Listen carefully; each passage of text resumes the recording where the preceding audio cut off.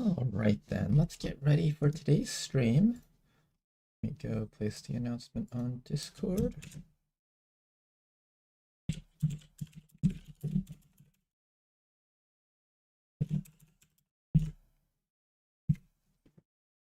Alright then, so let's get ready for today's stream. Now let me figure out where we left off last time. The last time we were stuck in a position where we needed to get more corporal rank soldiers so we could actually start recruiting our faction heroes. Waiting to get that Templar. What else do we got? So the skirmishers are up against the assassin. We're waiting for Templars and Reapers. Okay, and then we also have intel to pick up. Was there any mission that I needed to launch? How's it going, Ladonal? Morvin? Welcome back, you guys.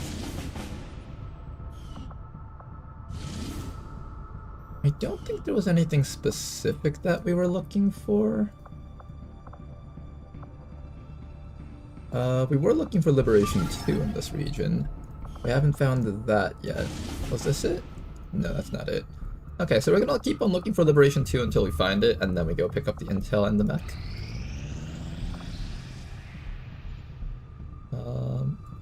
Was there a retaliation I needed to do? I feel like I'm missing something. No, there wasn't a retaliation or anything, right? No, I think we're good in that department. Okay then, let's keep on scanning. Hopefully we'll find that Liberation 2 soon. We do have Liberation 3 up here, but I don't plan on liberating that spot anytime soon. And we got this over here. Still at 10 to 12 enemies. At 125%. We'll see if we can push this up to 150% maybe. Try to get the advent numbers just a little bit lower if possible. How's it going, Gamiet? Any plans for today? If you're talking about XCOM, I haven't really thought of anything specific other than just hunting straight for the liberation mission here. Alright, unfortunately this is still 10 to 12 enemies. I was really hoping this would go down by one more. Now, am I going to be able to do this? It's a Advent train mission. How much intel do we have? We only have 57, so I'm probably not going to boost this. This isn't get on point, so I'm okay with trying it out at least. And we'll see if we can stop that hidden event.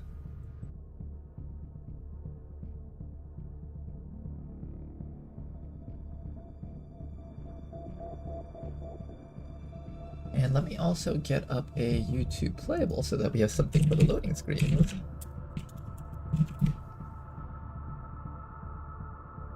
Alright guys, what are we in the mood for today for our YouTube playables? Maybe let's try playing...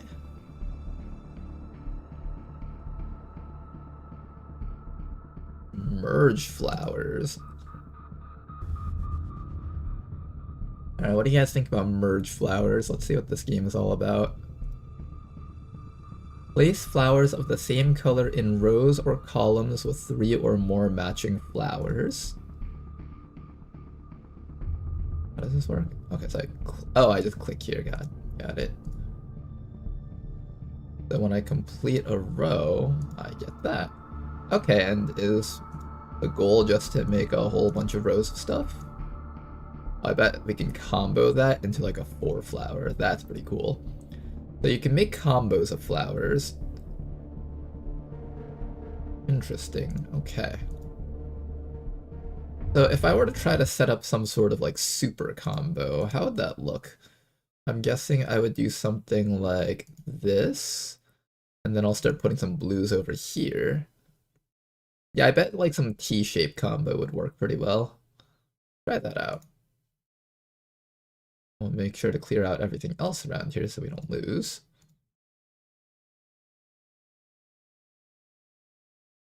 Okay, we're gonna try to set up like our equivalent of Tetris. Oh no, I didn't. Okay, so when we put this down, that looks pretty cool. This does not clear though. It has to be 3 long and 3 tall. Okay, that's kind of interesting actually. And now they're introducing different colors of flowers.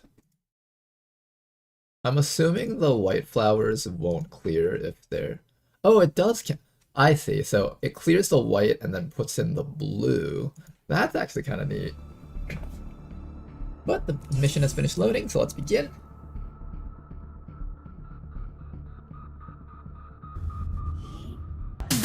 I'm feeling really full today. I ate a super big breakfast lunch thing. I guess it's technically lunch now because it's like literally 3 o'clock. Your men wanted to instruct your men to exercise restraint using explosives. A little bit closer. Explosives. Back in my chair. Explosives. Yeah. Commander. Alright, the hack is all the way in there. Since we don't have a long-range hacker, we are going to have to run straight inside of that place. See how that goes. And now let's start getting the entire squad all the way up. You drive, dude. Moving for. In this situation, I think covering distance is the most important thing, so we're just going to charge straight in.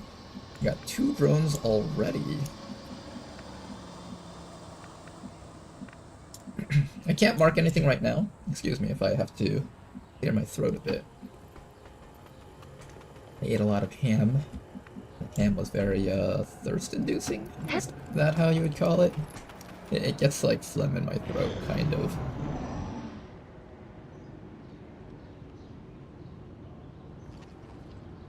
Drone number 1 moving up. Moving all the way up, wow. These things moved up really far. They do unfortunately lock down Ladonnell, so I have to decide whether or not I want to keep moving forward or if I want to just start fighting. I'm thinking I might just start fighting. Yeah, I think we just start fighting here.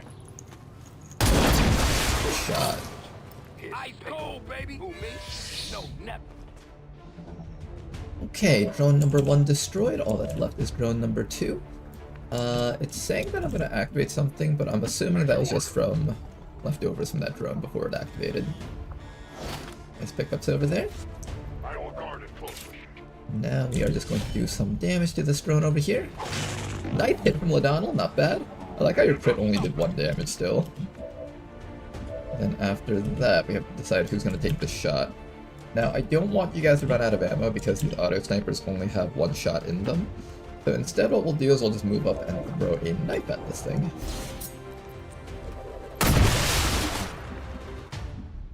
Sticking a knife in a toaster, as they call it. How's it going, tanker dude? Hello chat, Ronar, don't suppose you remember what mod you used to have which let you dress up soldiers in the Warlock's armor? The Warlock's armor? I don't... Do we have a mod for that? I don't think I've ever seen the Warlock's armor, or any of the Chosen armor for that matter.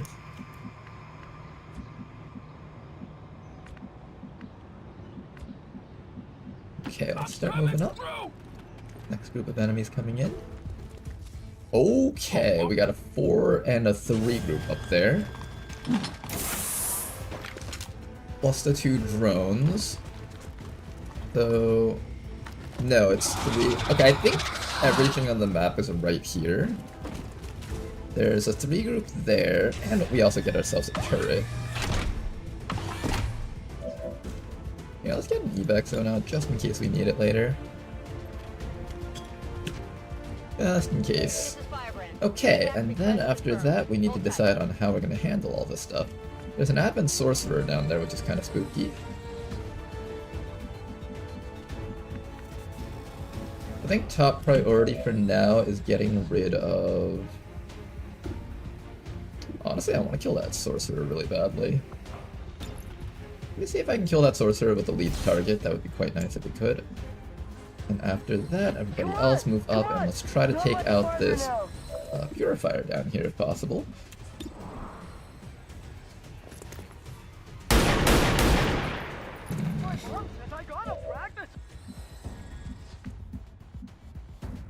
I need to be able to hit those sectoids later on with Ladonnell without him getting mind controlled by the pink one up there. So I need to find a way to get Ladonnell closer without getting attacked. I'm thinking from back here he should be able to reach the pink sectoid. So that's probably what we're gonna do here with Ladonnell. We'll probably put you, like, back here where it's a little bit safer. Then after that, we are all just going to attempt to kill off this Frost Purifier. Do your best, everybody.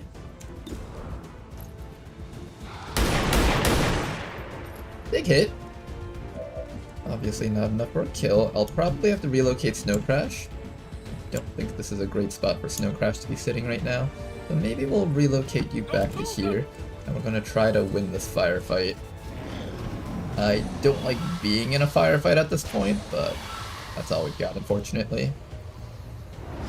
Got the Deathly Marionette ability. I did hit lead the target on him, and our lead the target probably won't go off because I actually broke sight with him. I should have thought about that. Here comes the Purifier. He's just going to be on Overwatch. We can ignore him completely, pretty much. This guy's going to come up and take a shot at us. And I'm waiting for that Sectoid. Once he burns up his psionic offenses, then we can go after him. Scavenger did pretty well in avoiding that. Unfortunately, we did get tagged for 2 damage. Here comes the Curse Trooper. Taking a shot at our Sniper. Sniper not going to get hit, which is good. And here comes the other group back there. I don't like that Purifier. And we've got way too many enemies on our hands right now. We might just have to evac this. This is why I don't like doing 10 to 12 enemy missions. These can go really badly, really quickly. And they're hitting us too. Ouch. Not good.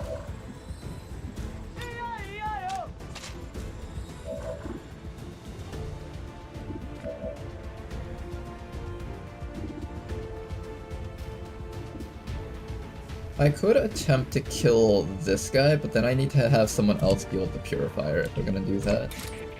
I could have you run down here and chop this Sectoid. We could have you come down here and attack this Sectoid. Of course, you'll be extra exposed if we do that. I could come all the way back to here and finish off at least one Curse Trooper.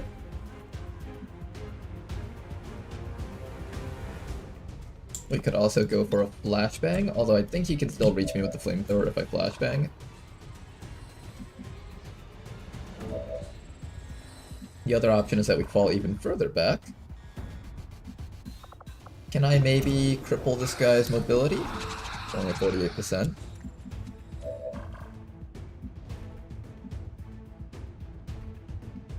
What's the safest way to play this out?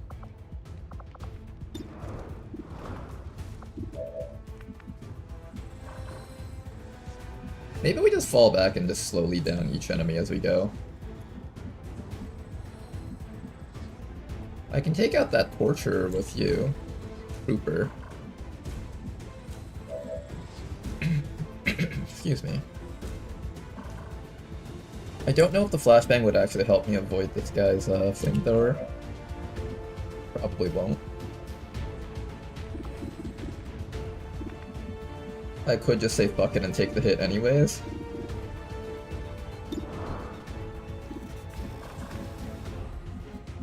Ladonnell, what do I do with Ladonnell over here? Ladonnell almost definitely is just attacking that Sectoid Observer, I think. It makes the most sense for him to do that. There is an Overwatch from that Purifier, but it's not actually far enough to reach us. Excuse me, I'm coughing. I'm not coughing, but I'm gonna clear my throat.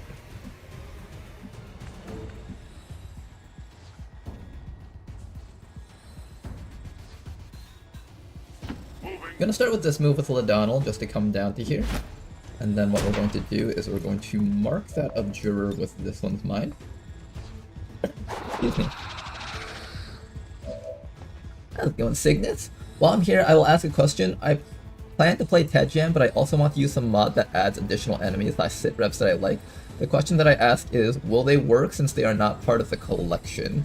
I believe stuff will probably require specific functionality with Long War of the Chosen for them to work. I'm probably not the best person to ask for this, but if you go into the Long War of the Chosen Discord, or if you wait until Tedster or Rishi come by, you can probably ask those too, because they're also modders for everything. These people would probably be able to give you a better answer than I could. Ah, that crit was not enough, unfortunately. Hey, we see the objective from here. If I had a ranged hacker, this would be completely doable. Unfortunately, I don't have one. Are we just gonna stay here and let the purifier burn us? That sounds really sketchy.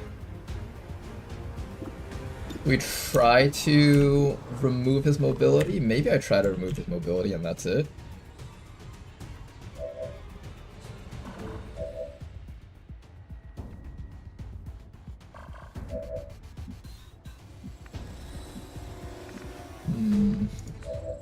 What's the right call here?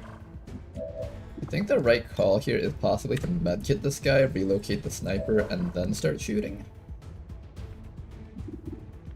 It's just the purifier that I'm mainly worried about. That guy can mess us up really hard. Yeah, let's activate Thrill of the Hunt, see if this helps us in any way at all. It gives me a 58% chance. Alright, here's what we're gonna do. If you can land this crippling strike, then we'll commit to doing everything else on this turn. If not, then we'll probably fall back with everyone else. Didn't get it. Alright, we have to fall back. What I'm gonna do first is I'm gonna medkit this guy, that way he won't take too much damage. We're gonna spread out to make sure that the purifier can't burn all of us at least. And how do I move so that the purifier can't burn all of us? Maybe like back here with you, and then... Take the high ground. Yeah, let's just relocate you back this way, and then have you... Maybe I have you just kill this guy, I don't know. Now here, how about this? Let's step back into full cover. I believe the purifiers have a bit of a harder time hitting things with their flamethrower through full cover. So let's do this and then flashbang. Hopefully that's enough to get something done for our team here. Then after that, what I'm going to do is I'm going to take Snow Crash and probably put Snow Crash...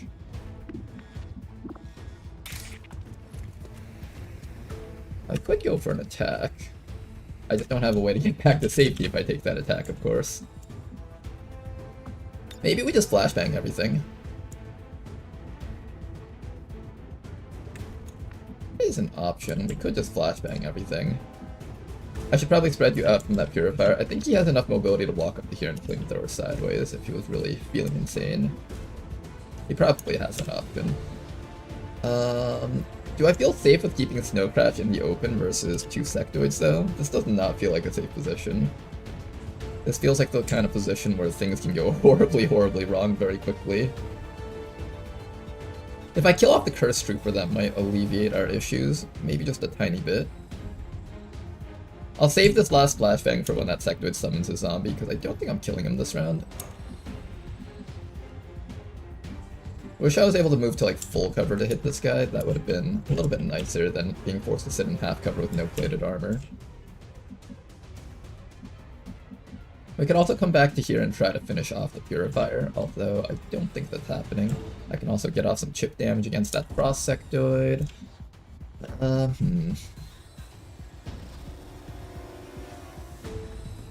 Thank God you're streaming. I was having withdrawal symptoms. I started watching Dracula Flow again.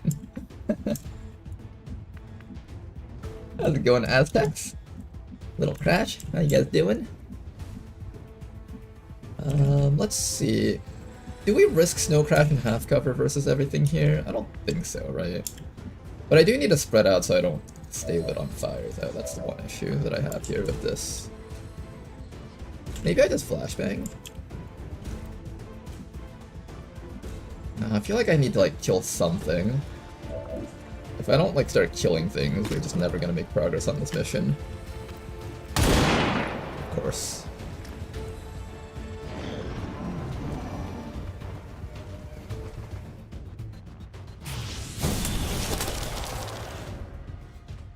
Only a chill, that's not too bad.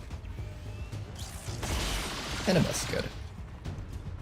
Position under fire. Okay, there's the purifier. He's just gonna keep doing his thing. This guy over here is gonna waste his actions on healing at least, so that's good. Will he stay and shoot at me or run back? Nope, he's shooting, but he misses, so that's lucky. One more miss, please. One more miss, please. Nice, okay, another miss. Taking fire. They're all going after O'Donnell because he's sitting in half cover right now. Luckily, half of them are just running away here. Here comes the Purifier. He's going for the Flamethrower against this person. He does get the burn. However, now our other shooter should be in position to knock him out. Snow Crash is hanging there for a little bit longer. That turret is pelting us with fire from squad sight so hard. Here comes the zombie thingy. Okay, we need to relocate you so you're no longer on fire. But everyone else over here needs to down this asshole really hard. That was a pretty good hit. Did you make it better? Only a 71? Can you not miss? Thank you for that. Finally got rid of that fellow, so that's really good. Now, I need you to medkit, and probably not be in that spot, so let's bring you back out here to medkit. I don't think that guy's Overwatch can reach you from back here, because it's a pistol. Pretty sure that's like a pistol, so it won't be able to shoot from there. Good. Alright, Adphobo, heal yourself up. We've still got 7 active enemies, and we've got 3 turns left. I don't know, something tells me that this isn't happening. The objective is all the way down here. We need to like be able to kill so much stuff in order to make this work. Let's at least finish off this sector over here, so I'm gonna activate the guard. Then we're gonna activate the chop.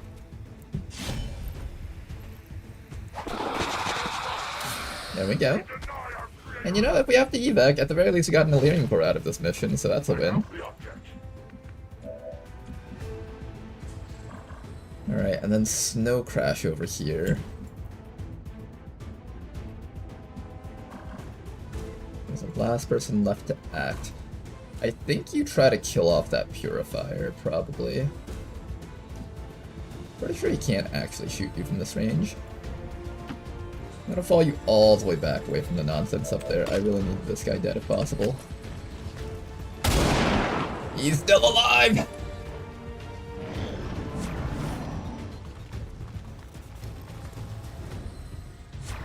Okay, he's actually just ice throwing, so that's fine. Here comes the sectoid. There's the zombie that I was waiting for. We'll flashbang this guy this round, get rid of that zombie. The sorcerer is sitting up there on Overwatch, you gotta watch out for him. Miss from that guy over there. Oh, they got Snow Crash, dang it. Alright, we might have to evac this. We just lacked firepower right now. Nice dodge. Okay. We have a medkit for this guy, I think. You have a medkit on you? I think you have a medkit on you, so I can have you medkit him. Somebody needs to finish off the zombie. Or flashbang the zombie. Somebody needs to finish off that Purifier. Our sniper over here can't do anything for this round, so I might actually have you be the one to go rescue this guy. Then somebody needs to get rid of that sectoid.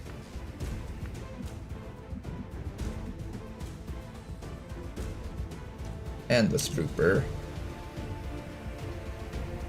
We might be able to get the objective if I just come out here. I know there's like an overwatch from that guy down there. Probably have to take a bit of a risk here. Oh, 2 shots! Uh-oh. Did not expect 2 shots coming out there. Okay, Ladonnell, you can get up to here.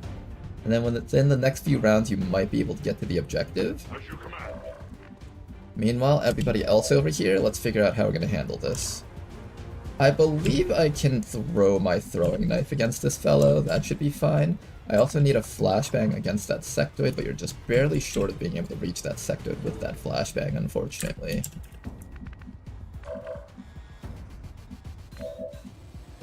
Somebody needs to be able to kill that guy, though. I think it'll be Hydrophobo's job to get rid of that guy. Let's activate our Thrill of the Hunt for the maximum accuracy. Do your best, try not to get, I don't think it hurts our teammate, right? Good. You made a safe. Now, we need a flashbang on that sectoid. And then we need to stabilize this fellow down here. I'm assuming that zombie can reach me and strike me even if I'm all the way down here, so we gotta be very careful about that. Yeah, I think you gotta throw the flashbang on that sectoid.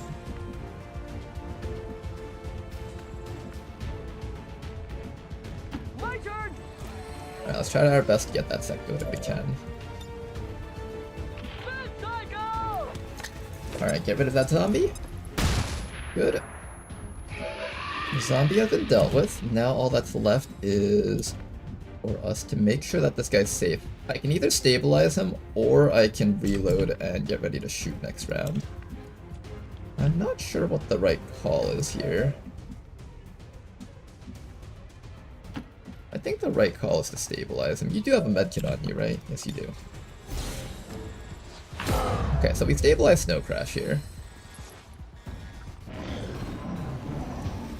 That sorcerer is going to be a huge pain in the ass. We just can't get rid of him. Oh, they're hitting us. Luckily for us, the sectoid ran away. There is another group of enemies sitting down here just doing their thing.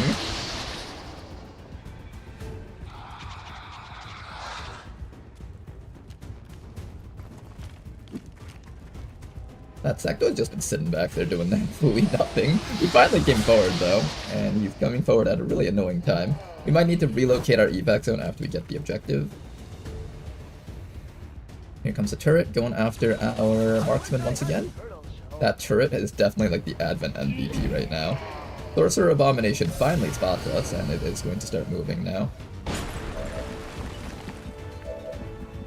Okay, here's what's gonna happen.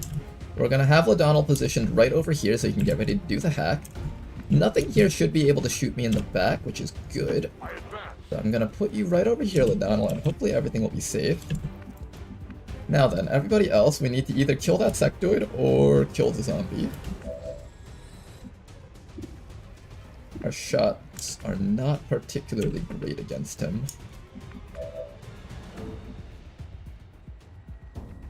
Killing that zombie is probably top priority. Or we could just evac. We don't have to stay around here. We could just grab the guy and just start leaving. We still have to kill the zombie, of course. We do have the crippling throw. That's an option. There's so many zombies around here. I think we do a crippling strike against that zombie, and then we just put ourselves in full cover and hope that everything's okay. That's probably the right call. The zombie is back here, so it shouldn't be able to reach us if I throw a crippling strike on it. Do I revive this guy? I feel like it's a bit too risky to revive him. He just doesn't have the HP to do it. Doesn't have the HP to survive all these hits. I can bring you back so you can get ready to revive him. You definitely can't sit over here though. I definitely need to move you somewhere else. Somewhere where the frost zombie can't reach us.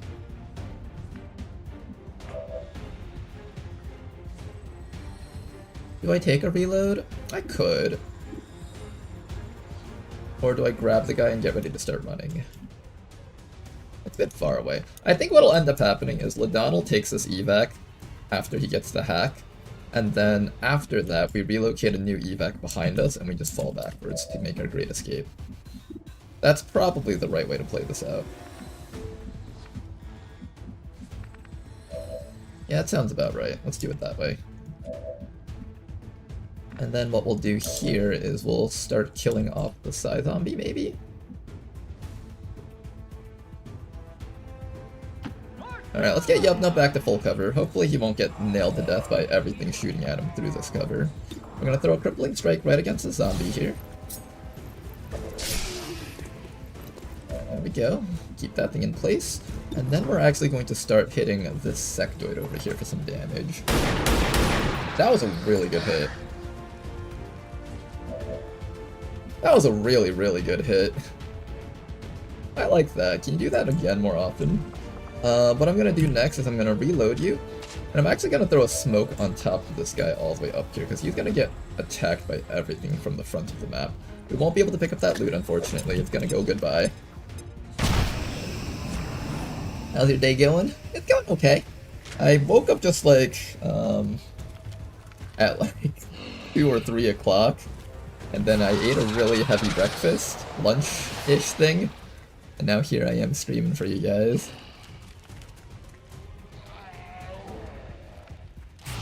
Ooh, we got psionics. Bit of a panic, but that's fine. Dodge, that smoke is really keeping you alive right now.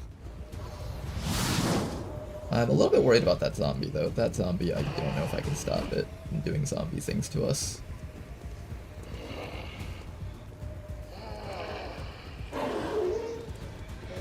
Got another frosty zombie over here.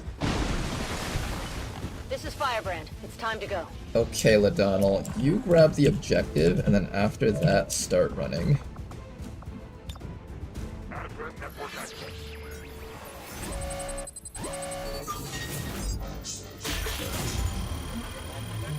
Oh my god, he actually almost got it. I'm still waiting for the day I get one of those, like, below 10% hack chances, and then we can all laugh about it on chat or something. You can't reach this round, but next round you can make it out. For now, what I'll do is I'll put you right against this wall over here, and then next turn you're going to make a double move out. Now then, how are we going to deal with everything else over here?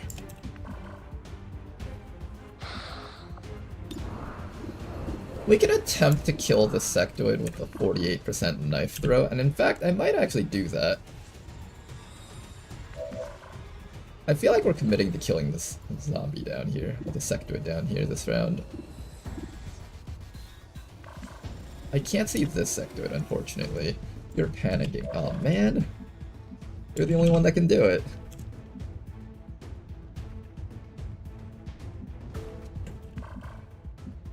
I don't trust you to actually land this, because if you don't land this, you're getting slapped by like 3 separate zombies and getting shot by everything.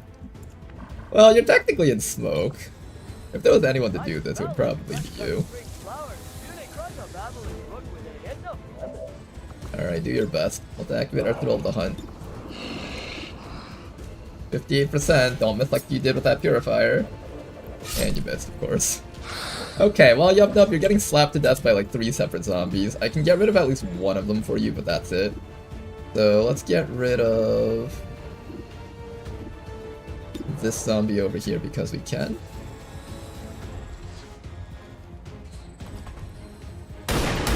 Now, the other bright side is you're in smoke, so it should be pretty hard to knock you out. However, the negative side is there's a stun lancer. Oh god, there's a stun lancer. We've got some problems here. There's a stun lancer. Ready to mess up our entire team. Lucky for us, the sorcerer is just going to be on Overwatch back there along with that other sectoid. Here comes the frost sectoid taking really bad shots because we're in smoke and full cover. Here comes the other sectoid moving up behind us. Oh, cheeky, but he got messed up by that smoke too. Lucky. Turret should have pretty low chances of hitting unless it nails that guy for full damage. Good, it didn't.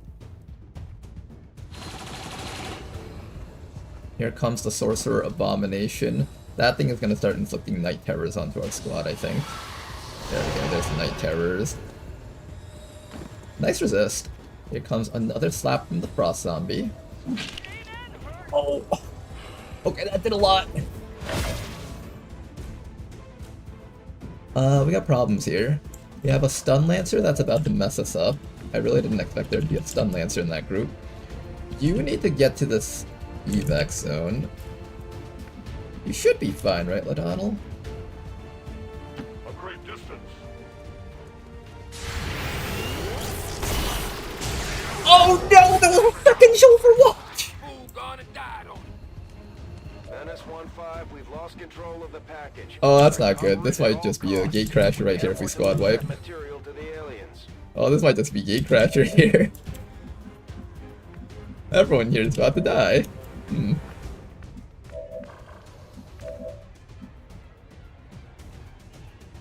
Yes, everybody here is about to die.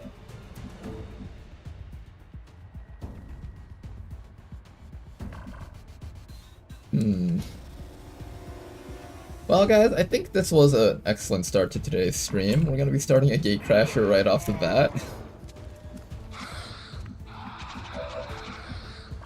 That's not pretty. If only that scavenger didn't go down, we'd actually still have a fighting force here if that wasn't the case. You can't even make it out either. Yep, I think that's a gate crasher. Oh man, too many enemies. I think the big mistake was getting into a 10 to 12 enemy mission when we still haven't researched lasers yet. We'll call this one a gatecrasher here.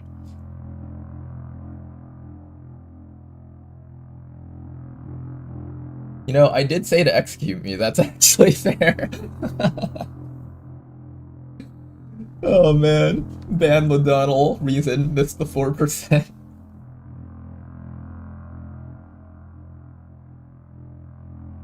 Well, that was the end of that run. That run, it looked okay, and I think it was actually pretty okay. It's just that we couldn't afford to suffer too many setbacks because we were already strained really hard with our ability to do missions. Losing an entire squad at that point would just be like, alright, well, now we just can't even do any more missions. We don't talk about Attempt 21 yet. 21 never happened. I'm kind of sad because I did want to see that Destroyer Commando in action. Unfortunately, Destroyer Commando will not be seeing the light of day this time around. Let's go retitle our streams.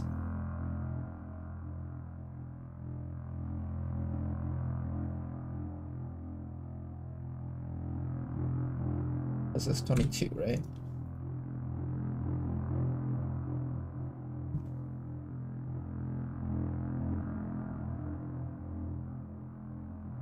I can't believe Ronar didn't show for 2 hours only to wait until I was gone to make dinner. I'm sorry, Kaba. If it's any consolation, we were trying actively to avoid you as hard as possible.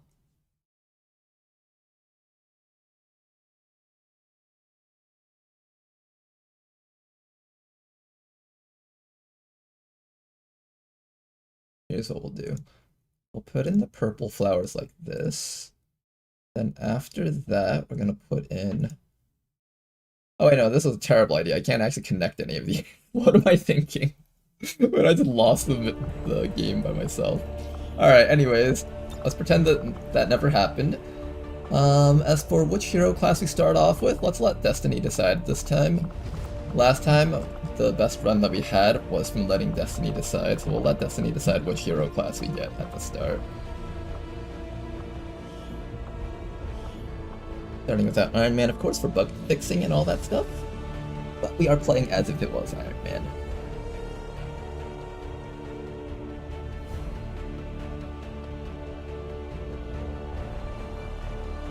You know what? My soldier was never exported back to the character pool. All that dress up was for nothing. Oh yeah, I forgot about that. Don't worry, if I see your character again, I'll fix him up.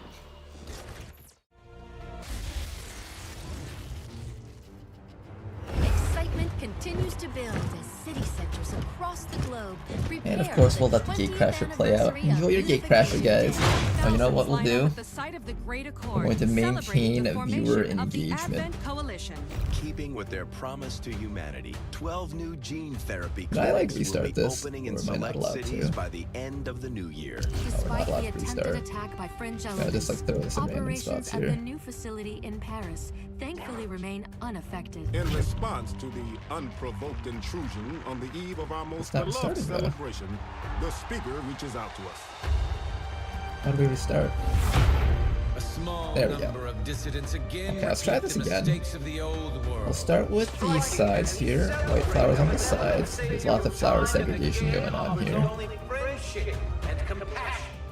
Yet these trivial actions could never break the bond between I see that we have a lot humanity. of blues coming up. I think we'll try to set up that super cool formation.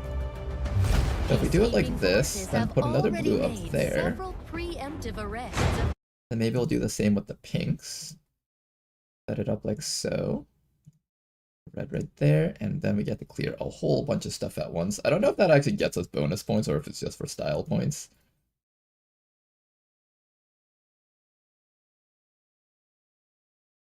I'm assuming we get a lot of points for this, but I'm actually not certain.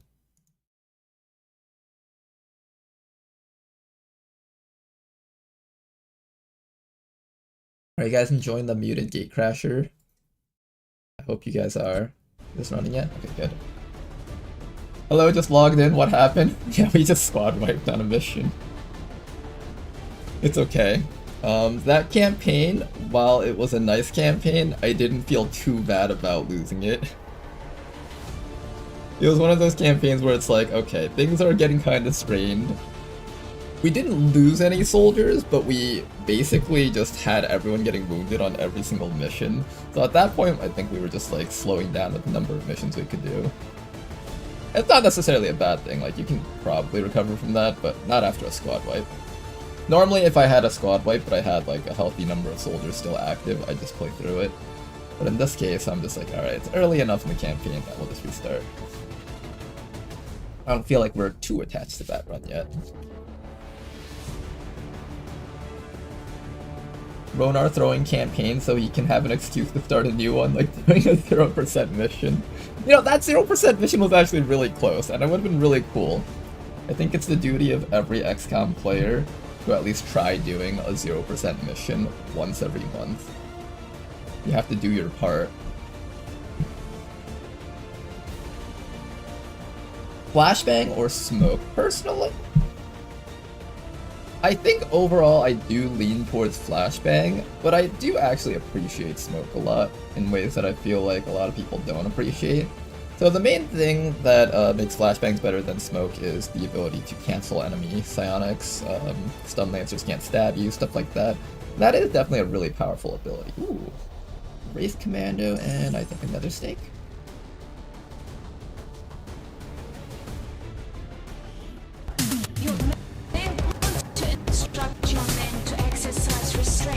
How do I feel about the Wraith Commando? This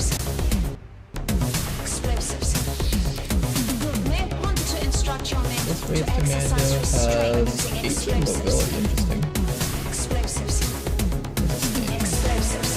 This is a fire snake, I think. Increases the radius of incendiary grenades and bombs by 1 tile. It does get Marauder, so it is like one of those multi-shot snakes. It also comes with Bind and Crush. Here, since this is Gatecrasher, why don't we, I want to take a look at their abilities first before I decide whether or not I want to keep them. I've seen these guys before, but it's been a while since I've read their abilities, so I don't remember exactly what they do. Let's do kill all AIs. I'm curious to see what they can actually do here. Positive confirmation. And then we'll play through Area Gatecrasher secured. once we read them up. Status confirmed. Mission accomplished. Perhaps one day he will finish a run to end the purgatory he put himself in. I think we will. The runs where we've gotten really close, I feel like if I had just been able to push through some of the really challenging missions just a little bit more, I would have been able to face the Chosen and take them out. And the main thing about Beyond Legendary is getting rid of the Super Chosen. Once you do that, things become a bit safer. Much more of a coasting kind of experience. Kind of like when we did our Liberate All Regions run. It was like the really hard moments, but after you get to like all the endgame gear, the rest of the game is mostly just enjoying the toys that you have to play with.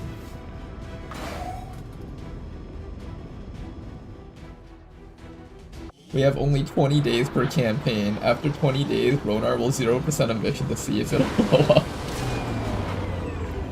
Nothing boosts morale like a few dead aliens. We got more than our share today. You don't use the Skip Gatecrasher mod? No. I don't know if... Is there a mod that allows me to get all the EXP, the kills, and the loot, and the corpses from a mission? If there is, I might consider it. There is? Oh, interesting. Maybe I'll consider it. Maybe. Let's take a look at our soldiers here first. I don't think any of their side abilities save, but that's okay because we're already respecting them. Lately. It sounds a little like German, but it's hard to tell. Okay, so we have our Reaper here, 78. That's pretty low for a Reaper, so I'll probably pass up on that guy. We also have the Wraith Commando over here. So what does the Wraith Commando do?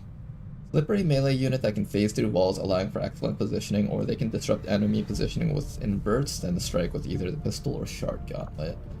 He has Rend, Focus, Momentum, and Invert. Doesn't seem like they have the shield ability. So they're not like the Templars, they don't get the tank hits. They only get the block hits. This guy also comes with a pistol, apparently. Okay, so they do get a pistol, everything else is about the same.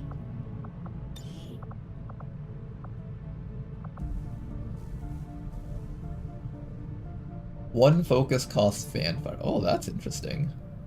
Well, this guy actually gets a lot of pistol abilities that can be used with focus. Intriguing. Gets heavy hitter and hunter's instinct too. That's actually very powerful for a side ability. He also gets access to Blade Storm and Cool Under Pressure if you want to try one of those types of builds. And then finally, he can act like a Templar. We've got like Overcharge, Shadow Step, Power Up. Boost the damage of the next main hand melee attack by 50%. Gain knockback immunity. Flash through the void, hitting a target with your gauntlet from range. Guaranteed to hit and critically strike. Very interesting abilities. Friend grants an additional focus point. He's got Arc Wave. He can learn Reaper. Recharge is sort of interesting because it can actually work. So normally with this type of ability, it's once per turn, so you kill one enemy and you reduce the cooldown by once. But this is one of the unique versions of that ability where there's no cooldown on this. So if you just kill 5 things with Reaper, you get Reaper again for next round. That's actually pretty neat. Blur, Take Under, Paramedic. He has like normal face-off if you don't want to have to use that version of face-off. Curious what other side abilities these guys get.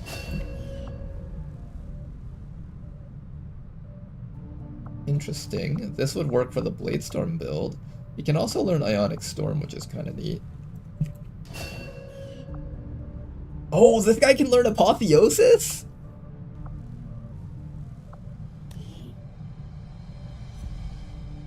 Wait a second. Apotheosis plus Banfire sounds like it's gonna absolutely wreck enemies. That's actually pretty cool.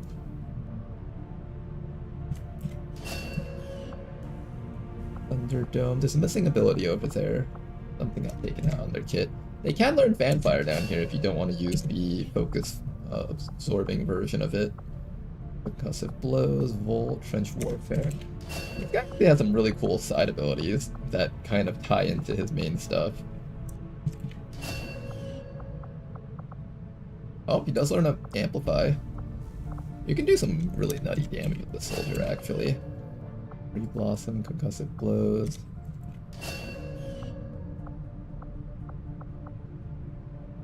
Urge Cutter. Okay. He's got some interesting abilities. I might consider doing this run. Maybe we'll like start up like 2 or 3 Gatecrashers just so we can see the variations of things that we can pick up, and then decide between one of those. Alright, then the Python. This is like the equivalent of the Magma Viper. So it has a team player section, which is probably like an officer type thing. It's got By My Command, Scouting Report, which is kind of cool actually. Vicious Bite, Combat Presence, Sixth Sense, Slither, Tongue Grab. It doesn't actually have team player abilities until like towards the end of its kit though. Player, so this is where it shoots a bunch using Marauder. Okay, pretty straightforward. And then there is the fire aspect of this thing. Can this thing spit fire? Former Flame Vipers, they still retain their fireproof skin and affinity for all things fire. But it can't spit fire? What is this? I want my money back. I want an actual Flame Viper. This is a scam. This is all a total scam. They can't spit fire?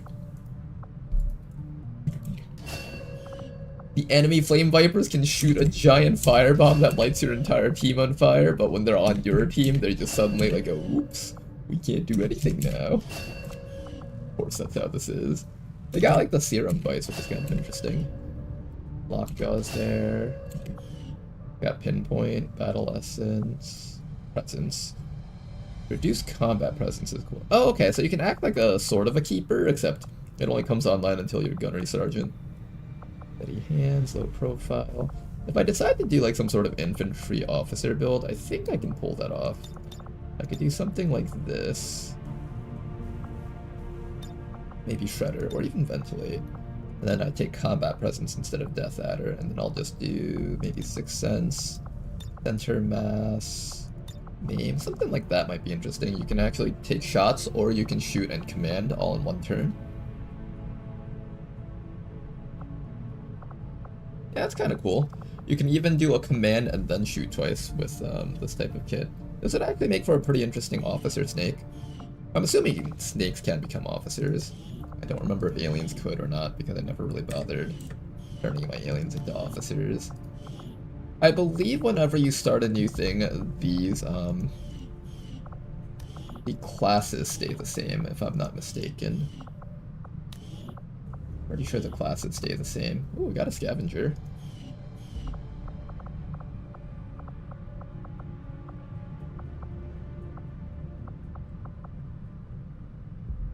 Okay, let's start up another gatecrasher and just see what the starting soldiers might be.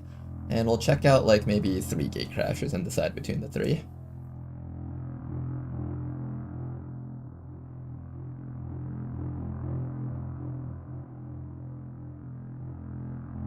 Hey chat, fast question.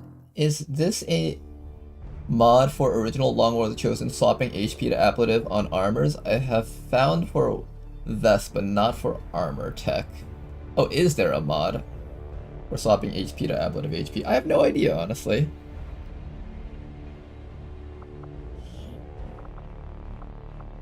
That might be something you can edit in the INIs. You might be able to ask around. That seems like a setting that you could change, though. It might be a bit more involved.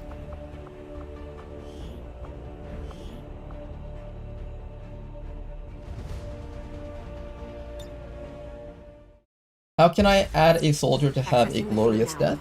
If you want to participate in the campaign, people who are subbed will be automatically added to the character pool. And if you're not in the character pool but you want a character, every time I'm asking for a soldier name, you can just raise your hand and you'll have a chance to join in. I don't know if you guys could hear me talking over the speaker person there. Also, what are the conditions for the rulers to spawn in Long War, since they seem to appear way later? I don't think there's any specific conditions. It might be like tied to force level, but for the most part you just play the game and they eventually show up on troop columns and stuff. I think troop columns are the only ones they can show up on. I could be wrong, they might show up on other things too.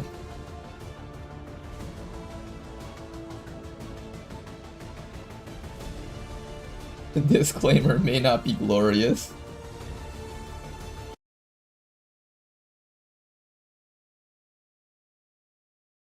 I think what we should do is we should probably try to place like white, purple, orange, blue, just have them all around the edges, and these flowers that spawn other ones will go in the middle. I think that's the best way to set this up.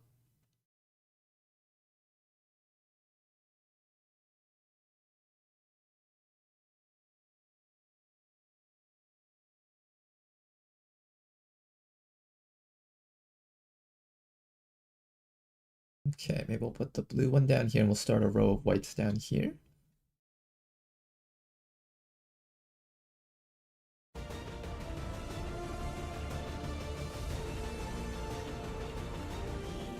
You may want to instruct your men to exercise. Oh hey, it's the what's it called? The Salt Trooper. Okay, so we got the Infiltrator, Muton, and the Assault Trooper. The Assault Trooper has the logo bearing, unfortunately. Let's make a save over here also.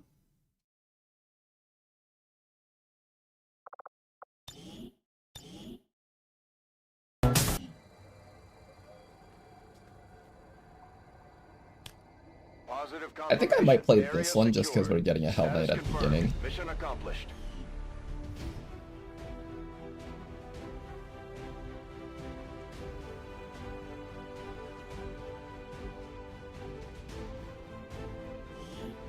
Even now, our enemy lurks in the shadows. I've had a few on supply raids. Oh, interesting. I don't know if I've ever seen an alien ruler pop up on any of my supply raids. I've only seen them on my troop columns. Only together can we oppose them. United in the Elders' love for us, we shall. So they're kind of rare. They are kind of rare. But to be fair, you should be able to kill them anywhere between 1 to 3 encounters because all the stuff provided in Long War the Chosen, or rather Ted Jam, is quite powerful. I know for a couple of my runs versus the alien rulers, I've been able to one-round them the first encounter. Sometimes with cheese, sometimes without. Okay, let's check out the Mutant Infiltrator. I think I remember kind of what this guy does. This guy does... let's see, I think it was... You could either run a really good stealth build, or you can run on the move. Gain an extra starting action point each turn, but loses 6 mobility.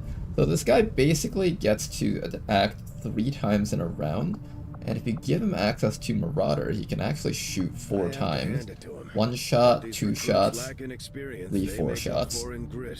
So you could have a Mutant that's capable of shooting 4 times, and then if you end up rolling perks like Shredder or Bring 'em On, they can do some pretty nasty things to enemies.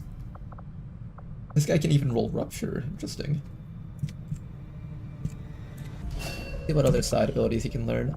Butcher, Lightning Reflexes, Snake Blood, Ever Vigilant.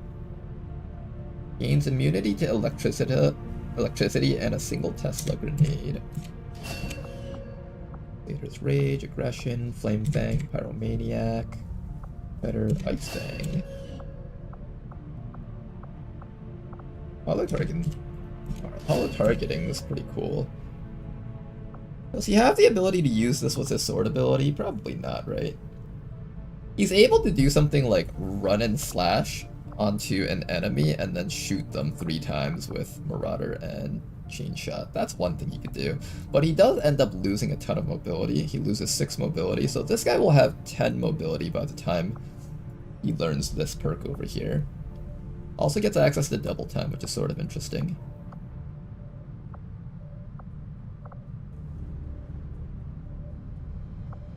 Hunter's Instincts, Covert. One thing cool about this type of unit is that it actually learns Covert as well as ECM and Tracking, so if you wanted to make some sort of super stealth unit, you could also run this path also. Super Stealth Mutant is sort of interesting as a concept, which I might consider playing with. He also gets Mimetic Skin. When the soldier moves to high cover, they become concealed. It does not work if enemies have line of sight to the soldier. Is it starting line of sight or ending line of sight? I have no idea which one this is supposed to be. That's kind of neat. Does he get something like Lightfoot down here as one of its side abilities? He doesn't really. No side abilities. It's not what I'm seeing. Oh, he doesn't get Lightfoot for like pure stealth. Would have been really funny if he did. Does he get like Shadowborn? Any of those special perks? You know, I might have really been considering to run the pure stealth Mutant build if he does learn something down here involving that. Nope, doesn't seem like it. The other option that you can do is the bottom row over here, which is melee. I don't know how I feel about the melee build. It seems pretty straightforward, but overall less damage output. It'll probably be a little bit more reliable than this middle one sometimes when you need to like shoot enemies through cover. You'll have less accuracy and less reliability with this top one here, but with this bottom one, at least you get 100% hits. Whether or not it's worth doing so for that, I don't think so. You get like 1 run and slice hit, you get a disarming slice hit, and then followed by a blade storm hit. That is technically a 3-hit combo, but it requires you to actually wait for the cooldown for run and slice, I think. Oh, actually no, it doesn't even make you wait too long for a cooldown.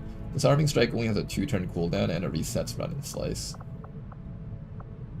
Okay, so this guy could get either a 3 melee attack strike build or a 4-shot build. That's sort of interesting. And then he's got a really powerful stealth build up here. One thing that's really interesting is that he gets ECM, so if you really wanted to like run a full stealth squad, this is one of the units that you would use to do so. And after that, we got the Assault Trooper over here. This is one of the few units that does actually learn Slam Fire if you end up wanting to try out something like that.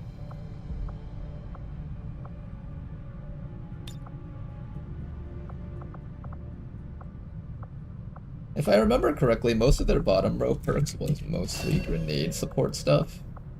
Not all of it, but a lot of it was grenade support stuff. So you were very unlikely to get stuff that supported the top row thing. It does get rapid fire. Devastation. Lethal would help the top row thing. Brawler. Medic. I think this is the only thing I really see here. Oh, and Butcher. Butcher would help with slam fire a lot. Post combat specialist. Eat this kind of helps out because it gives that good chance. And you need crit chance for slam fire. But for the most part, he mostly just has these side grenade manufacturing abilities, which isn't bad. Some of these grenades are actually really good. Like, I think that a control grenade can stun things. We got what Vortex Grenade does. He did get Frost Grenade. Yeah, he gets a Frost Bomb. So he can make his own Frost Bombs if he really wants to. And then he has either the middle row here, which is literally just all grenade type stuff. You could also do the bottom row over here. I don't know what this is all about. Chasing fire, run and gun. Something about getting into enemy lines and killing them or something. I think the most interesting build on this guy though is definitely the slam fire build, just straight top row. Slam fire allows you to kill some of the endgame enemies pretty effectively. Unfortunately, this doesn't work against Mechapedes because Mechapedes can't be crit, but if it could, though, that would have been amazing.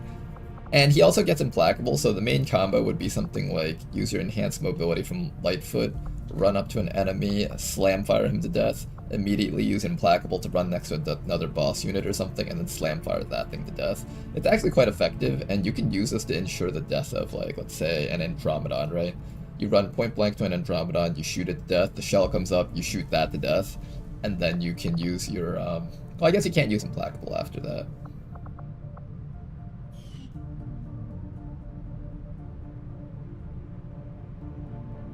Also, is TEDjam working with the regular version of Long War and the Community Highlander instead of the beta one? I'm pretty sure it works with both of them.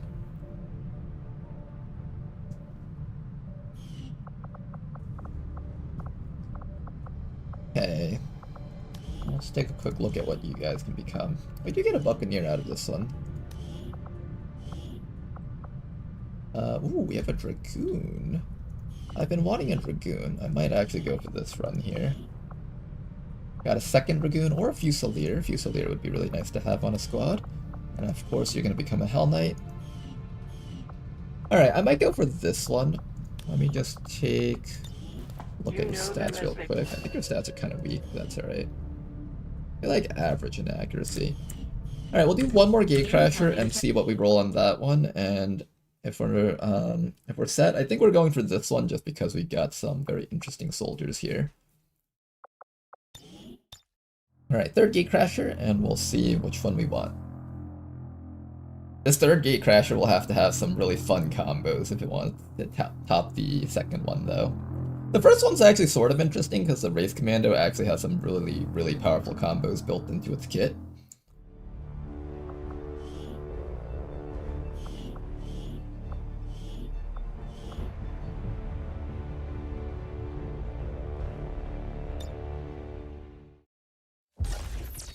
Accessing the feed now.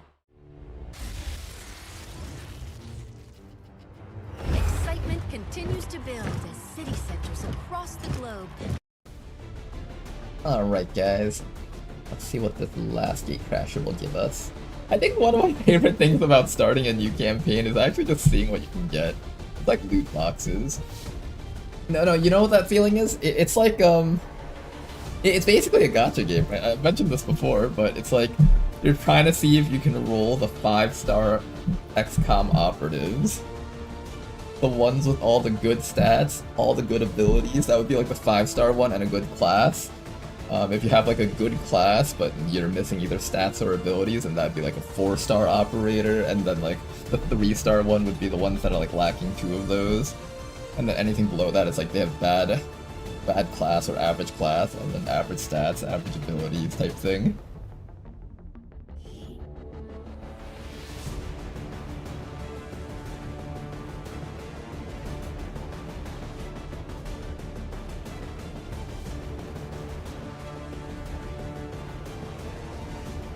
I say that because AML doesn't recognize the beta version. If we're talking about the beta version of Long War the Chosen, that's the one I'm currently running right now, and you just gotta ignore all the dependencies things that it says. Like, it will have a lot of missing dependencies because all of them are expecting to see Long War, not Long War beta. Explosives. You may want to instruct your men to Alright, for the last one we've got execute here a explosives. Pathfinder Hunter. Ooh, a Frost Sectoid. Have I seen one of you guys before? I don't think I've ever seen a Frost Sectoid before. Positive confirmation. Area Yeah, secure. we've gone through so many Status different gate confirmed. Mission crashers. accomplished. More than 22, that much I can say for certain. And we still haven't seen all the aliens that are offered. We actually haven't seen an Advent officer on stream either. Although they seem kinda lame though, from the way everyone describes them. Advent officials announced an increase to this month's recruitment quotas. Citizens are encouraged to voluntarily visit their nearest recruitment center. Remember, only together can we build a better tomorrow.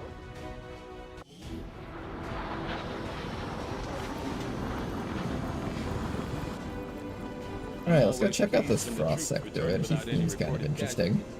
Can't hope for a better outcome.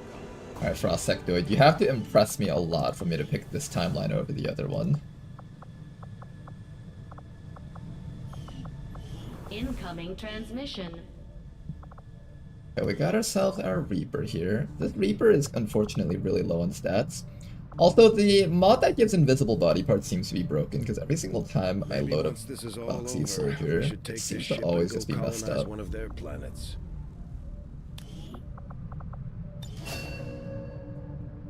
Yeah, it doesn't give me all the mission corpses. I'm just looking at the soldiers before going back and doing the actual mission. Okay, the Frost Sectoid. I might have seen this once, but I don't remember anything about their kit. So they have Absolute Zero, which I'm assuming is something involving freezing things. I see perks like Brain Freeze, Lip Rain, Soul Mania, Glacial Spike, Boil, Transposition, and Freezing Field. Over here we've got Marauder, Walkfire, Lone Wolf, Frostmark Target.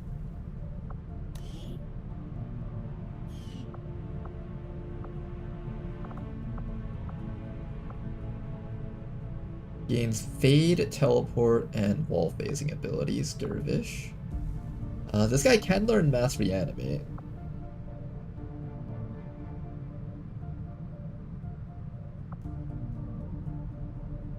Improve the quality of your Spectral Frost Reanimation ability by increasing the HP, damage, crit, and damage and armor piercing of the zombies. Also reduces Spectral Frost and Reanimation's cooldown by 2 turns. Mind Merge, Mind Freeze. Gain +1 Applet of health and lowers the chance to be critically hit.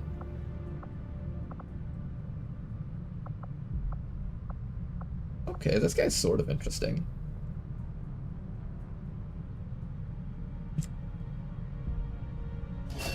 Any other special abilities you can learn here? You do get Mind Control. Freezing Spear is sort of interesting. Run and Gun. Why would the Sectoid ever need Run and Gun? I'm kind of confused by this choice of perk there. Does your gun do damage? No, it does like barely any damage. It does inflict Bitter Frost on shot though, so that's sort of interesting. Vanguard armor. Marionette control. Immunity to frost. You don't have immunity to frost by default? What is this? Take less damage from chilled foes and even less from bitter chilled ones. How does he not have immunity to frost? He's a frost sectoid.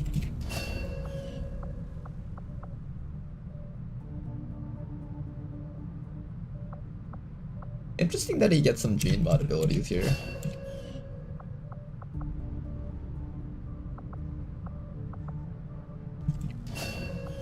Okay, sort of interesting stuff. I don't think it beats out on the second squad that we sent out, but that's okay.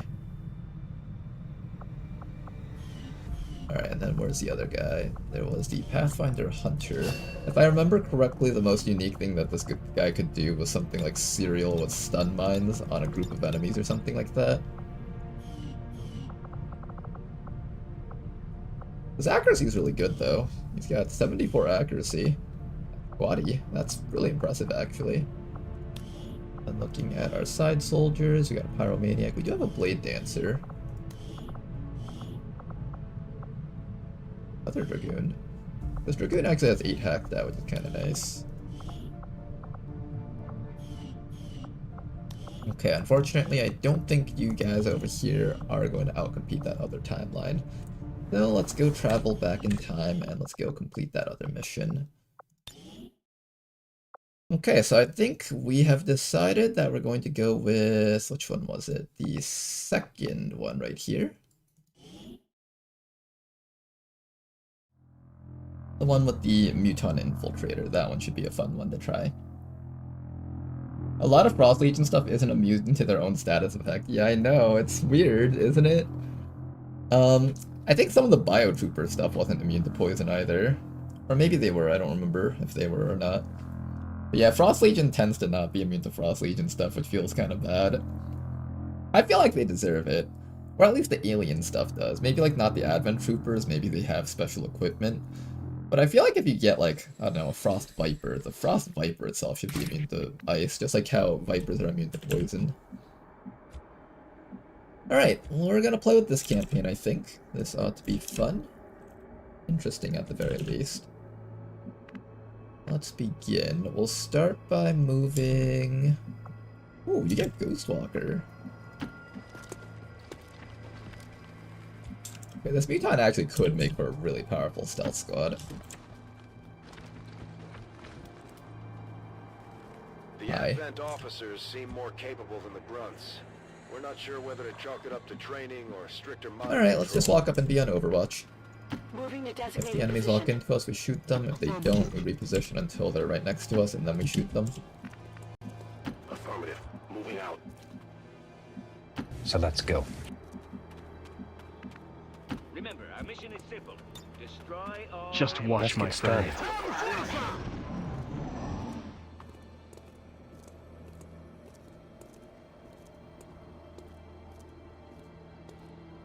Frost Legion robots aren't immune to burn, Lamount. Yeah, they're not. All Frost stuff shares like the same weaknesses, so somehow the robots are just weak to burns. It sounds weird, but that's just how it works. I see. Orders confirmed. Moving out.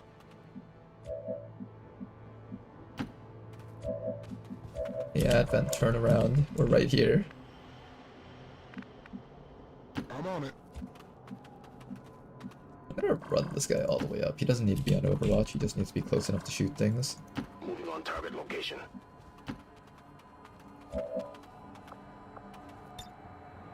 Turn around, Advent. We're You know, I right spend here. a lot of time in the woods in a Do hunt. it. Oh, come on! Gonna be one of those missions, isn't it?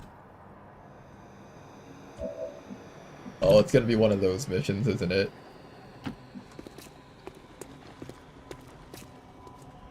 These guys make there's up their the bulk friends. of the Advent forces we've dealt with.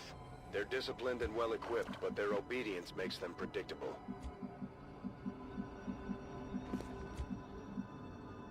Let's move. Roger that. I'm on it.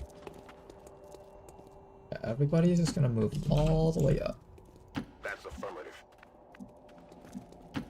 We're gonna sit here on Overwatch, and the enemies will move right towards us. Now, when fighting begins, we have to get away from these gas pumps because the enemies are smart enough to I don't shoot have time the gas to leisurely pumps. sit up. Technical term that's known as laziness.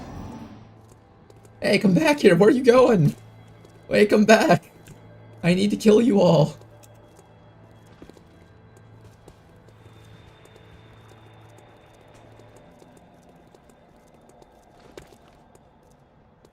Okay, maybe we just engage against these guys. I'm gonna do Ghostwalker just in case we mess up somehow. I like how they can't see this giant mutant just standing in the middle of the streets. I see. On On the move. Got it. Okay, everybody's just gonna move right on up here. Moving to position. Okay, there's no way they don't see me after this one. There's absolutely zero chance they don't see me this time around. Come on in, Advent. And we're ready. We are ready. I like how you guys are just like, oh god, it's XCOM. Quick, patrol away, pretend you don't see them. Walk away as fast as you can. We'll actually end up seeing them because of the drone. You guys too, really? How did we not get spotted on this turn? I have no idea how that's possible. Although they bear some resemblance to the We actually somehow didn't get spotted here. invasion, their genetic structure How? now includes human DNA. They are strong. How did we not get spotted? Even greater. No, you have to see me. You have to. This is the rules. You I'll have to see comply. me. Moving to designated coordinates. Roger that. Okay, come on up, Advent. Now you can see me for real this time. You can depend on me. Now then.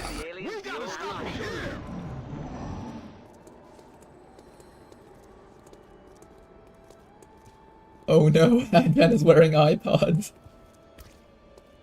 There we go, I think they found me finally. Alright, let's do some killing. You're a tough opponent, but I refuse to yield. One dead. Stop it, he's dead already! Another one down, nice breeze from that guy. Nice shot from Gene. Hostile terminated. And all that's left is a sentry. He does like to make it out. I do want his corpse so I can't blow him up. He's holding his own body hostage. Very clever.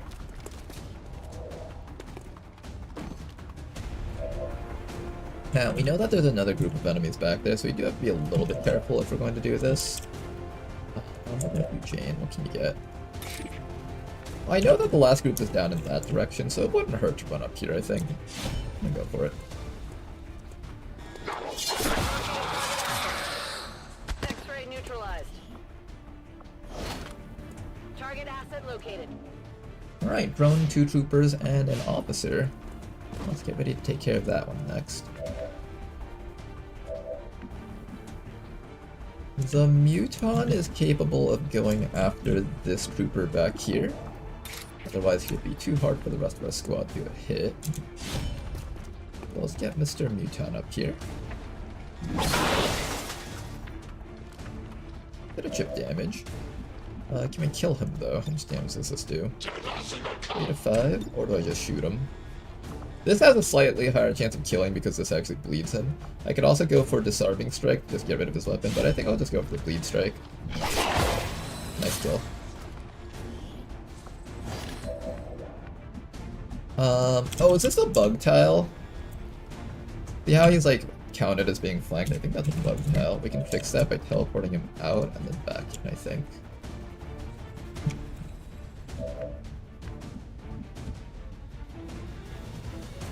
That should work now. Okay, good. Then after that, we just gotta take care of this Advent sentry. How do I kill the sentry without blowing that thing up? Because I kind of want his body.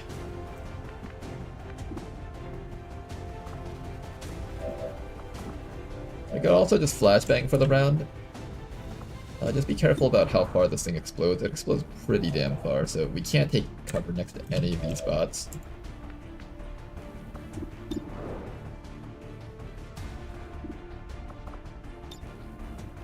I think we grapple up to here and try to kill off the officer with the skirm.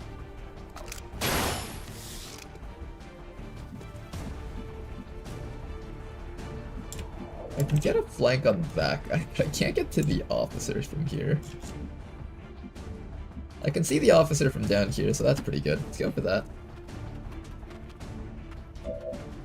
Now we can also detonate this. I think what we should do is just shoot this guy twice if I want his corpse. There's a chance that we blow up the car if I shoot the gas tank. Let's see, you can come over to here to kill the guy, but then the Advent troopers shoot you to death. Is there any way I can prevent that from happening? I don't think so. I think we just clear this entire area and just don't be around the spot. Maybe we can flashbang those guys? Maybe? I wonder if they're smart enough to shoot the explosive tank while we're standing next to it. If their teammate is nearby. You know, I kinda want to test that actually. Do we have some flashbangs around here? Okay. We'll go back in time if they decide to shoot this thing, but I want to see if the AI is smart enough to actually blow up this tank if their friend is next to it. Okay. So what we'll do is we'll run Bob up to here, flashbang his friend so he can't run away, and then somebody else will flashbang those other two up there.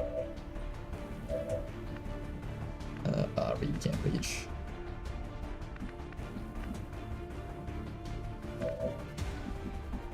Can we reach? Oh, we can't reach.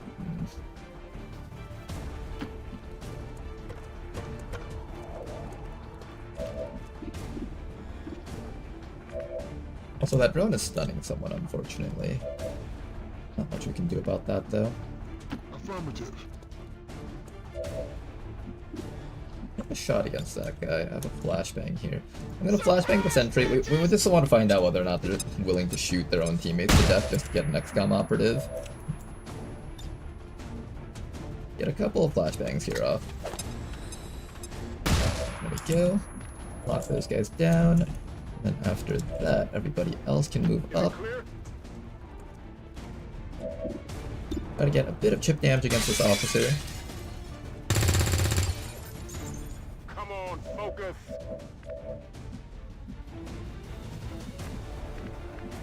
Unfortunately, I can't get to the officer.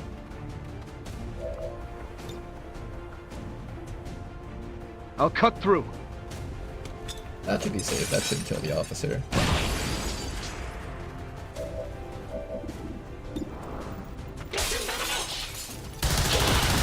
Nice work, officer dead. And if I could get another flashbang, that would be kind of nice, but I can't, so I'll just shoot this guy.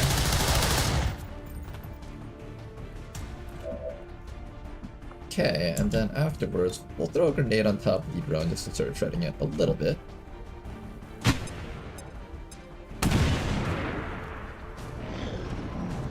Okay, well, you shoot the gas pump. He's not. They do not shoot the gas pump. Okay. So, you can hold one of their friends hostage and they won't shoot the gas pump. Assuming the AI is deterministic and, like, if ally will get injured, don't shoot gas pump. There's a possibility Rishi made it so that it's, like, percentage chance based, where it's like, if more allies are next to gas pump, less likely to shoot it, but still has a chance of shooting it. We don't know exactly how this all works. So for all I know, it could actually work in the other way. Call me cocky. There's an alien out there I can't kill. I haven't met him. Okay, a bit of chip damage there. Finish him off with the claw. One dead, and then all that's left to finish these guys up here. I'll probably have the Muton charge. Oh, nope. The Muton can't reach because this drone is applying zone of control to these guys over here. So in order to be allowed to move towards those troopers, I'm gonna have to... I also have to make sure that this doesn't blow us up. I think from here we should be safe. It's probably like a 3-tile radius type thing. Unfortunately, we're not able to kill the drone, so we might just have to deal with the fact that we can't get the drone this round. Can we flashbang those two guys up there at least?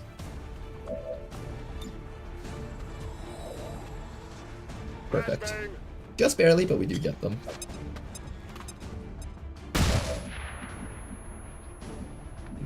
Will they be smart enough to shoot the explosive to get this guy?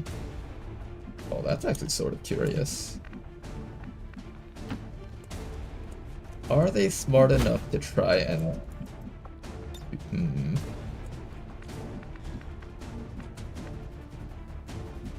They can technically get this guy within the explosion radius. They can get both of these guys within the explosion radius, actually.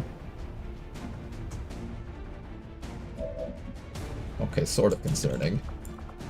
I don't want to blow up the two corpses here, but I might have to just for safety.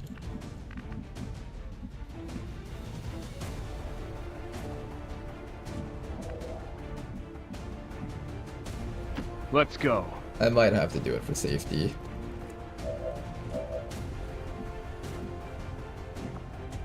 Oh, that feels bad though. I kind of don't want to. The other option is I can try and kill off this drone here.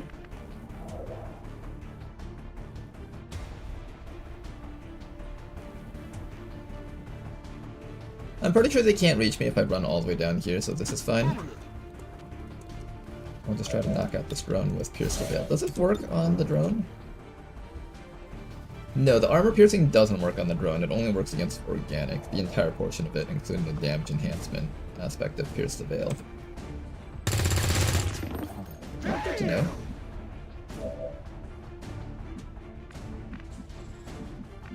I would love to be able to get this mutant to their flank, that way they'd be more inclined to move. But that requires me to actually destroy this drone, which we're having a lot of trouble doing that.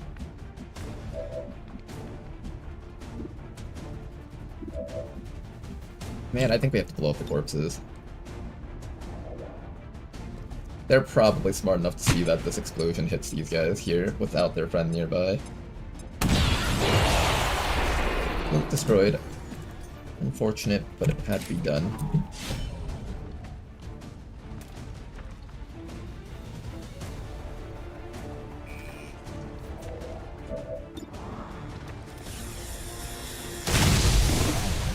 Almost. Can we get just one more hit off against it? Nope, It's nice a try. farce. All of it. I think this might be one of the few times I've ever actually had to blow up corpses on Gatecrasher.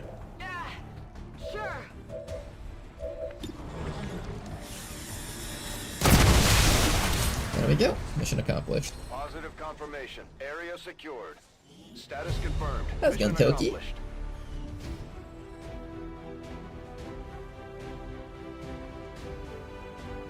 We must never allow these dissidents to fill New our attempt, new you. hearts. That's one way to look at Their it. victory today is a minor footnote in history. A small bump on the path of south. Okay.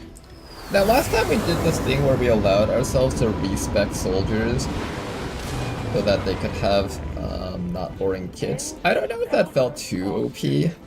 Of course, we never even made it to the training center, but it did feel like our team was a bit more stacked than it should have been, so I don't know if I'll go through with that again this time around. I think I'm gonna go through my first batch of rookies, promote everyone in the barracks, and if there's just a bunch of people that don't have interesting perks, I'll just do respec soldiers on a couple of them. But I'll try to be more conservative with it so we don't have like a overly stacked team composition. You know them as they were. The sort. We're picking up an unsecured transmission. Okay, skirmisher, what do I do with you? Van Dorn. Grapple expert. Doesn't sound like the kind of recruit we're looking for.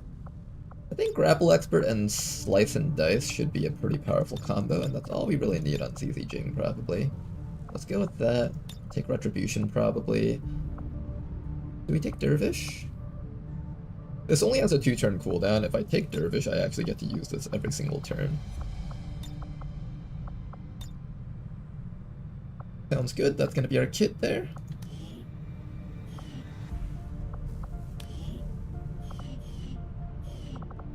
Nice. Then after that, we got our Crasher over here. Oh, what's this? Is that new? Once per turn, when a new group of enemies is revealed, immediately gain an action. Wait, that's actually pretty cool. It also comes with a grapple gun.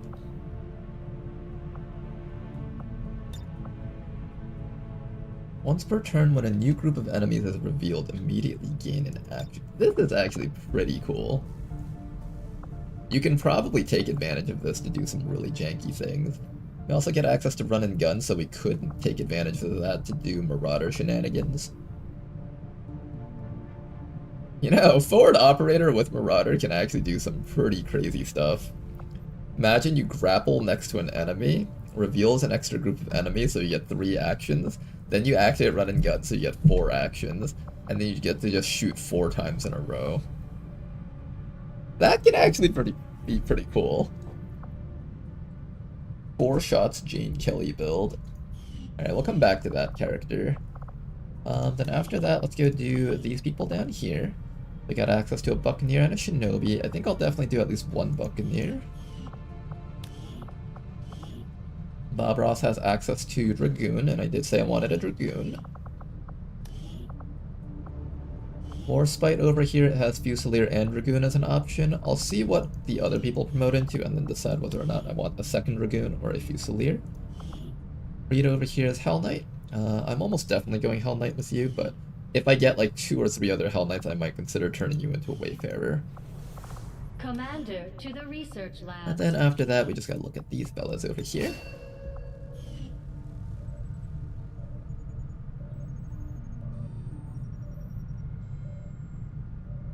What happened for us the gate crash again? First mission, we just full squad wipe, so I was just like, alright, you know what?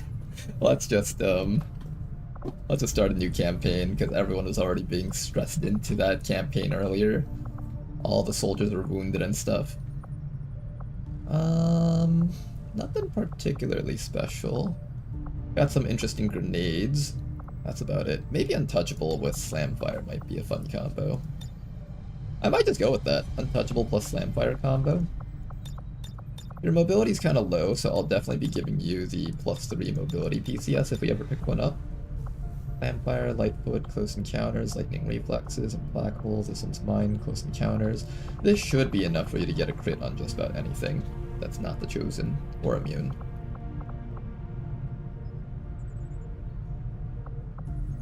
Run and Gun does not work with Slamfire, so that's something else to keep in mind. You'll get a multi-shot perk right here at Tech Sergeant, so that's good.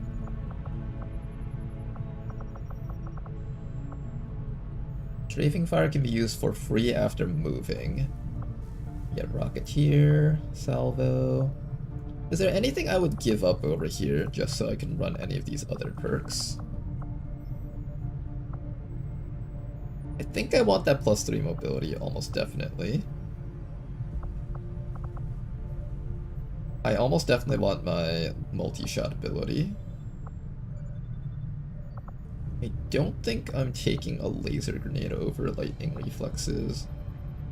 Yeah, for the most part, I think we're just treating him like a full-on shotgunner with some Grenadier capabilities. Muton Infiltrator, you. We get Butcher, we get Lightning Reflexes, Rupture. Bring him on, Shredder. Covering Fire. Alright, so we get 2 choices here. We either do some sort of middle row build. I might try that instead of Soften Up. I might also go Anatomy instead of Hunter's Instinct, I'm not sure yet. But yeah, we either go for some sort of middle row, shoot everything to death type build, or we could try to do a super stealth Muton build. Let's go in full top row here. We could give up some of this stuff, like for example, I could give up Reconnoiter to take Soften Up or something. For the most part, if we're going to go stealth though, we have to take Covert, we have to take ECM, and we probably are taking Tracking. Gains Cover Me and Focus Fire Officer version.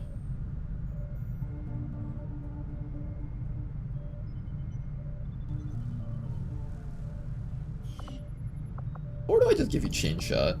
I could just do the stealth version and have you take Chain Shot so you can actually shoot twice with your gun. Presence. Yeah, I guess if we go in stealth, combat presence would be the way to go. Maybe make this guy into like a stealth officer. He'll be in charge of the stealth squad if we ever set one of those up. That could be interesting. Stealth operatives. We do get access to ECM, and then with Dragoon, we can actually get multiple units with ECM. Oh, that's tempting, actually. Alright, I'll consider that. That's an option. Let's start training up some of our other rookies, and then we'll get an idea of what we want our final squad to look like. I am seeing a disturbingly high number of soldiers with 10 mobility and not good enough stats to make up for that. That is sort of worrying, so hopefully we'll get some good classes out of these people that will make use of their 10 mobility, but why did everybody here have such low mobility? Gross.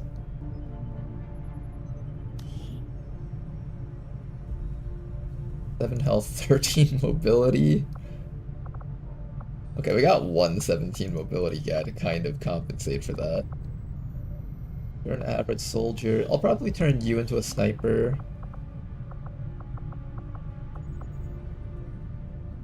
Nice 20 dodge stat. At the very least, these people have high will, so they can go on missions repeatedly, so that's kind of nice. But dang, their stats are just very mid. One person has 8 hack stat, that's sort of interesting. Alright guys, the real question though, is episode 0 gonna die on the first mission again?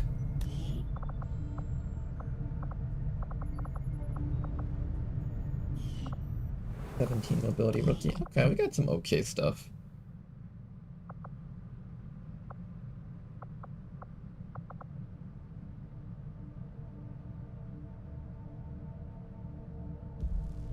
How's it going, Serena?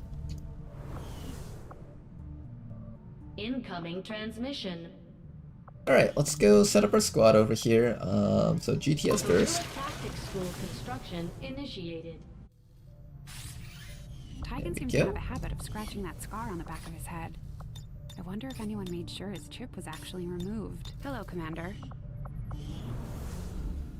Get our scientists out of the way. After we recovered Shiv. Cutscene is over. Head over here. Get Bradford into the fire. Ignore the black market. Build another Shiv. Come over here. Talk about the Reaper faction. Commander. I'll contact you when I have a full report available. Look over here into resistance comms. Before we do anything else though, I'm going to be naming both the Assault Trooper and the Mutant Infiltrator. So, normally we just ask for a soldier and first person to get it wins it, but in the essence of fairness, some people have mentioned that internet connection might make it so that people who have bad internet have an unfair chance. So what we'll do is we'll do a raffle, if I can figure out how to do that command. How do we do that command again? Is there a raffle command?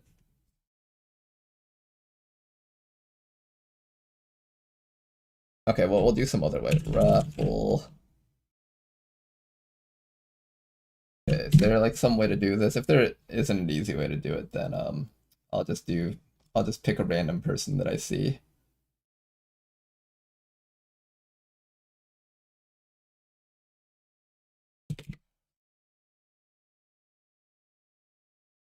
Is there a raffle app or something? But I don't want to have to download it from the App Store. Is there like a rafflenow.com? No, this is for fundraisers. Dang it. Okay, I should have prepared for this. Alright, unfortunately we don't have a command for this, I think. Unless one of my moderators knows how to run a command for this. Alright, I'm just gonna pick a random person. Just type in... You know what, since people are already typing in !raffle, just type in !raffle if you want a chance. I'm trying to do a raffle, but I don't have like a program for it or a thing. Does Twitch have a thing for it built in? It might.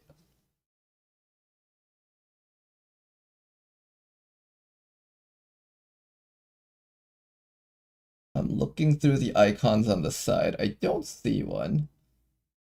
I think you have to set up raffle on Nightbot, probably. It's probably something I have to set up. Maybe on the next stream I'll have something like this set up. What about the wheel used for before? You know what? Sure. Wheel of names.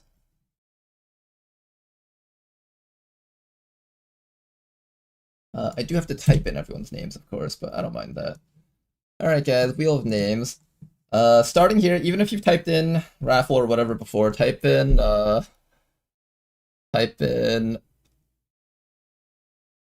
just type in raffle, I guess.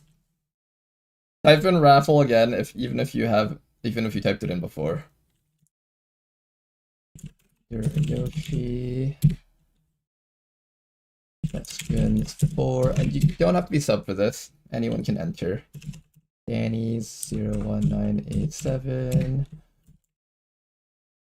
Bofit. Letheron. Medieval. And if you guys are on the YouTube side, I'll make sure to check that side too. Ronar, you can just copy and paste chat into the chat GPT and then tell it to isolate the names. I could do that. But funny story. Well, I'm using Microsoft Copilot. That actually lags a bit if I do that. I don't mind just typing it out myself. Okay, anyone else? That is 4. Okay, going 5, 4, 3, 2, 1. Too lazy to do the lazy method.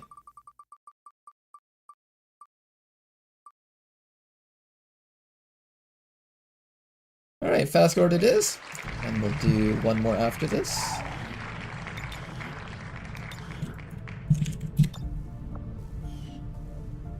I didn't see you there, Cygnus.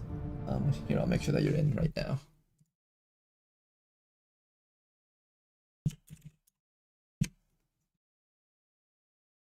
Okay then. Alright.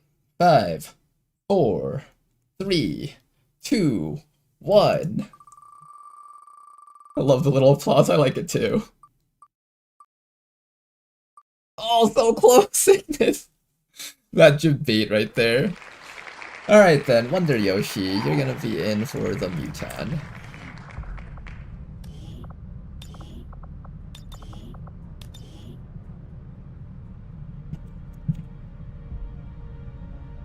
Here, let's do without that so we can get your full name in.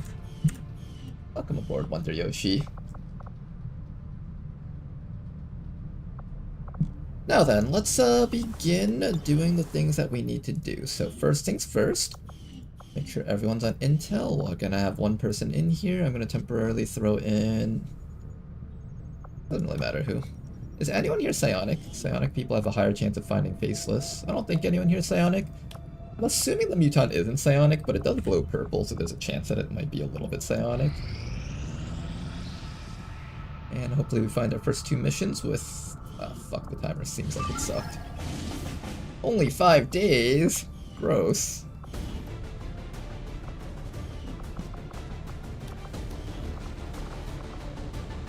Alright, we'll send in our skirmisher, and then maybe a bunch of rookies to help out. Alright, which people do I send in, first of all? Who am I saving up for training? I think for training, I'm gonna save up this soldier for sure as a sniper. We have a couple of other 10 mobility people. I actually wouldn't mind turning these guys into snipers and just having them hold the Requiem sniper, maybe. At the very least, the Predator and Douglas Snotwipe will both be snipers. So maybe I'll hold off on promoting you two and eventually have you guys become snipers, possibly.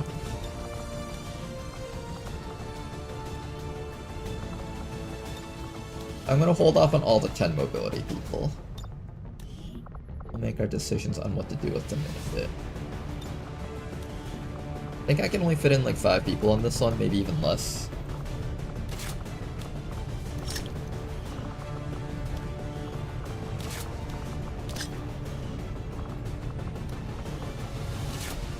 Looking a little bit questionable whether or not I can fit in this entire squad here.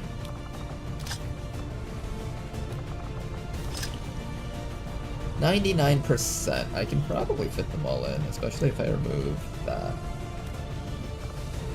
That. 100%. First batch of rookies are heading out. Have fun out there, you guys. Try not to die. Next mission. Please have a good timer on it. Decent timer, and it's a good one. Resistance personnel. Love to get myself some personnel. That's always a good thing to find.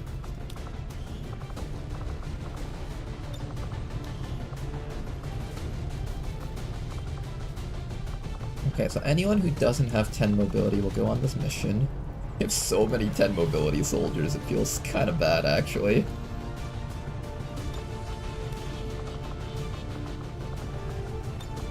I don't know if I'm going to train Liu as a sniper. You do have the 12 mobility, so I'm okay with you not being a sniper, I think. I'll take Liu on this mission.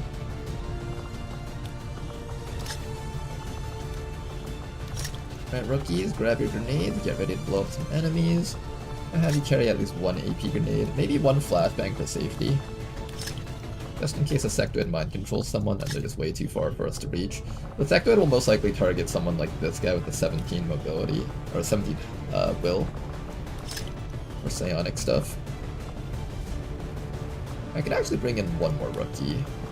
Oh, and before I forget, who am I gonna turn into my bounty hunter?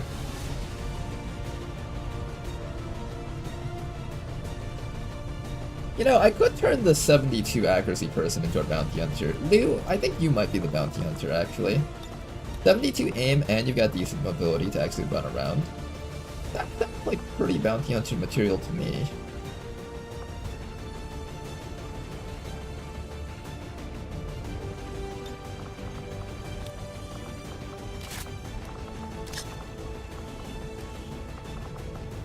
If I can fit in one more person, I will.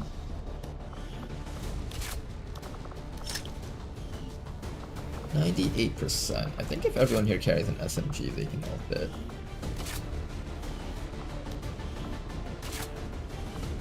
Excellent. 100%. Got a whole bunch of rookies to be trained up. Let's get you guys all out there. Sky Ranger deployed. Squad green to deploy. Now that we found all of our missions, we get 4 days to scan somewhere else. So let's spend 4 days scanning over here at Black Market and then some other region which we're going to make contact with. All snipers work so well last time. I'm sure it'll work well this time also. Will likely prove crucial to At least is what I tell myself. What's next? I think the next thing we do is we head into basic research. I will send word as soon as we have something of note. Commander, we can now work to establish contact with local resistance. Black Market complete. And we get ourselves a combat engineer. I think we go for a combat engineer. Commander, we currently have no new supplies coming in. We'll need to seek out new means of replenishing our resources. Alright, we got ourselves a 13 mobility. What is it with this entire campaign and having 13 mobility soldiers? I kinda hate this. Everyone just has 13 mobility. Can we just have like one person without 13 mobility? That would be kinda nice. Alright, we probably won't be running the Slamfire build because your mobility is just terrible. Or you could argue that because your mobility is so terrible, you have to run Shotgun Finesse. You could argue that you have to run Shotgun Finesse just because your mobility is that bad. And honestly, 15 mobility, because I think if we gear up your entire thing, not 15, but 15 minus 12 mobility. 12 mobility isn't bad. How much is that? So this would be 13 plus 3, 16. That's 12 mobility. So 12 mobility isn't bad, even for a shotgunner. That's like average by Long War 2 standards. And it's like very bad by like Ted Jam standards, but if you're going by Ted Jam standards, things are very unfair for anyone who's average, so... maybe we'll do something like a more smoke grenade-y build. You do get Sacred Incense, which is probably a really good smoke grenade type to have. And maybe we just run full smoke grenade on this guy. Combat simulants plus smoke combat drugs should allow this person to do quite a bit of work for the squad. Then after that we either go breach or disabling shot. Maybe even fastball if you want to get more smoke grenades out. But Advent, there's something we could never have prepared for, even with better gear. Ah, you get improvised smoke grenade. The handouts and a seemingly endless supply of reinforcing. We will never run out of smoke grenades if I take this. I think we take that. I don't need to take super heavy ordnance if I go this route. I could either consider Devastation for really, really fat smoke grenades, or I could take Slamfire. But since I don't have any of these other crit perks over here, I don't think I'm taking Slamfire. I'll probably just try Devastation out.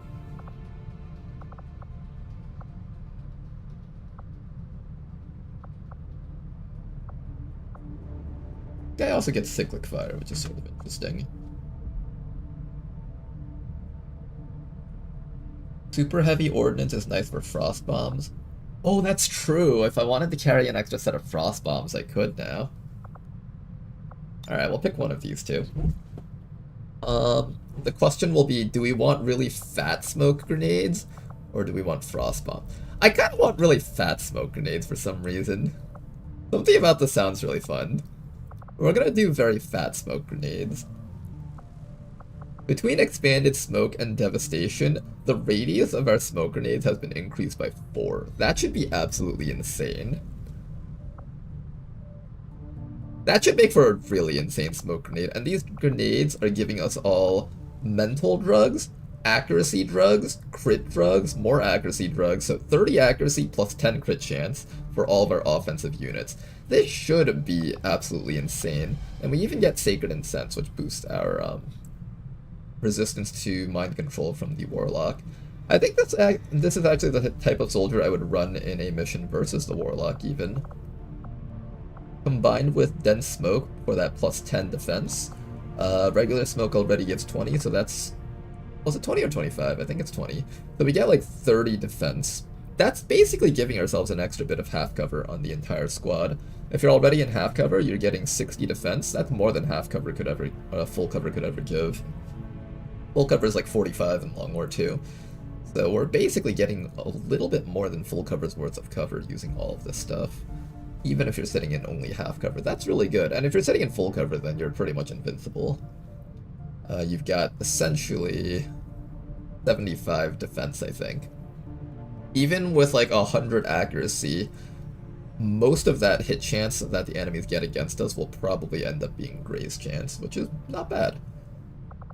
You'll be a very good defensive support unit. And then, aside from just being pure support, you also get access to certain supporting abilities like Disabling Shot or Breach. Would I rather Breach or Disabling Shot? Guaranteed damage makes Breach good for finishing off low HP enemies. Destroying cover, deals less damage, has a smaller radius than Launch Grenade. This is one way to remove cover from a unit that has reaction abilities and not let them react. You can target the cover in front of them, but not them in the back, remove their cover, and then like your Banish or whatever type unit can just shoot them down really, really hard. That is a pretty powerful combo. I'm gonna go for this. Most of the really priority stuff in the end game is immune to Disabling Shot anyways, like for example, Mechapede, Sectopod, Chosen. Those three are really the main things that I'm worried about. What else? I think Legate might be immune to crit. I'm not sure about the Legate though.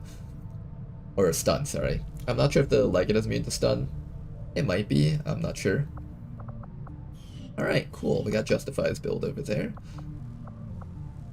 And we'll wait for the other guys to finish promoting before we decide what to do with them. Now over here, this region has like 1, 2, 3, 4 different entrances to it. So this is not a good region to try the hostage strats on. It will probably get overwhelmed. So we'll probably just try to rush the liberation here. Now, New Mexico over here, this is a great place to hold hostage. So I think for the next thing that we're going to target, we're going to try and liberate both Eastern US and Western US very quickly, and then we'll head into New Mexico and do something with that spot. For now, let's make contact with the spots that we don't plan on drawing strength into. Let me just make sure I'm reading this correctly. New Mexico. Yeah, New Mexico is isolated, so we can do some really jank stuff in New Mexico there. I also forgot to switch you guys over to recruit because I'm an idiot, but that's okay. I was supposed to switch those guys into recruit mode.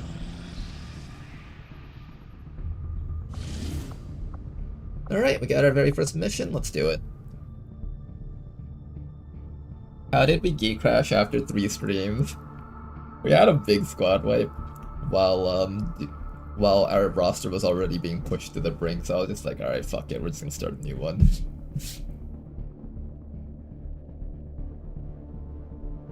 I like disabling here because you can get breach from Advent shotguns. Oh, interesting! That's not a bad idea, Crescio. So we'll have both stun and breach because if we take an Advent shotgun, and since we're not planning on doing damage with that person, we don't care if the Advent shotgun is like a laser quality crate that we opened 3 months ago. Alright, I'll take you up on that idea, Crescio. That's a good one. Question, if 2 modded units have the same name, will these mods conflict? I have no idea, but I don't know if this is your issue, but some mods have both a Long War version as well as a regular game version. If that's the case, you should definitely go with the Long War version.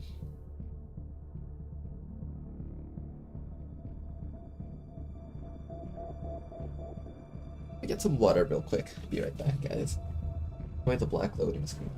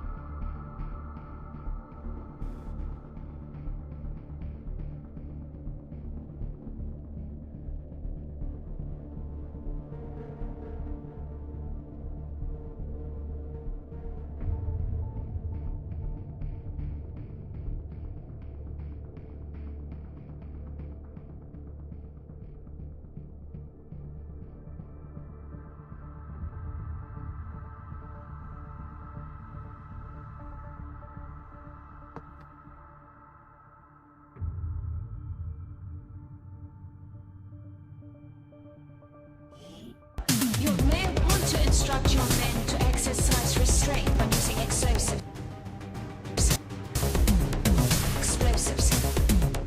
You may want to instruct your men to exercise restraint when using explosives. Explosives. Explosives. Commander.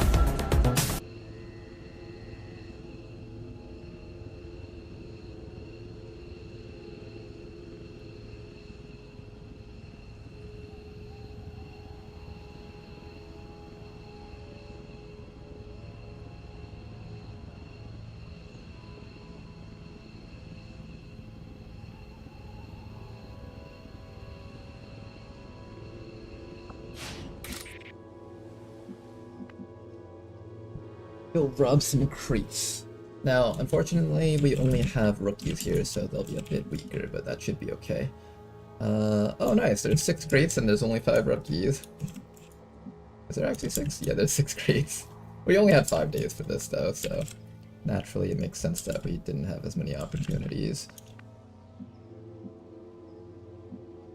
Okay, another issue that we have is that we don't start off with concealment.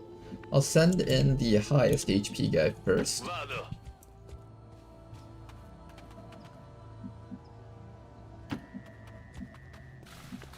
And then if nothing reveals itself, we'll all stand right behind him. Make sure not to deviate from any of these tiles here. Move! Move! Move! I just wish I understood why I should care. 5 rookies and no concealment. Surely you won't face a bio captain.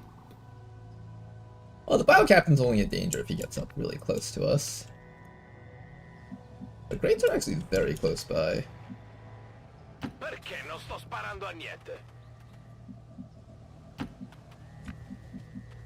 Got 11 turns for this. Everybody just keep on running forward. No need to ask twice. Okay, even though we have this like really shitty timer with no concealment to start with, at the very least we have a squad that's capable of closing the distance really effectively. Diamo il via alle danze. First spot. These guys make up the bulk of the active forces we've dealt with. They're disciplined and well Drone equipped, and but 2 their trooper obedience dudes. makes them predictable. Nice.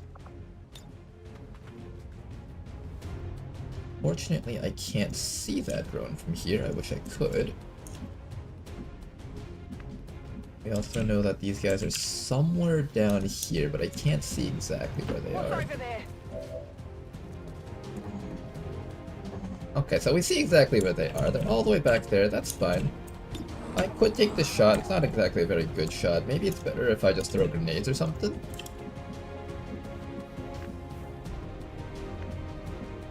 I'm gonna see if the skirmisher can kill off those guys down there, and we'll have the rookies just deal with the drone up here.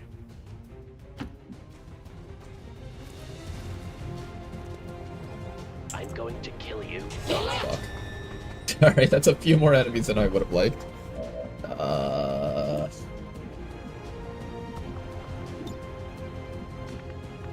Yeah.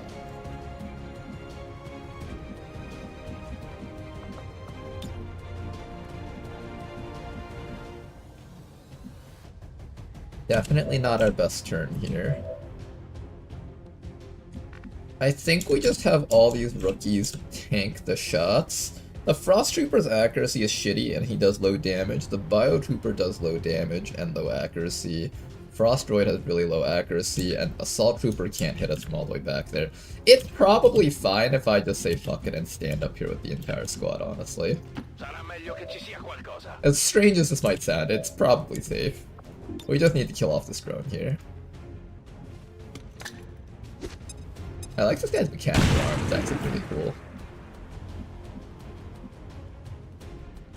And as long as we spread out so we don't all get nated, of course, it should be fine.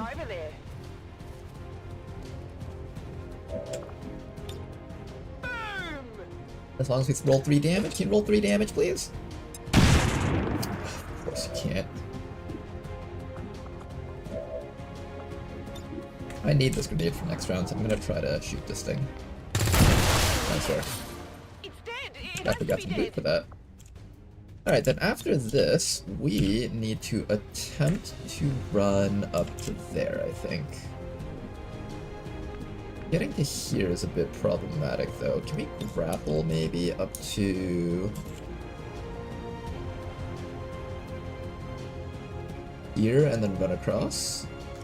You do have 17 mobility, so you should be able to make it. Yep, there you go. And then from here, we're going to attempt to have you shoot that Assault Trooper in the back twice. Probably won't work, but we'll try. We fought like hell, sir. In the end, we came. 1 shot, not connecting. 2 shots. This shot connected, though. That actually puts him within range to be killed by a grenade next round, which is kind of nice. He's gonna be moving up. Oh, okay, or you could just 4% crit that one rookie. Alright, that rookie's dead. That rookie is so dead. There's no way you survive this, Fred. I'm sorry, Fred. This is the end of your life here. Oh, look, it's the entire map all at once. This was a really hard mission for a bunch of rookies to handle, honestly. Poor guys. Hey guys, we have a new subscriber today. And thank you very much for the sub, Taylor! Much appreciated, sir. Alright, one Runner rookie down one never already. gives up. Thank you very much for that, Taylor. I very much appreciate this, sir.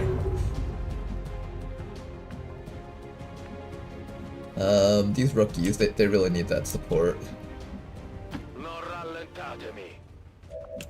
I might consider rescuing him, but I actually care a little bit more about the crates. Does that sound too callous?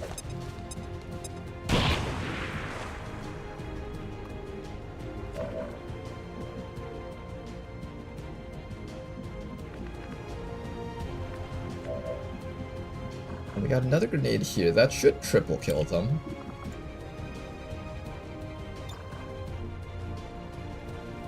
Very good chance of triple killing them. Let's make sure that we reload with you first. Would you like to triple kill, please?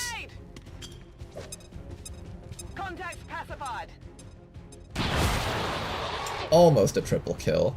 There's a chance that the Frost Droid gets lit on fire when it tries to move. I'm gonna bank on that happening. Which means, what are you gonna do, Skirmisher? I need the Skirmisher to run into a spot where I can start getting ready to aggressively attack these guys. I just don't know where's a good spot to aggressively attack from. Probably back here, and then next round you pop out and kill another enemy.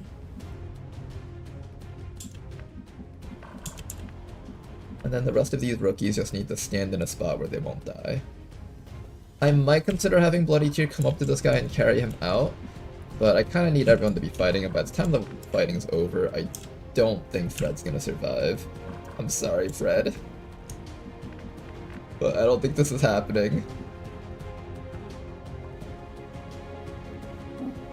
We could try to shoot this Advent Trooper from the side and do some damage to him. That's an okay attempt, I think. We can come around the sides, do a bit of chip damage to him. Maybe our skirmisher could run up to here and shoot this guy to death. Maybe. It's definitely not high on the list of things I'm thinking of trying to do, but honestly, this is the least bad idea I can think of from here, so maybe we do that. And it's a shotgun, so the accuracy should be really low, and if we run up to here, it should burn that. Oh, it doesn't burn the Overwatch. Shit, okay. That's a decent hit. That might kill him, actually. Okay, you're gonna have to run that Overwatch, though, in a way that feels very not safe. Do your best. Nice dodge. Now, can you down this fellow here? Come on, ZZ Jing. Good shot. Just need another 3 damage roll. Just don't freeze. That's all you need. Nice shot. Perfect. Okay, down to 5 enemies left. Wow, guys, there's only 5 enemies left on the map. Oh god, this guy with the shotgun is so scary. Okay, he didn't get us, we're good. Rookie's taking a bit of damage here. Here comes the Biotrooper, one more shot. And we're clear. Oh, Frostroid, don't forget about him. Okay, as expected, he is going to be on fire. And the entire tree evaporates, lovely. Now, unfortunately, you don't have any more ammo. However, you do get a chance to reload here. And then you'll get a chance to take a shot and then move with that hit and run. Where would I move you to after taking that shot? Probably somewhere over... I kind of wanted to be here. Although up here might... Oh no, that's fire. Here might be okay, but then where would my other guy stand if I wanted to get shots off against these guys? I need my rookies to take slightly more aggressive positions.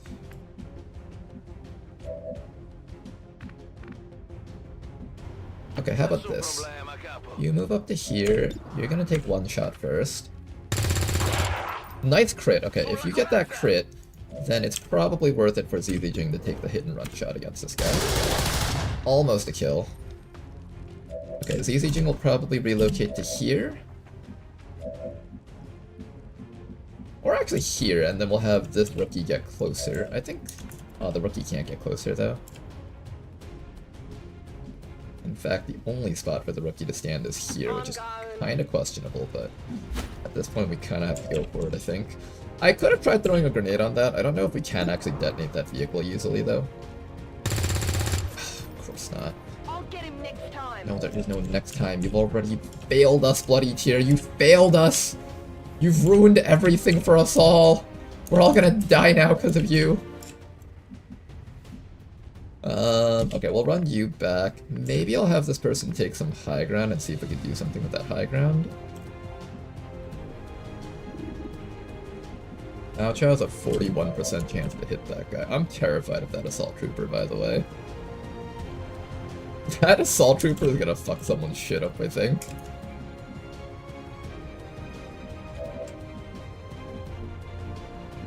Here, you're gonna attempt a 41% chance to hit him, and if not, next round you can throw a grenade at something. I saw you turn your gun at the last minute just to mess with me there. I saw that. Alright, ZZ Jing, you have to run all the way back, I think. Whatever it is, I'm willing to put wave after wave of men at your disposal. We'll lose out on that loot, unfortunately, but not much we can do about that. Alright, 4 enemies left. At the very least, they're mostly just biotroopers, so their accuracy isn't super great, and even if they do hit, their damage is sort of low. Now, this guy, however, his damage is high. Oh, gosh! Are we gonna gate crash just because we lost 2 rookies on the first mission?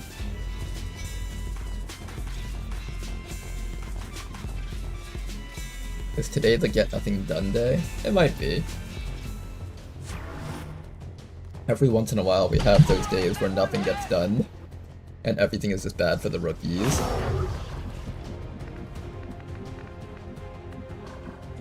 Okay, this guy back here needs to die. I need somebody to deal with him. He's standing exactly right there, which means if ZZ Jing comes to here, we should be able to kill him. However, I need somebody to run that Overwatch first.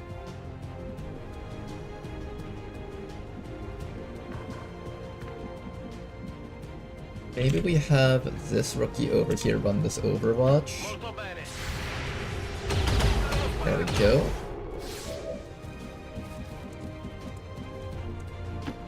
Alright, ZZ Jing, if you fail to land both of these shots, I guess it's Gatecrasher time. Oh hey, you landed it, good. And all that's left is to kill those guys up there. I do have a grenade. I'm probably gonna use that grenade.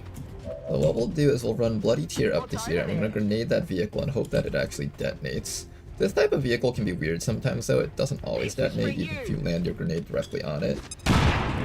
Yeah, like that. And if we lose this rookie, we'll just gate crash. That's fine.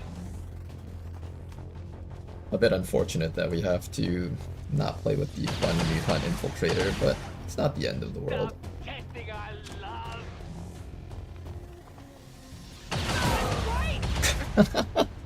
They only did every single good shot!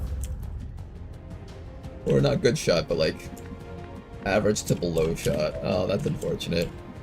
We're probably not playing this campaign out. Can we just go back to the Gatecrasher with the same unit so we have the set like from the get-go? No, because then it ends up being one of those weird things where I end up redoing the same run over and over until I get like an ideal start with good scans, which I kind of don't want to do that.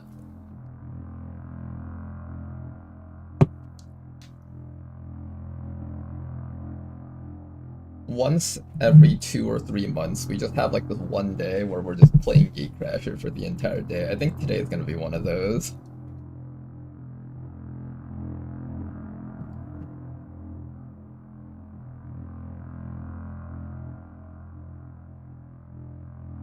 We love Gatecrashing. I'm glad you guys like it. Can we use console to skip Gatecrash instead? Well, we still have to sit through the loading screens. That's really the main trouble. Not really the mission itself. The mission's fine.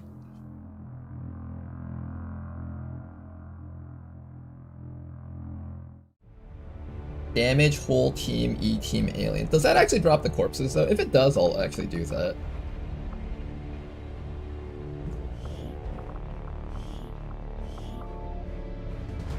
Yeah, let's try out that command, see if it actually drops the corpses. If it does, I'll do it. We don't technically get the kill EXP, but that's not as big of a deal. Another restart? Yeah, we're restarting that. I'm not shy when it comes to restarting campaigns. Once you've played like thousands of campaigns of XCOM, you don't feel as attached to each individual one as much. You're ready to try new ones, see new things. Great Accord, celebrating the formation of the Advent Coalition. Keeping with their promise to humanity, 12 new gene therapy clinics will be opening in select cities by the end of the new year. Despite the attempted attack by fringe elements, operations at the new facility in Paris thankfully remain unaffected. Doesn't drop XP? Okay. So, we're losing approximately 10 EXP spread out onto the team. A small number of I don't mind missing out on 10 EXP spread out on the entire team, that's fine. That's like one soldier missing a mission, basically. Ah well, I'll be a mutant another day. I'm sure you'll get another chance, Wonder Yoshi.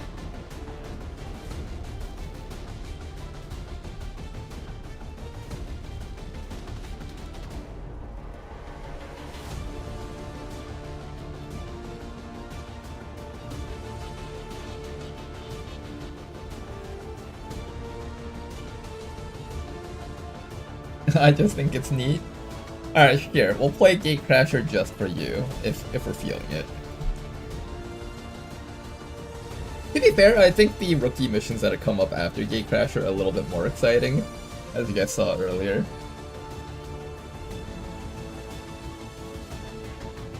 Maybe I'll be in the campaign this time. I've seen you a few times in the character pool. I'm sure you'll get a chance.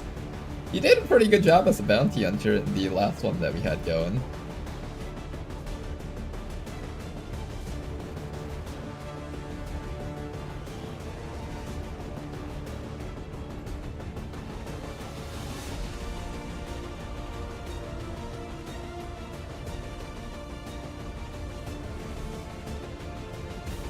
I love crashing gates. I'm sure you do. I'm sure everyone in this chat does too. Alright, what kind of snake do we have up there? Is that a frost adder, I think?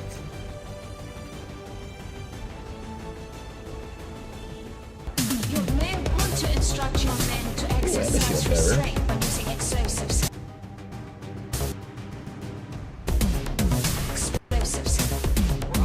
You may want to instruct your men to exercise Okay, shield bearer restraint when officer using might actually be quite interesting. Explosives. Explosives. And there's this thing. This thing's all about the Russian bind combo. Okay, that should be fun. Let's play with this. How's everyone's starting stats? Jane Kelly's starting stats are 15 mobility, 72. Jane Kelly has a really good game this time around. We have ourselves a... Oh, I thought that was a really fast soldier for a moment. Got Reed again, so got a Hell Knight once again.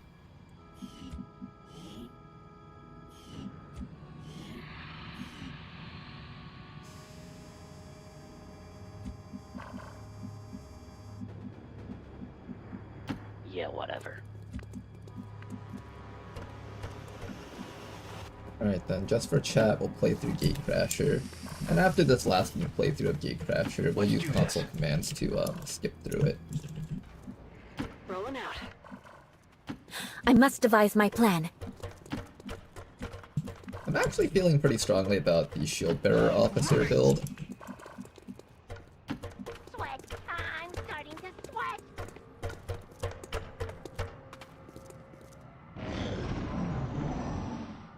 Having a unit that can make your entire squad immune to explosives and psionics is actually a pretty cool combo.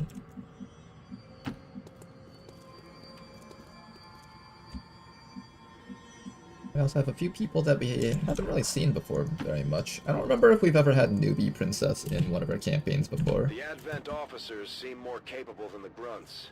We're not sure whether to chalk it up to training or Are we counting this as attempt 22 or 23? I'm just gonna leave it as is. This isn't like some strict official count, this is just me keeping track of which campaign we're on so people watching can actually figure out what's going on.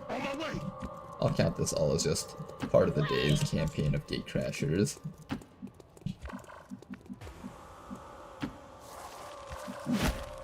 Okay, we're gonna get everyone up here and we're just gonna overwatch Advent when they walk into us. Copy that. On Overwatch. Watch, this is gonna be the same thing as last time where we stand in front of them to overwatch and they'll just keep turning around and ignoring us. I know it, it's gonna happen that way.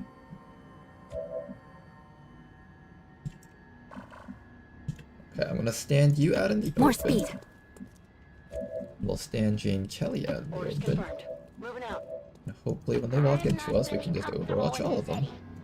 I'm on it. We could also do that thing where we throw a grenade onto them and then overwatch everyone. There's actually a pretty good chance that they all just die if we do that.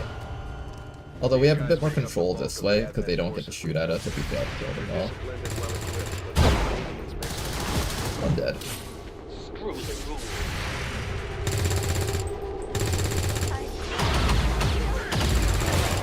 Dead.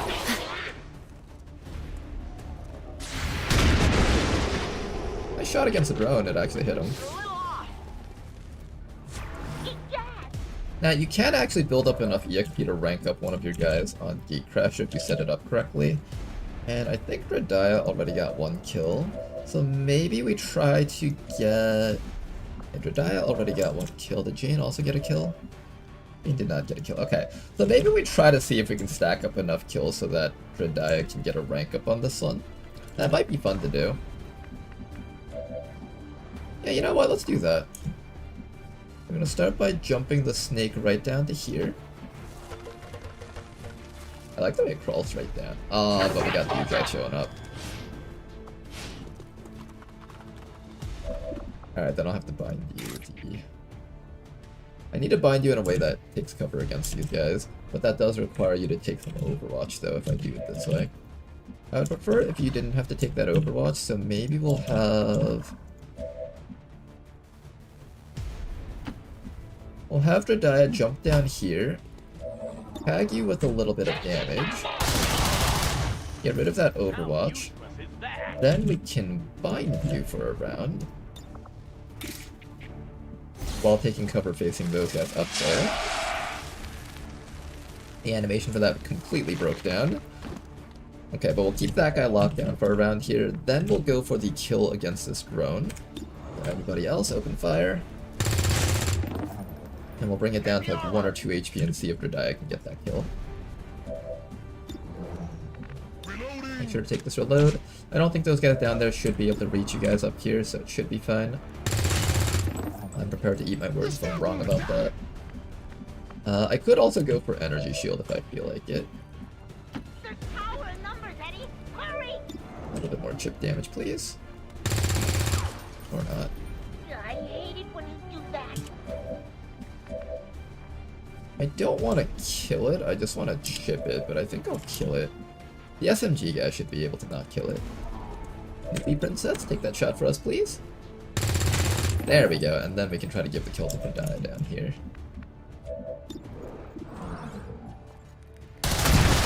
Nice work. We'll give Dredaya the kill on that Advent Trooper next round. And then what we'll probably do is we'll just have our shield bearer set up the shielding on the entire squad here. This does seem to reach even downstairs, which is pretty awesome. Actually a pretty cool ability. We had that on the Destroyer Commando also. I'm still waiting for one day when I get to play with the Destroyer Commando again. Jane could run down here and go for a kill. I don't think we're going for it just yet, though. On your order. Can't reach it to flashbang, so that's not happening. We'll just have you hunker down for now. Position.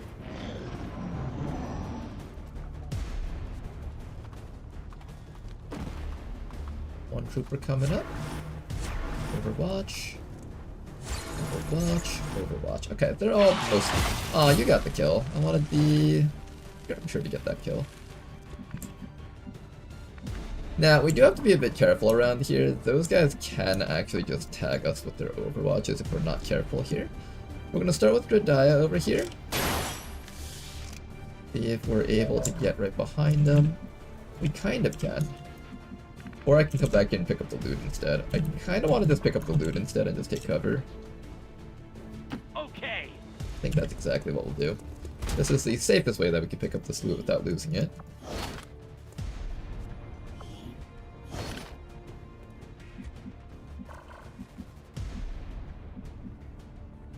Maybe. I'm gonna stay hiding behind this building so they can't even shoot at us. And maybe we go for the suppression on that trooper? I know that there's a engineer right here, so 1, 2, 3, 4, 5, 6, 7, 8, 9, 10, 11, 12, 13, 14, 15, 16, 17. If I'm standing right here, I can actually shoot at him. Without triggering his Overwatch. Kind of.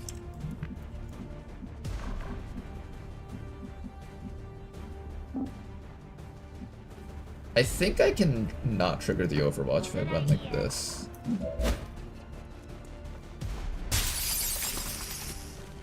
Perfect, Loki Jazz. Perfect.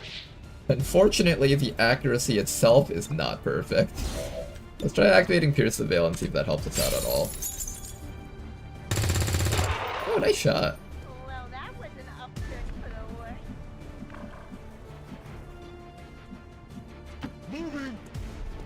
Okay then, if we can land that hit, maybe Mr. Reed over here can land this hit.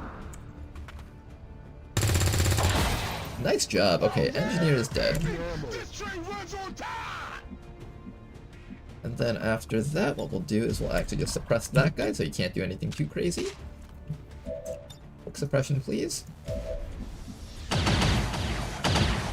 And then I think we stay hunkered down, wait for these guys to come up, and then we can kill them next round. And what we can also do is we can throw down a smoke grenade up here to really just keep these guys up here in the front lines protected. We should have our energy shield for like maybe one more turn.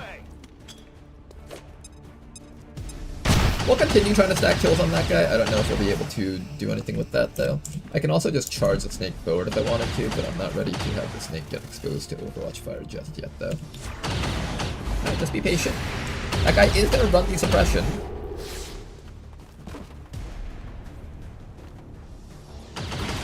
Does actually connect with one of our troopers, but that is going to get eaten up by the energy shield.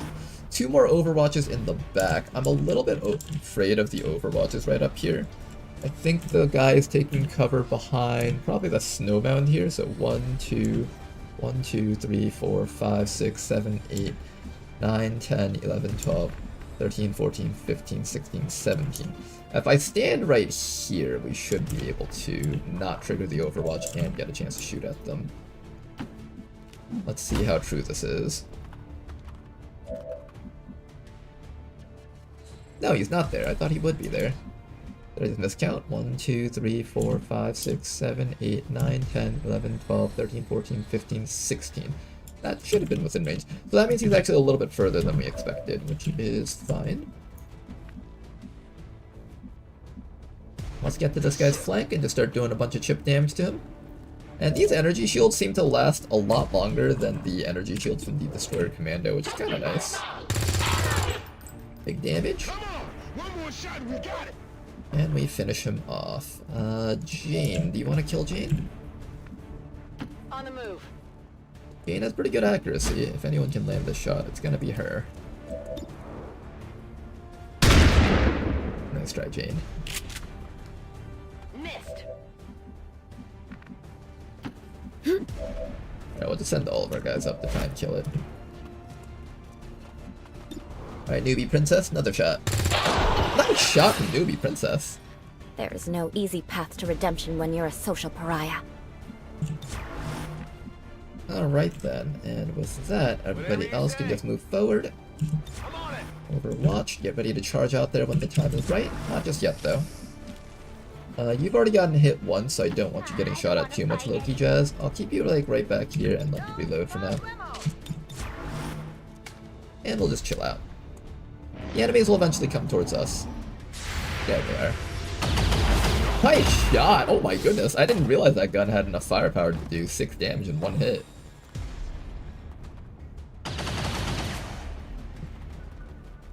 Alright, let's take care of that sentry and be done with this. We still have the sectoid, of course.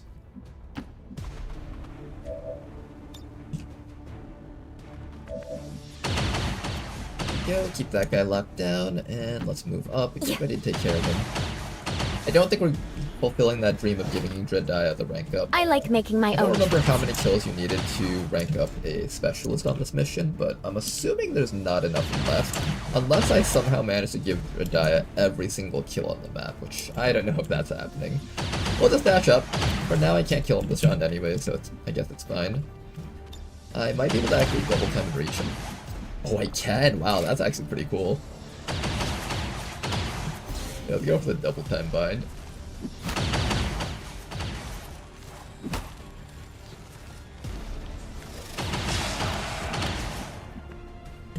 Alright, there we go. Everybody else move in. And we're going to get ready to deal with the sectoid squad afterwards. There is still one more pod out there.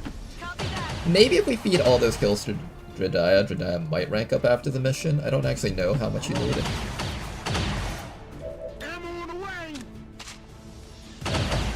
Shield Bearer looks crazy utility. I never got to play with them in my campaign. The Shield Bearer is pretty awesome. It's one of the few units that can get both Fortress Smoke as well as Incense Smoke.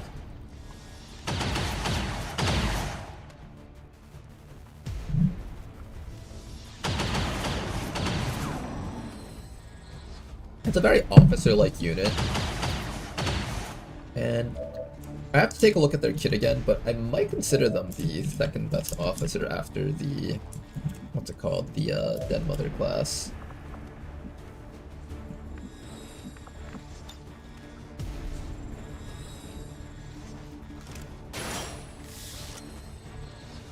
I believe if you run right next to this guy, you can claw him to death through full cover. Is that true? You can.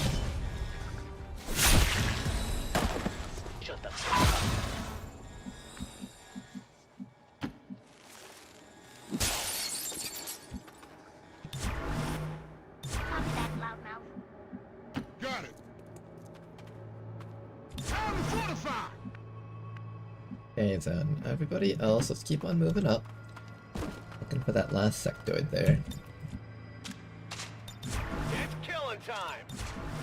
Back online now! I'm on it.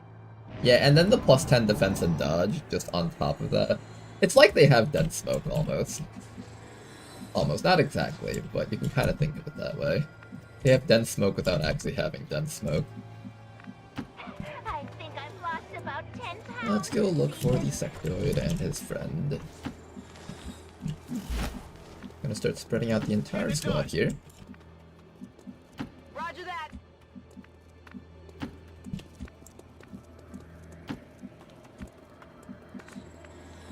Sir.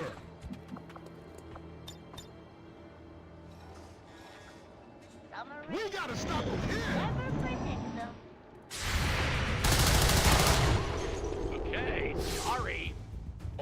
Nice shot against the Biotrooper, at least. That is going to prevent the Biotrooper from getting to take a free shot against us. Now, the question is, can Dredaya pick up a kill on both of these guys? Nice shot from the snake. Oh my goodness, we might actually just down that sectoid instantly. Okay then, how do we do this? Where is Dredaya? You can't get to the flank on that snake, otherwise that would have been amazing. However, you can get to the flank on the Biotrooper if we just set up a little bit more damage against that guy. Bitter Frostbit is a one-action move that will allow us to cancel that guy's Overwatch. Maybe we should be able to run up to this guy here. Shoot him in the back twice. That'll give Dredaya another kill here. Assuming you actually hit it, of course. Sorry. Assuming you actually hit it, of course. Hey, there you go, you hit it. Alright, can we get one more kill on you for that extra promotion? Maybe we'll flashbang the sectoid. There we go. And can I create another energy shield? Oh, it's got like a 2-turn cooldown. Unfortunately, the cooldown on the energy shield is quite long. I can handle that. Everybody else just take cover, facing forward. Don't overwatch, we want to feed the kill to Dredaya, so let's just not do anything else right now. See what the sector tries to do. Oh, he's gonna shoot me in the back. God, he could just step to the side there. Okay. Bye-bye. Positive confirmation. Area secure. Status confirmed. Mission accomplished. Finally home for a rough day. At least I can watch Ronar stream, mostly uninterrupted. I'm glad you get to relax now, O'Donnell.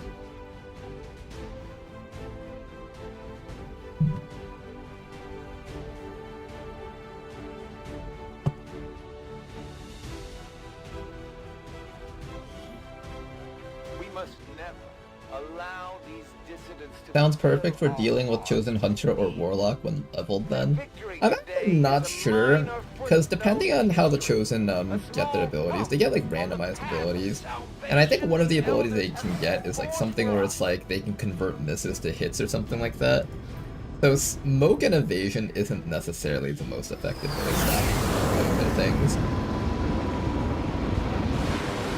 Personally, I believe the most effective way to stop the Hunter and the Warlock is just kill them round 1. Excellent work, Command. Okay, we did actually get the rank up on Dredaya here, which is kind of nice.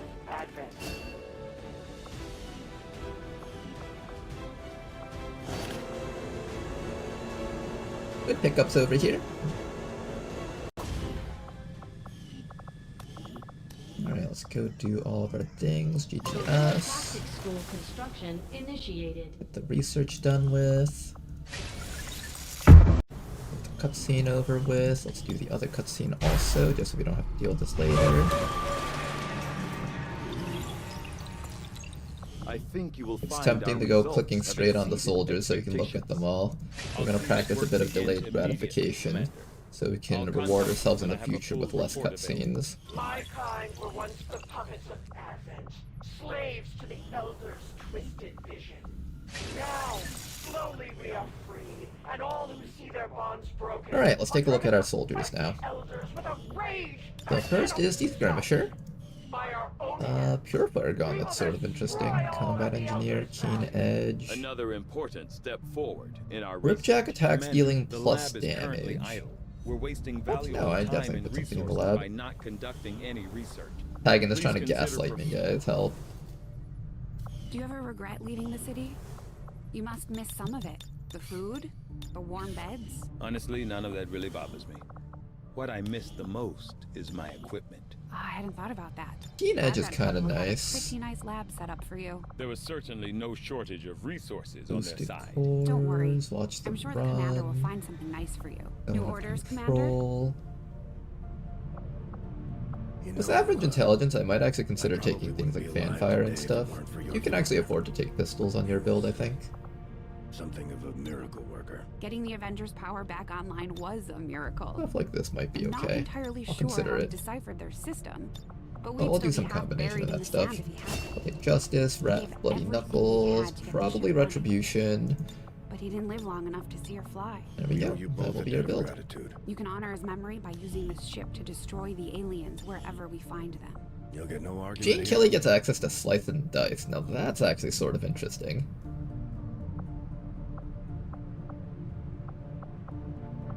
Tracking, reposition, Blade Storm. You know, Slice and Dice can allow you to get like a guaranteed kill with Reaper. That's sort of interesting. Maybe we do a Sword Gene Kelly build. I don't really do those too often. Full swords. Let's be full swords.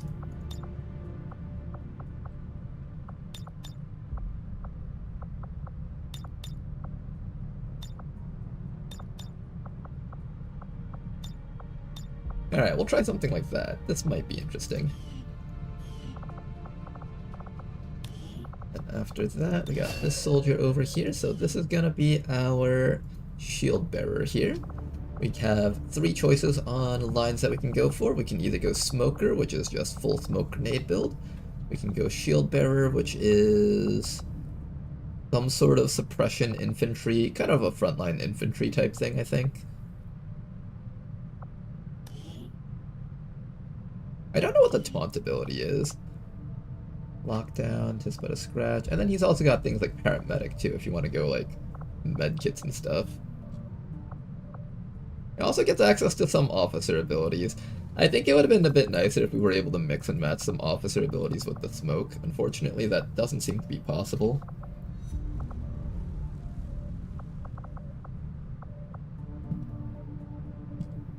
For some reason, I thought they used to be able to get by my command as a perk. Maybe I'm wrong about that.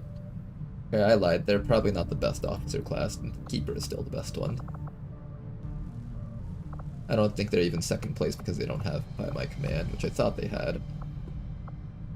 Ventilate's kind of nice. Guaranteed to destroy cover and hit the target. Grants 10 defense and 10 dodge to allies within 7 tiles. That's pretty good. We'll probably do some combination of this. Maybe Ventilate. I could also do Burial Shot for killing a priest and stuff. Although for the most part, your main role on this team is just going to be for the special smokes, I think.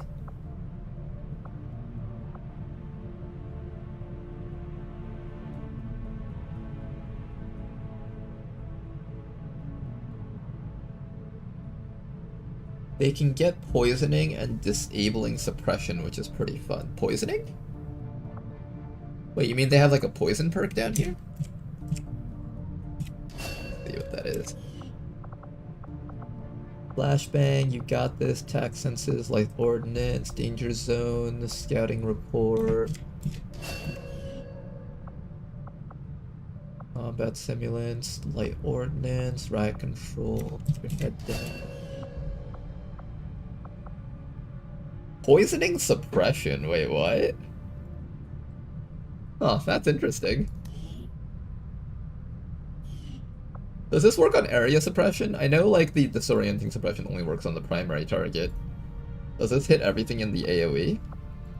Because, for example, disabling suppression, the thing that removes ammunition from the enemy's guns when you suppress them, that actually works for the AoE. The disorient one doesn't, though.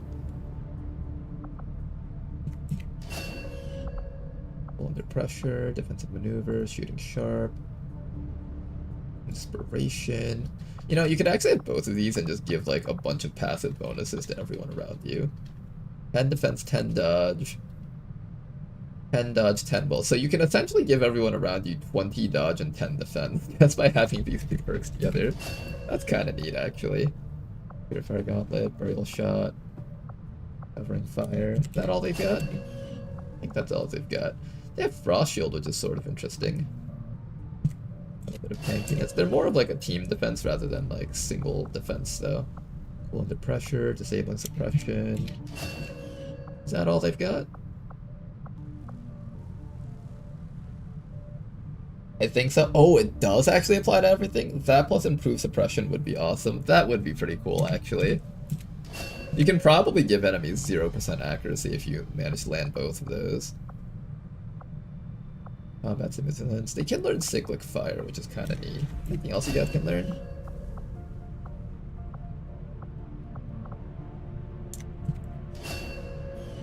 Okay, I wasn't crazy. They can learn by my command, but it's like all the way up here at Master Sergeant.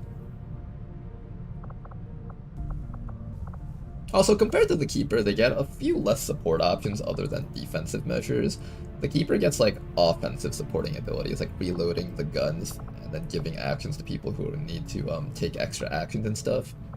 This guy doesn't have as much of that type of supporting power, which makes them a bit weaker than the Keeper as a sort of full support unit. Although I will say though, these guys do get access to things like Savior, which is kind of neat.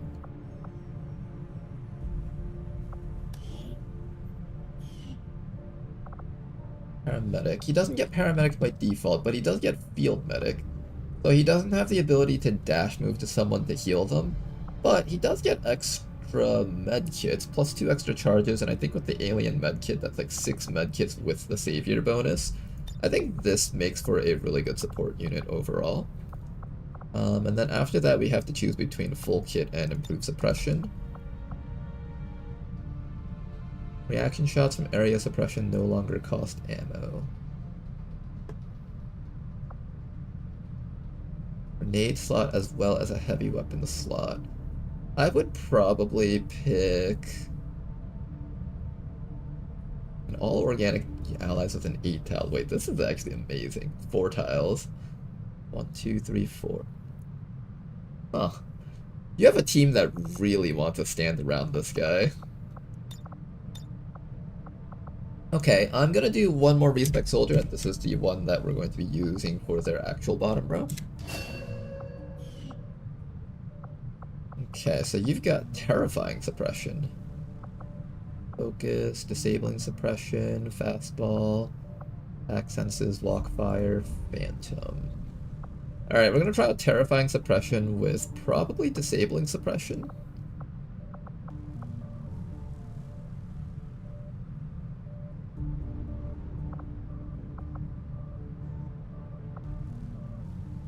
Yeah, let's try that. It's either that or I take attack senses. I think I'll try to fit all 3 of these. I do plan on having this guy on one of our big teams if possible, because this guy's actually got a pretty good kit. Between all of this stuff, he can do some pretty awesome stuff. I really wanted him to have that ability that gives like passive defense to everyone around him, but we never rolled it, so that's fine.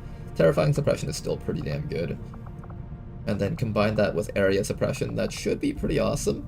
Even if the target that he's suppressing doesn't panic, at the very least we can disorient it, so if it's like a stun lancer or something, it won't have very good accuracy against us.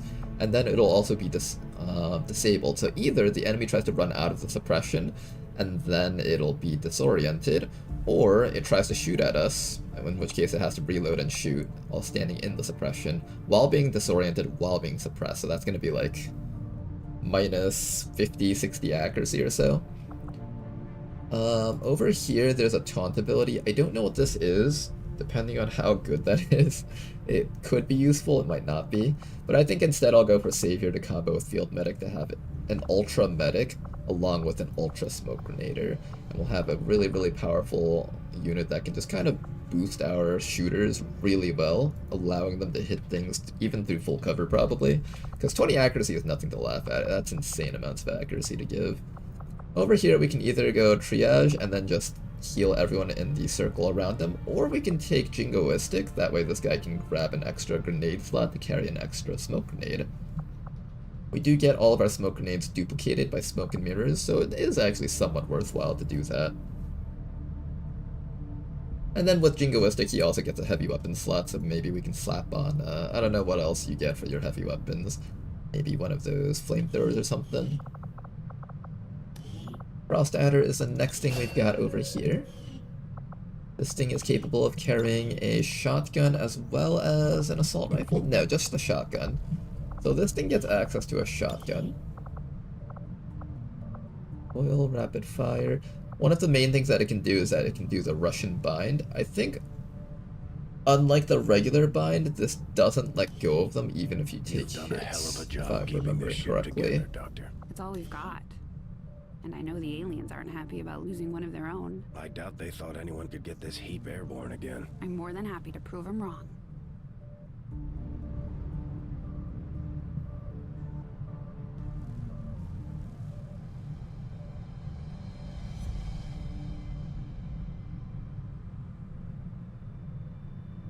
I get some special abilities apparently, like Winter Vanguard's armor. Immune to frost, but not poison. Are the enemy frost adders not immune to poison either? Frostbite scales in damages ranks. Okay. So we have an idea of what this guy has. Any single source of damage to this unit cannot destroy more than 40% of their max HP. This is sort of interesting. If I take this, I can ensure that this unit never dies in one shot. Low profile, breach, combat fitness, frost breath, rapid fire, coil. Your shotgun attacks gain 10 crit chance and 1 armor piercing and an additional 5% crit chance of 1 armor piercing per chill tier on the target. So I think maximum that would be 25% critical chance.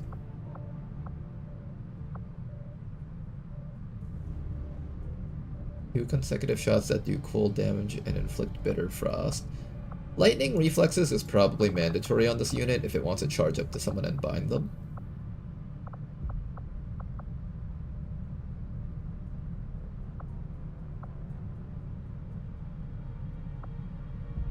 Increase tongue grabs aim by 15 and bind damage by 2. Additionally gain 30 defense when binding an enemy. This allows you to actually have half cover when binding even while standing out in the open. That's pretty good. Steadfast is the better choice early game because you need to prevent sectors from using Disorient and Panic on the snake, or Mind Control. However, if you finally get the Mind Shields, then this actually becomes kind of useless, and Snake Blood is probably the better choice. Up here we have access to Slither. If you wanted to focus purely on binding, I guess Slither would be the right thing to do, but I kind of want this thing to be able to do other things besides just bind. So I'm actually going to give this person over here the Frostmark target ability, allowing you to support allies from far away.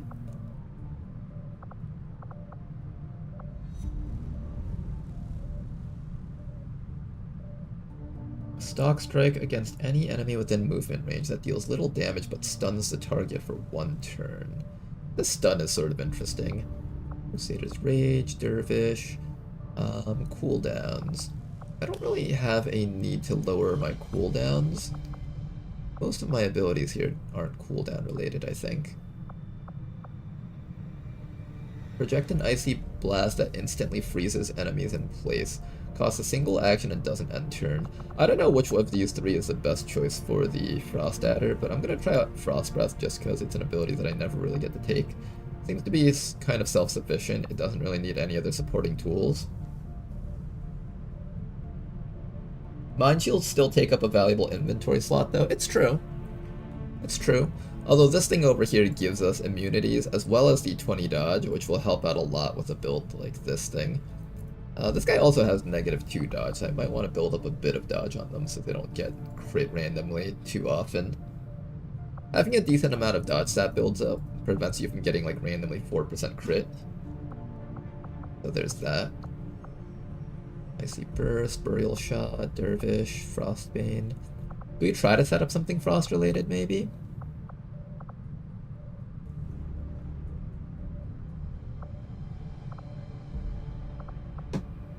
I could try to set up something frost related.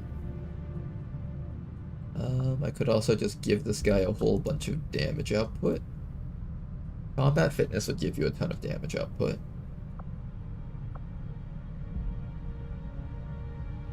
Not really damage output, but stat output. Here, I'm gonna give you Breach, actually. Breach is gonna make it so that if you can't safely run in and bind the target, you can sit from far away and just blow up cover or mark enemies. I think this combination of perks allows this thing to fight at every single type of range imaginable. We have a unit that can break through enemy lines, and we have a unit that's capable of supporting from the back lines also. This is probably the best way to build this snake. I see Burst, Burial Shot, Dervish, Frostbane, and I guess that's it. 5-turn cooldowns. I don't think there's any cooldowns that I care too much about setting up with. Fire a steady burst of freezing rounds. Requires 2 actions and 3 ammo to fire. Each shot inflicts a stack of bitter frost. It will apply 2 stacks if both shots connect. This one is sort of interesting. I think I'll take Burial Shot just to spite the priest units. It might also allow you to do something where, like, maybe I need to hold an enemy for one more round, but I can't afford to sit there anymore because we're in too much of a risky position. This will allow you to let go of them, Burial Shot to kill that target, and immediately move to a new guy to bind. This basically reduces the amount of time that you have to stay binding a single target for any given engagement, which might be a good thing. And then I'm actually going to go for Crusader's Rage, just because I feel like this person over here is going to have a lot of trouble not taking damage on most of their fights. The Crusader's Rage is probably not bad for this soldier. Yeah, I'll go for something like this, I guess. I personally think the better pick for the soldier is probably Rapid Fire, that way they have a source of multi-shot. If you're fighting against a mech, binding things is kind of useless. I could also take Bull Rush. This will allow me to stun mechanical enemies when I can't rush and bind those guys. I might actually go for Bull Rush. You'll just have every single form of CC on a single target. This will be a really good unit for, like, get on point missions, small enemy count missions, but not for, like, high enemy count missions, though. Ooh, we got a Warden and a Roboticist. Okay, well, I've been wanting a Warden. Toki will also promote into a Warden.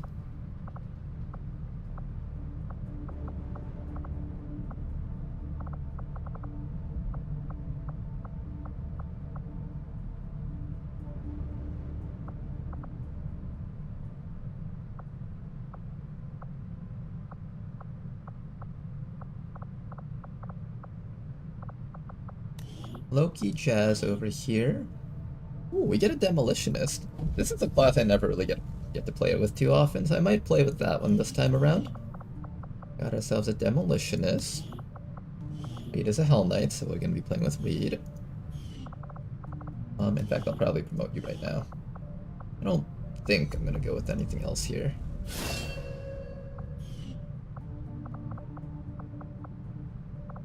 Ooh, you get Bastion. That's actually pretty neat. Bastion for the teammates is actually pretty damn cool. Oh, this is the new Sentinel class. Oh man, I wanted to build a heavy, but we have the Sentinel class right here. Alright, newbie princess. We're gonna make you into a Sentinel, because this is a new class and I haven't seen this one yet. I kinda want to see what this class can do. Upon promotion, we got 6 accuracy, so I'm assuming this is one of those classes that gets insane amounts of accuracy growth. You come with a hollow targeter and a assault rifle.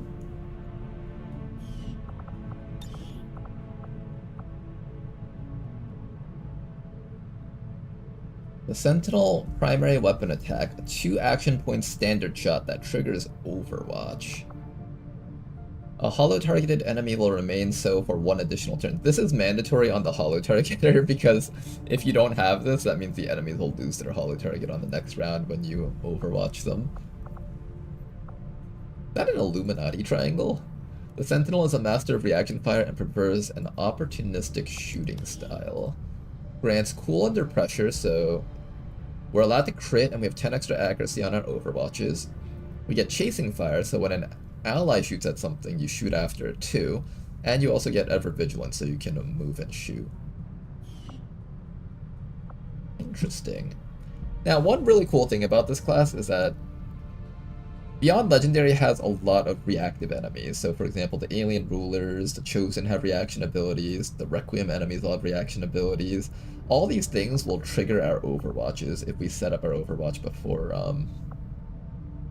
we end our turn. The commander running things. I've got plenty of time to focus on learning to fly this boat. From what I've seen, you could use the practice. Lock and load on Overwatch unit. Yeah, that is pretty cool actually. We do have that.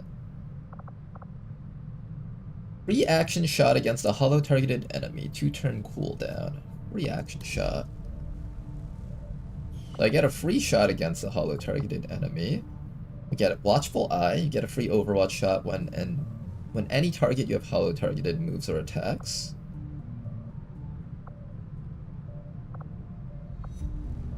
We get access to covering fire. Was that not included in the perks down here? Oh, I guess it wasn't. We also get high definition holo targeting. Remain concealed after squad concealment breaks. Enter Overwatch when exiting concealment.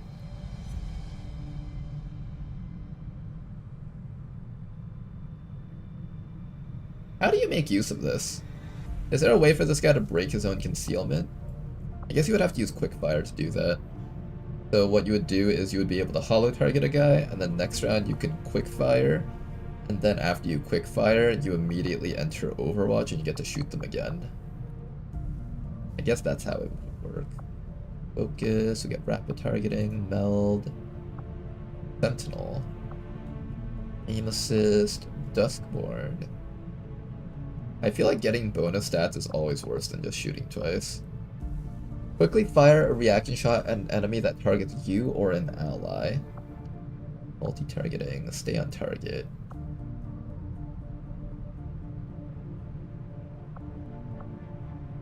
Killing an enemy triggers a stack of Overwatch.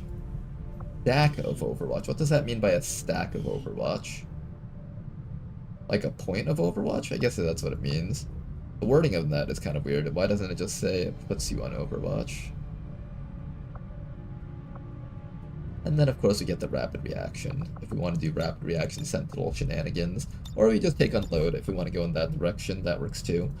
This guy does get access to lethal, which is kind of insane. Oh, we are hitting things with our Overwatches. What is this kit? See, I want to do the respect soldiers thing just so I can see other perks that this guy has, but I kind of like all this stuff. I don't want to like refresh it. This is the Giga Overwatch unit. Yeah, this is like the super mega Overwatch unit.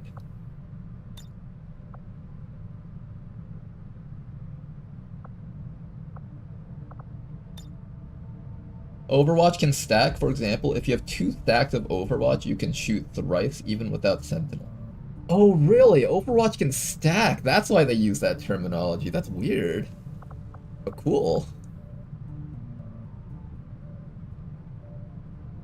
This is a 4th row. This isn't the X. Oh, this isn't the XCOM row? Hold up. Oh, I just realized that's not. The XCOM row is down here. Wow, okay. Activate to make all your assault rifle attacks refund the ammo they consume for 1 turn. Free action. Does this work on the enemy turn?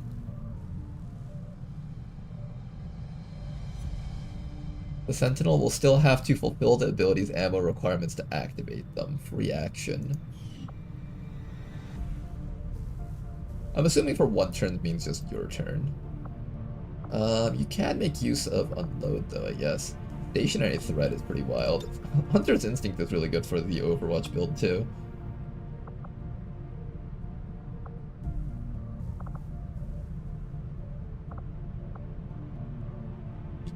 Okay, interesting.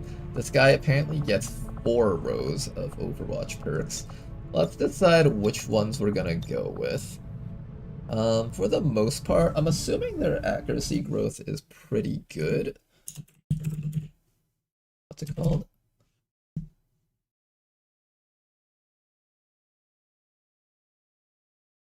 The Sentinel.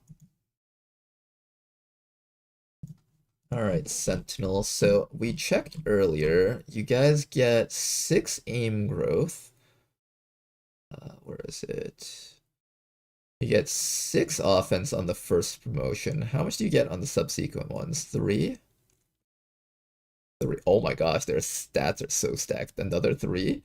Another 3? Okay, they get 3 accuracy on every promotion, except for the Gunnery Sergeant one and the Master Sergeant one. So it kind of slows down towards the end. They're a little bit less accuracy growth than the Sniper class, but honestly, their accuracy growth is so insane it really doesn't matter. So it's 1, 2, 3, 4, 5, 15 plus 2 plus 2. So they get 19 more growth from here on out.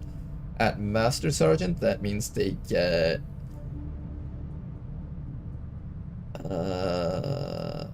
86 accuracy, I think.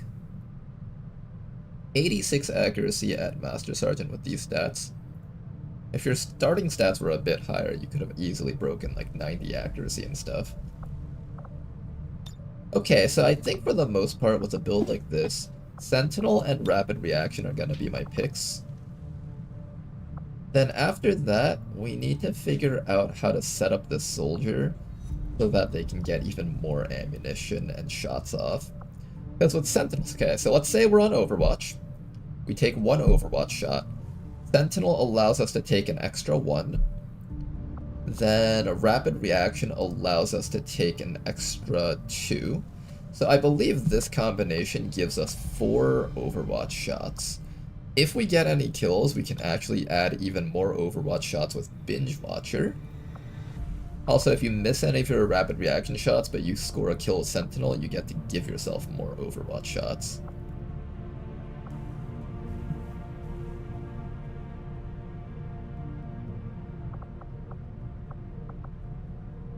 We could take Focus for the guaranteed first shot. That's always kind of an okay thing to do. I'm assuming the only weapons you're allowed to hold are Assault Rifle. You're also allowed the Marauder Assault Rifle, which is sort of interesting. But you guys actually have enough abilities that I don't think we want to put our abilities on cooldown.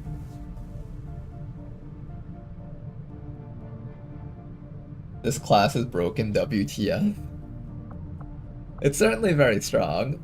Normally getting Rapid Reaction and Sentinel on the same row or on the same build is something that you only get from the XCOM row stuff.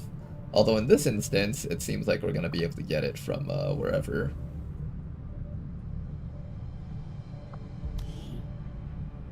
I wonder if this actually works on the enemy turn, like when we're doing the Overwatch turns.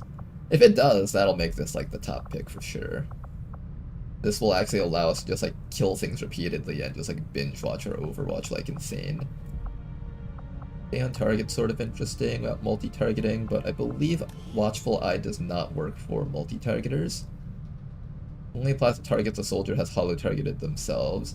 Can activate once on each holo-targeted foe per turn. So let's see if this would work. So what if we did... I think we need covering fire, so we have to give up high def holo, which kind of sucks. But there's a lot of enemies that stand still and shoot, and not taking Overwatch shots against them might be bad. Although, to be fair though, if you want Rapid Reaction to trigger properly, you might not want to shoot at things that are standing still. I might take the high def holo, we'll see.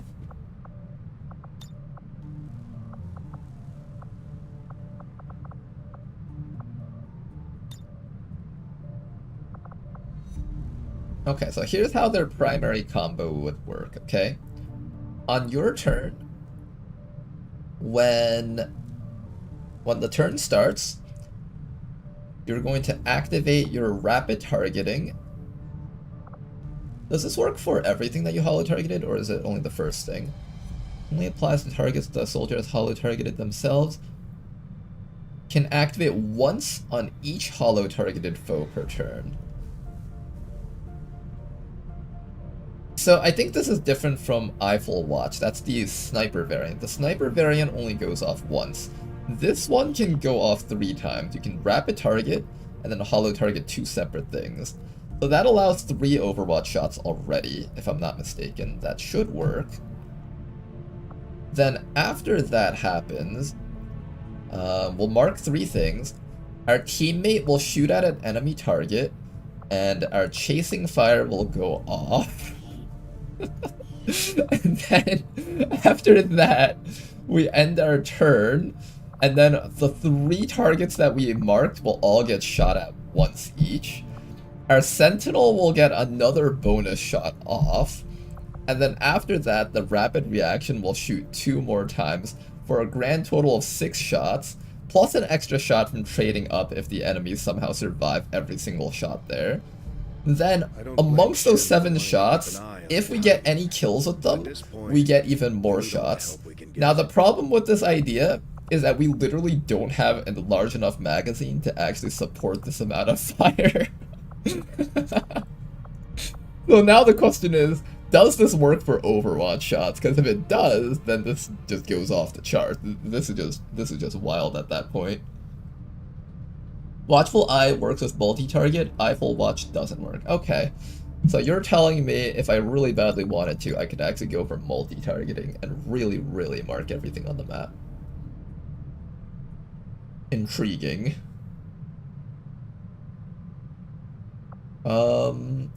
Remember how in the past I said that modded classes are getting way too wild nowadays? This is what I mean. For this run, what I'm going to do is I will consider building up an entire team of sentinels and just sending them out to kill everything by overwatching just to prove a point. Assuming I don't get them all killed halfway through a different mission while they're ranking up. I think they only need to hit like Sentinel to be able to do their stuff. No, they only need to hit Sergeant. They already have like fucking 3 Overwatch shots, all with cool under pressures tied to it. Bro, how are you watching anything with that helmet? The soldier's helmet. We'll give him a little bit of a makeover to have him look like an Overwatch unit. That might be fun later. Okay, we have a Warden over here. I'll probably do Warden on you. But let me just make sure that I don't roll something good on Toki and then decide that I want to go Roboticist on you. Loki Jazz over here. You're gonna probably go Demolitionist. And finally, that is it. So let me go do Demolitionist with Loki Jazz first.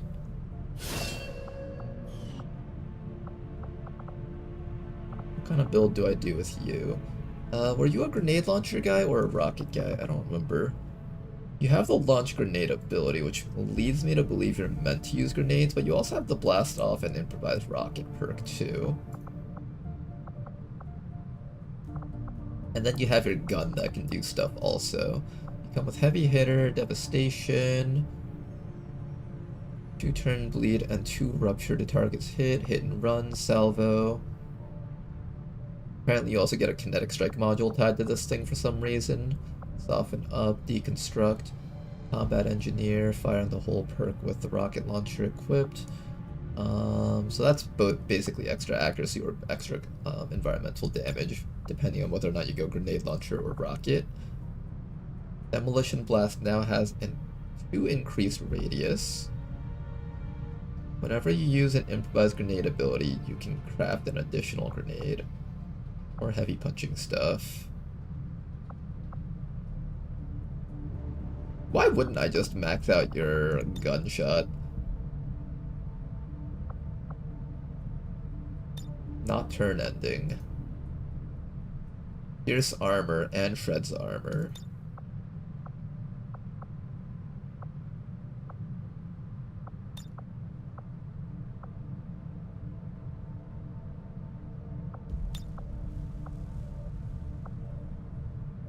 Hit and run.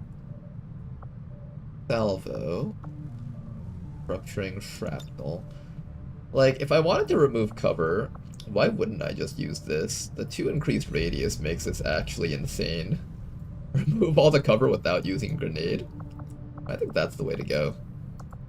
We'll do something with this stuff, and then maybe I'll allow you to manufacture grenades or something. For the most part, I don't even think that matters too much with this soldier. Maybe I give you salvo so you can throw a fire rocket or something, maybe. Fire rocket into a demolition blast or demolition blast into a rocket. Probably take deconstruction so you can have fire in the hole for reliable rockets if I want to go in that direction. I could also make you into the heavy mech. I've been wanting to play with the heavy mech, so that would be fun to play around with. Rotter, just with a scratch, watch them run, paramedic. I might turn you into a heavy mech just so I can play with that more. Mostly because I want to see the heavy ordnance launcher rather than just the rocket launcher. I think I'll do some combination of perks like this. I don't know what I'm going to go with you yet, but let's do that, and then let's go turn Belly City into a warden. I was going to hold off, but let's just do it right now.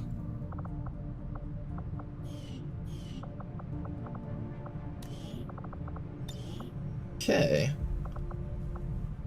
So that is going to be our squad. Let's go continue figuring out what we're going to do with this squad.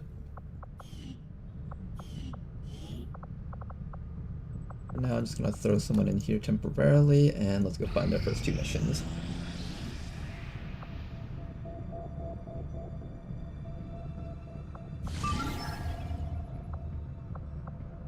I get back. Why do I see day 1 in the title?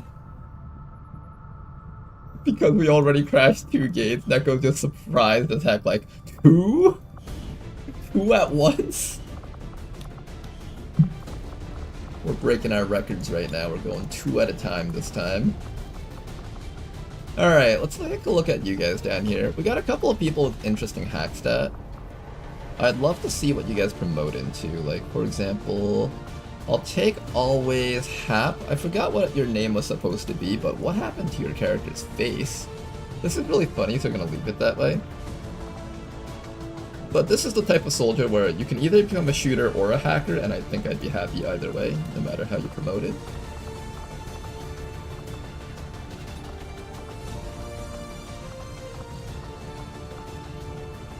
And then I guess we just go from top down. I'll start by taking all the high hack stat people first and pray that we get a hacker out of any of these guys. And then the rest of our rookies. Which ones are we going to save for sniper training? I think these 2 10 mobility people will become snipers. Why did that Big Smoke is always a sniper? I just noticed, Big Smoke has been a sniper for almost every single moment in our past few runs. Okay, and then I'm gonna take like the people with average accuracy. If I want to have the option to turn the 72 aim person into a sniper class. I'll just take all the average people. Alright, this time around we have a very jacked squad of rookies. We should not have too many issues with these guys, I hope.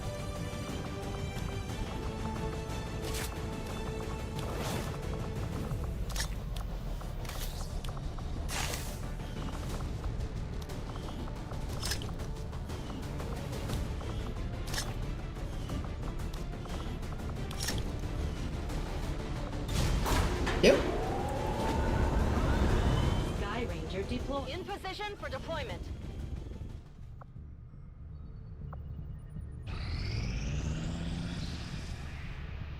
I thought everybody was supposed to be a sentinel. You can't train people up as a specific class in the GTS until they've reached Staff Sergeant. I'm training up like 5 people to become a sentinel. Okay, Engineer and Rebels as their first thing. That's pretty solid.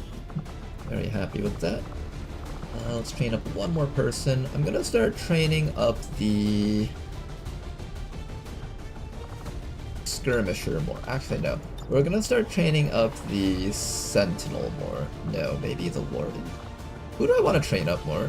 I feel like the Shield Bearer gets EXP the least, so I'm gonna take the Shield Bearer on this one. We also need to reserve 1 guy to become the Bounty Hunter, someone with good accuracy and decent mobility. I think our Bounty Hunter will either be Casey, Yogi, or Big Man. Whoever has more HP... No, more will stats so you can participate on more missions. So Big Man, I might save him up to turn him into a... Yeah, I'm gonna say Big Man and turn him into the... bounty hunter, I think. Okay, Big Man will become our bounty hunter.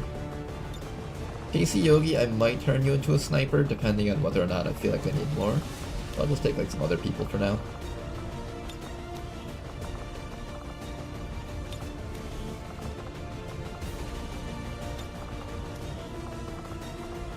Grab as many rookies as we can. I think that's the maximum amount of rookies we can bring on this mission, so I don't think I'm going to try to squeeze up anymore.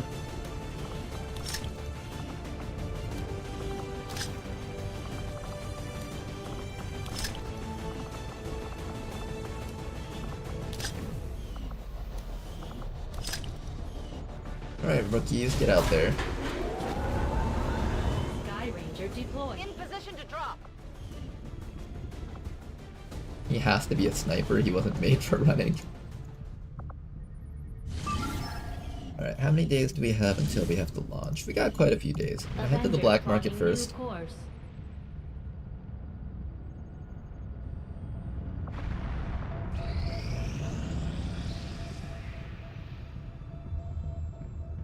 Do not think I could have predicted this outcome, though it is intriguing.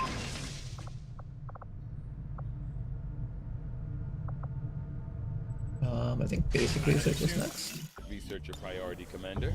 I'll notify you as soon as the Market is open. Commander, we can now work to Okay, establish... something that's really interesting here is that the Advent Trooper corpses are highly requested. That is going to get us a lot of cash very early on, which is pretty awesome.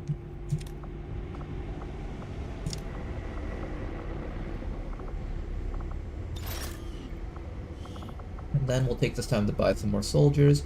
We do have a combat engineer over here, but I don't really need a combat engineer per se, because I already have the smoke grenader, the shield bearer class. Grab ourselves an engineer for certain, and maybe I'll still pick them up. They might have some cool ability on them. I don't know. Maybe they'll have like high mobility, and I can do a slam fire build with them. We have no new supplies coming in. We'll need to seek out new means of replenishing our resources.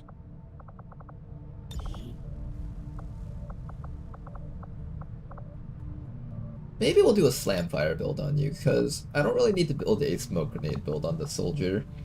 The shield bearer already has that pretty much covered. The Advent Therapy Clinic. A few minutes under the knife, and you've got a clean bill of health. Too bad you need a. Although you do get dense smoke. This is something that you can provide that no one else is capable of providing. Dense smoke right here. There is that bit of value. I don't think I need 2 smoke grenadiers to apply the perfect smoke grenade, though. That seems a bit overkill. If we can't get dense smoke, then we just can't get dense smoke. That's all there is to it. Although it would be kind of neat to do it, though. Shotgun finesse definitely for that extra mobility. We can make this into an 18 mobility shotgunner, and they can run straight into the enemy backline and start shooting things to death with slam fire.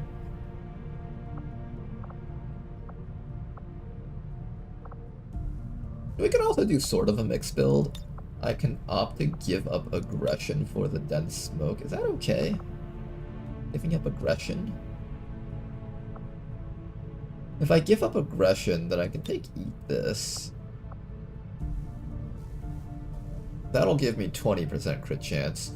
20% crit chance plus 15 from the shotgun itself, that's 35. Plus 40 from flanking, that's 75. So I would just need 25% more crit chance from something else. The laser sight itself will probably give around 10, so 85% crit chance. Then I just need 15 more. I can either achieve that from hollow targeting or something else. That should be fine. I should be able to secure a 100% slam fire, which does allow me to take dense smoke if I decide to go in that direction. I'm actually somewhat tempted to go this route. There is actually some merit to doing this, and I can still build sort of a smoke grenadier guy. And I guess I'd run you on a separate team than the shield bearer dude, because I don't need 2 people that can do the same type of smoke together. You'd probably be more involved on like small squad operations.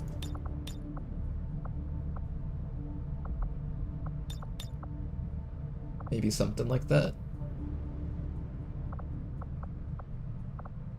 And you can improvise smoke grenades too.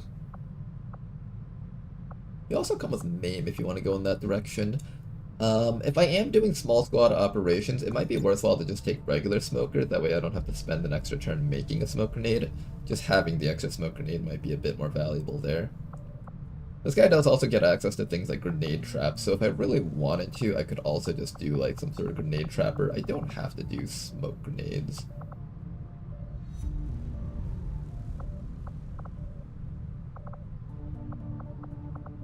Interesting. Okay, we have some ideas on how we can make use of Benkovich.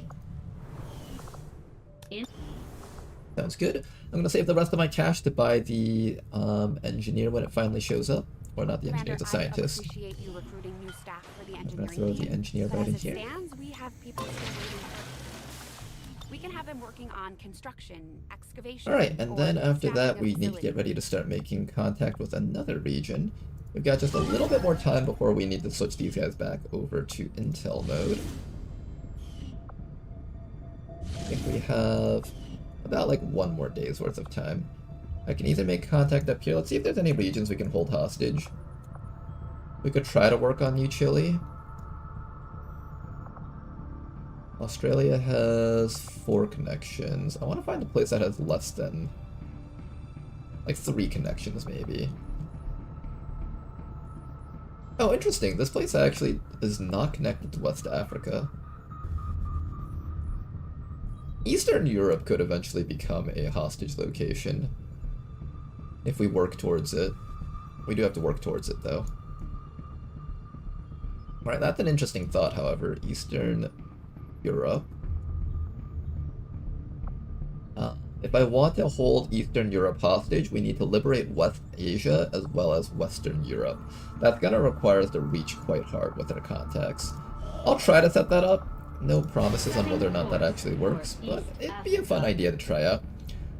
We are going to plan on making contacts with all of Africa and setting up some network towers and stuff, so that's always good.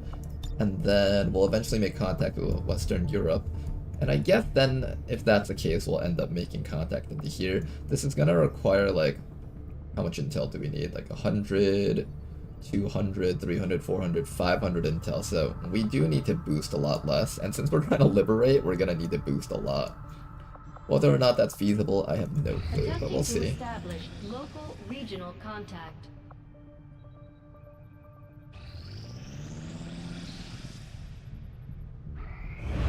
Reading you loud and clear. New regional contacts located. Alright, new location set up. Nice.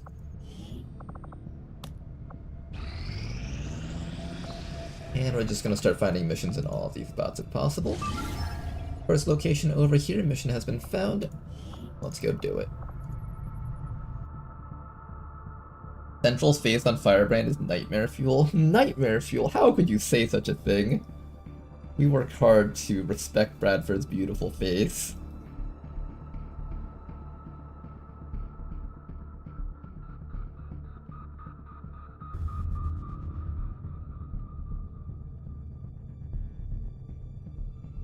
Alright, let's get ready for the mission. This will be our first mission of the campaign after Gatecrasher. Guy Ranger, not Firebrand. Oh, that's true. Firebrand is the name of the person. Get it right, damn it!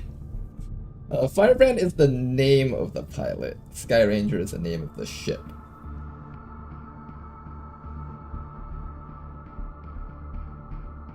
Or maybe, who knows, maybe Mr. Minesweeper was referring to Firebrand as Bradford, with Bradford's face.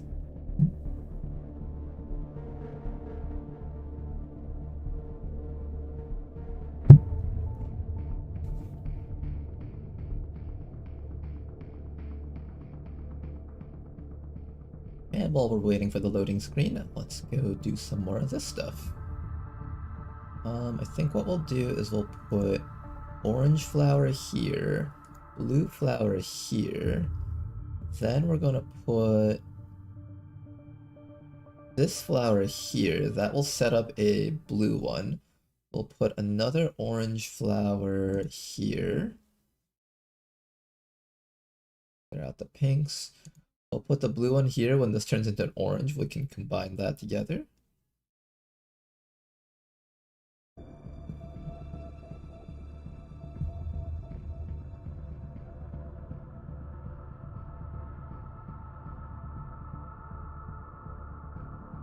Oh, I should have put the white one down here. I don't know what I was thinking. Where do I put this orange one? I guess there for now.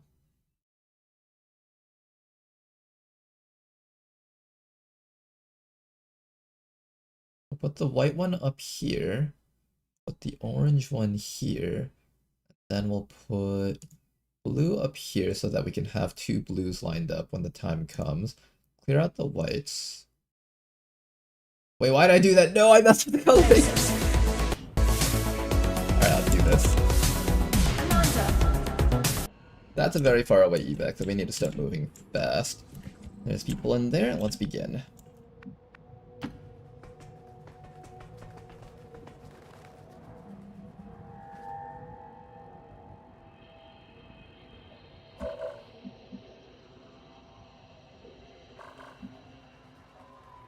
I kind of don't want to lose my concealment to a drone, but I also don't want to spend too much time in concealment. I want to just like start fighting the first real pod as soon as I see them. Too much money to be expected to do it myself. Finding the first real pod might be a bit of a problem, though. Yeah, let's run all the way upstairs. There's not enough cover around here for all of our people to move up to. If I move up to here, the drone might come forward and reveal us. We don't want to get revealed right away. It's like a weird balancing act. I kind of don't want to get revealed right away, but I also kind of want to just like start doing things.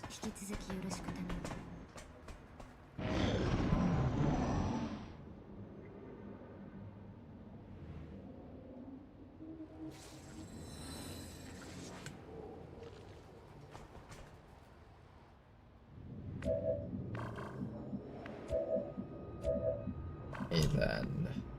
Okay.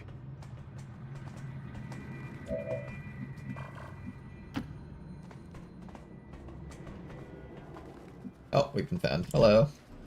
They found us. Got eyes on Advent troops. I was not paying too much attention to where I was clicking.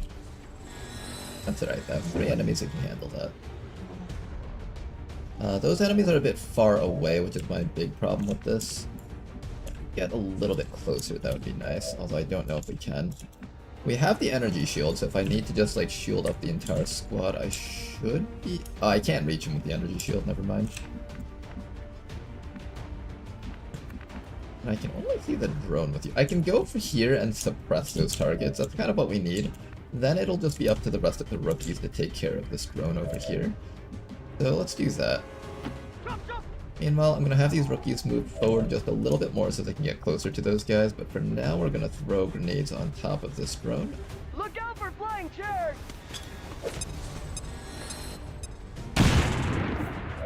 One explosion. I think we'll do 2 grenades on this guy, probably. Actually, our team has enough accuracy. I'll do shots. I haven't been this disappointed since I saw Rain of Fire.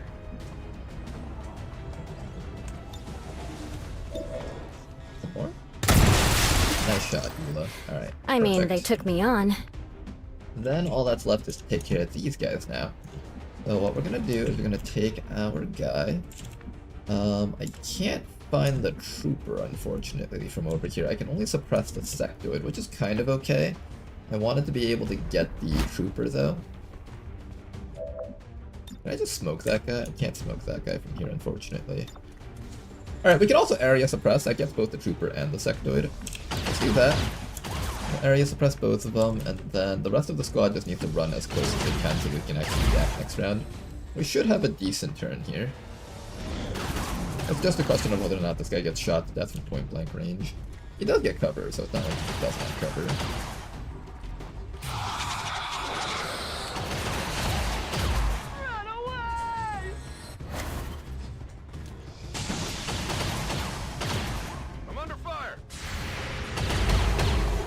Not gonna connect that depression shot, unfortunately.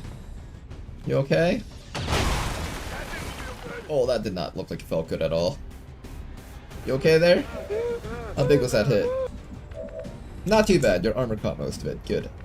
Alright, then all we have to do now is kill off the sectoid and the trooper. We got a couple of grenades with us, I'll probably make use of those. We aren't able to really reach the sectoid, unfortunately.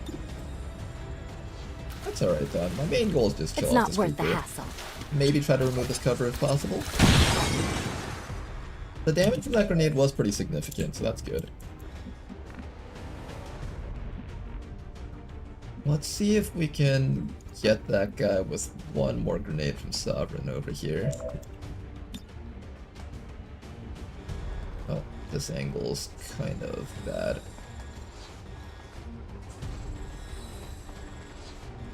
Okay, we can't get a good grenade from here. I can drop down behind him and just shoot him in the back. I was kind of hoping to expose that sectoid with a grenade so I can kill him, though.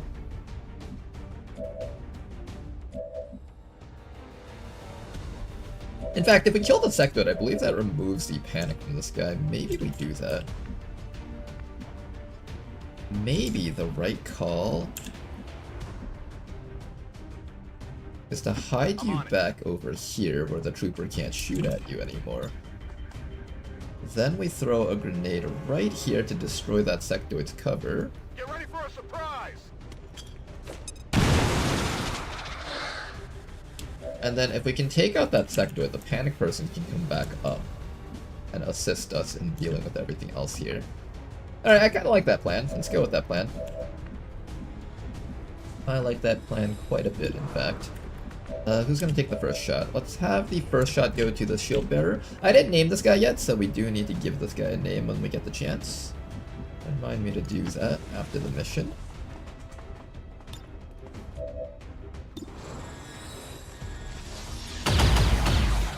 Beautiful hit. All we need is one more hit to knock him out now. You can get him? Oh, nice try. Oh no, but you can't hit the sectoid. Oh no! You messed up. And you can't even hit this trooper. Oh, that's unfortunate. Wait. Wait, did I see a grenade opportunity right there? Wait, I think I saw it. Wait, I saw it. For 1 split millisecond, it was there. You cannot hide this information from me. I'm Commander Ronar. I'll always find the exact pixel. You can't hit him from up there, right? Or not be able to.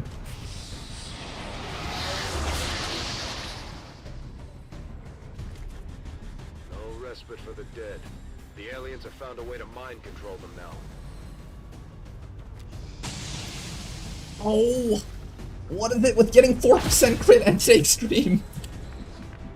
Guys, stop getting 4% crit. It's not good for you.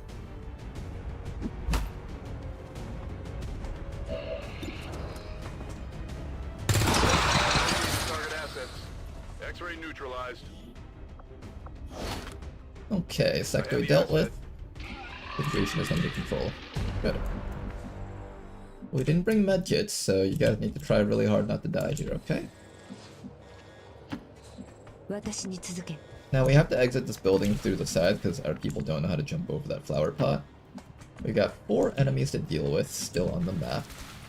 4 or 5 more. I'm assuming 4.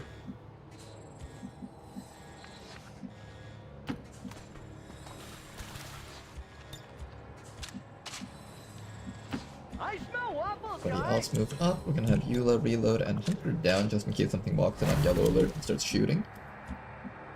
You do have a medkit, so I can at least top off Eula. She doesn't have her armor plating anymore, but at the very least she won't die in 2 shots, hopefully. Tickling me, Eddie?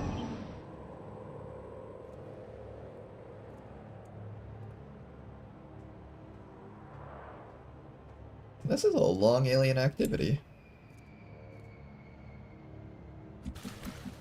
Okay. Keep on moving forward together. And we might have found the next spot already. There they are. 6 enemies on the map have been found. There should be either 2 or 3 more enemies left out there on the map. Yeah, we didn't take care of that. Now, this vehicle over here can explode, but you have to center a grenade directly on it. Whether or not we can achieve that, I do not know. Let's find out. Let's move up into the sectoid. If he falls backwards, he might be able to just hide from us and summon zombies and be really annoying overall. We would prefer that not to be the case, of course. What do we got here, boss? And I think what I'm going to do here... Yeah, you know what? Let's do this. Let's do this. Let's have the shield bearer make a shield. That's kind of like the whole thing about this class. We get ourselves a super fat shield. Let's get ourselves a super fat shield on the entire squad.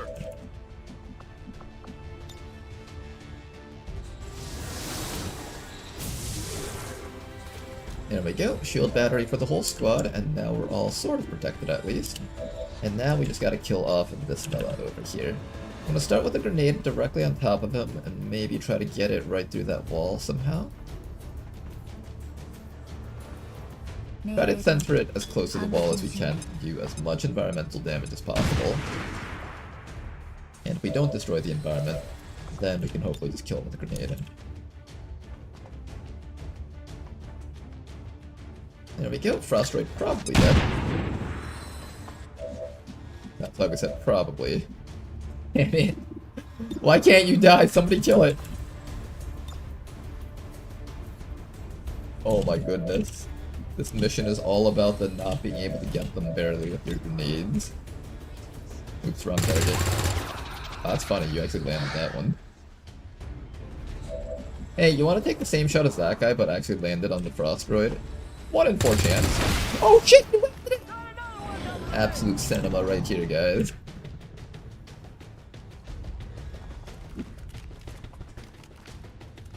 I hear we have you to thank for inspiring and requesting the creation of Beyond Legendary. It was...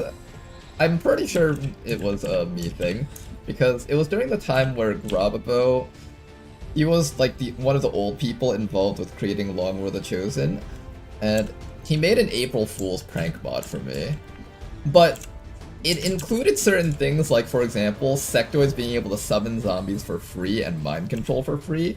And when I played it, I was like, wait, this is actually really good balance design. Maybe not for the average person who doesn't know how to handle stuff, but for like a player that's like really serious about the game, that's actually really good design. And so I kind of like hinted that I wanted something similar to that to kind of bring back the experience of Beyond Impossible for Long War 1. There is no time to delay. And Tetster and Rishi took it seriously, and then they made whatever this was. So yeah, I guess it was my idea. But really the real thanks goes to the modders themselves. They're the ones who put in the actual hard work for it. I guess a good analogy would be like, if I was Elon Musk and we were running Tesla, you should really be thanking the engineers, not Elon. Or whatever technologies that were good that came out of that company. I think that's the way I would describe it. For most companies, that's how it works, right? For most of those mega cap companies, it's usually, you should really be thanking the engineers and stuff. Thank Ronar for the memes and the modders for the real work. That's one way to put it.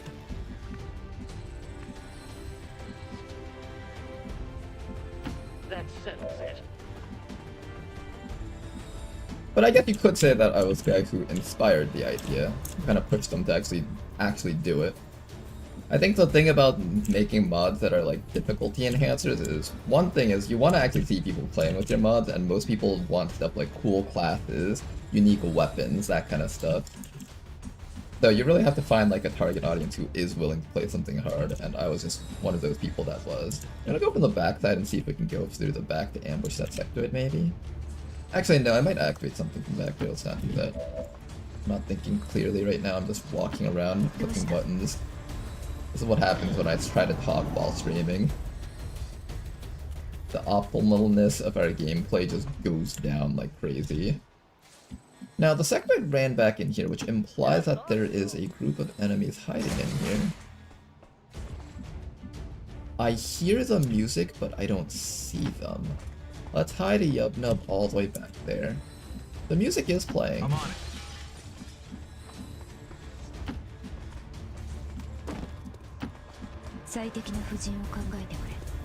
Ready for reconnaissance.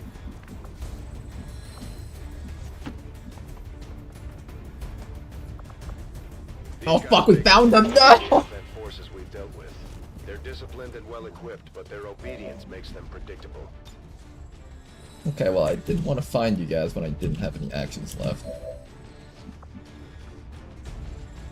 What if we all just hide inside of this building and just force them to come up through the front side? No, they're all gonna go on Overwatch, then exiting this place is gonna be a nightmare. That's what's actually gonna happen, they're all just gonna go on Overwatch. Well, what's out there? We got an Advent Trooper, Sectoid, Surveillance Drone. We got the armor and stuff.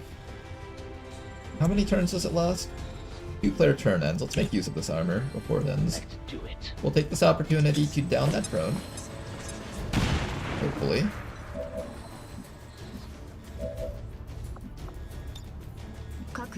Can we kill that drone? One more grenade, please. Beautiful. And after that, what we're going to do is we're going to have Eula stand around. There's like an assault trooper back there too. I'm gonna step out of here a bit. Kind of spread out a bit because that assault trooper might decide to throw his little magnetron grenade or whatever it's called. That could get annoying. On the move. And we'll throw a smoke grenade on the person in half cover. We killed off the drone so we don't have to worry about enemies running into our smoke. That should be fine. There's the assault trooper. He only has a shotgun, so you have to shoot from very far away. We should be fine in that regard. Here comes a trooper taking shots. And that's what armor is for. Sectoid running back. I don't think he has any bodies that he can summon. He can kind of mind control, though. And he fails. Lovely. Like hell. Nice dodge. Alright then. Here, let's quickly hack this guy out.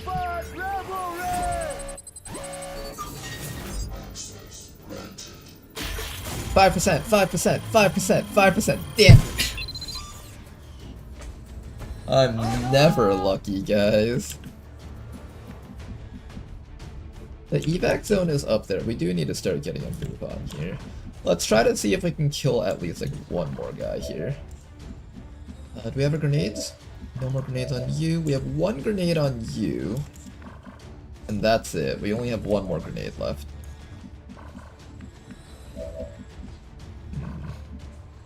On your order. We're gonna try to destroy this guy's cover. I don't know if grenades are strong enough to destroy hospital beds here, but let's see. It was not, but it did do a lot of damage. We might be able to down him soon. Let's bring Yubna back down here so we can get ready to throw a grenade over there. Then after that, we're going to take you outside. I think half cover and smoke is stronger than full cover and no smoke. There's a sectoid down there, there's a trooper up there. I guess we just all hide over here and just take whatever shots that we can. You land a hit. Come on, rookies. Nice shot, rookies. Alright, you guys are doing good work. Good job to Aparosa there. Derek left. I remember some of my characters are named with like the actual names and not the nicknames. I remember it, so I don't really have a proper convention. Some people watching the stream for the first time will be like, why does he refer to some characters by their nicknames and others by their full names? It's because back when I first started streaming XCOM, I didn't really have a specific convention, and I just kind of got used to doing it. But nowadays I try to just keep it to the nicknames for the soldiers.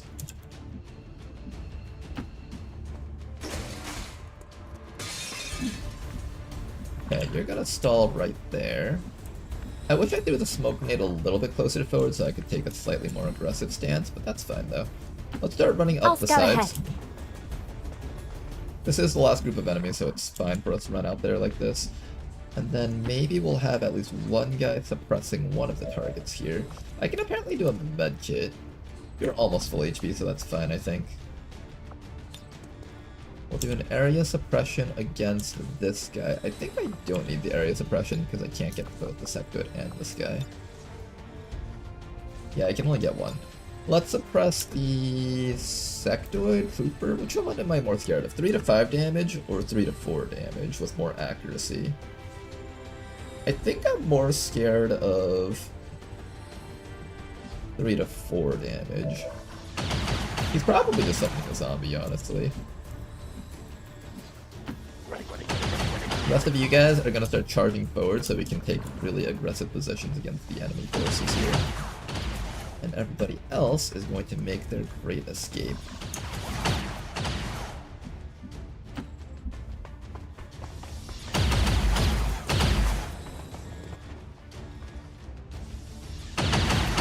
We do lose out on our shields this round. Hopefully our guys will be protected enough that they don't die. Oh god, he hit me through the suppression, that's so bad. Was that the suppression? No, the sectoid was being suppressed. Alright, hopefully the sectoid just misses the shot and does nothing relevant. Good, he doesn't even bother taking a shot. Okay then, how do we handle this situation here? We do have a flank on that sectoid with Eula, so let's try to remove that sectoid, otherwise that zombie is going to cause big problems for us. Do we have a grenade to just get off a bit more chip damage, maybe?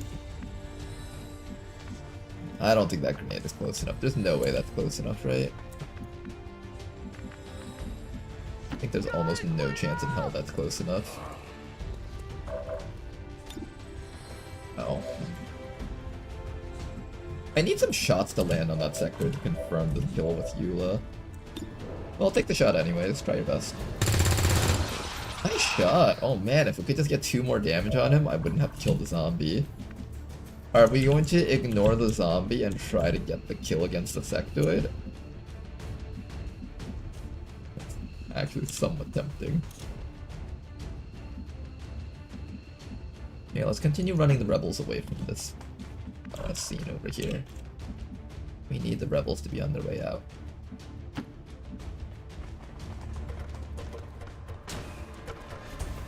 Keep moving, rebels.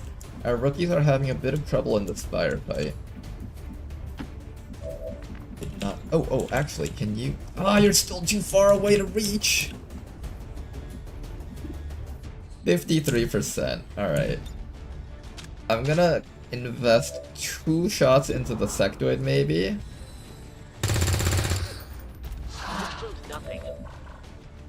Might have to kill the zombie.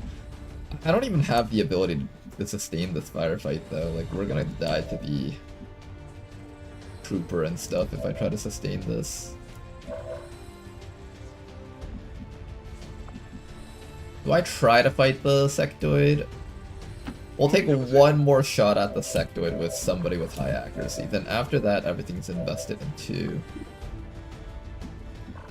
You can't even see the zombie. Alright, just take a 22% shot. No, you can just hunker down so the trooper doesn't kill you. What am I doing? No, you should start running away. What if we just start running away? Do we have to fight the Psy zombie? We don't have to, right? Can the Psy zombie reach me? It might, I don't know.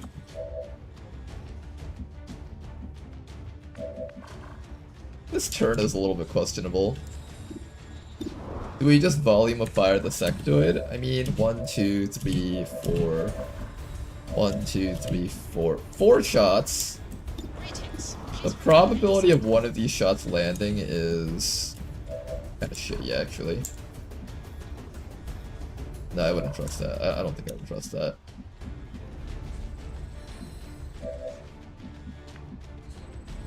Yeah, if the zombie starts smacking me, that's gonna be a pain in the ass. Let's just move and kill the zombie.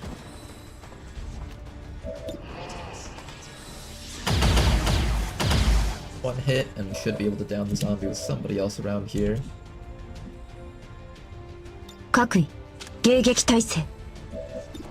Eat him. Okay, zombie dead.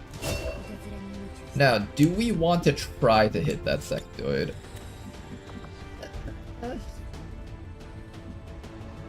Nah, I think we just start moving this way.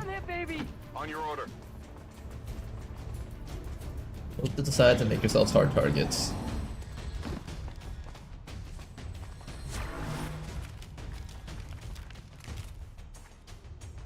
I don't know what the sectoid is planning on doing. He's just booking it. How much HP do you guys have? 4 HP, you'll die if you take the Overwatch. You have enough HP? You'll probably die if you take the Overwatch, and you will possibly die if you take the Overwatch. Okay, so these guys can roll up to 5 damage on their shots. It says 2 to 4, but they have sensor mass, so they get +1 damage. And that is not displayed, unfortunately. What we should be doing is making our great escape. I don't think we should be trying to fight this out. Right?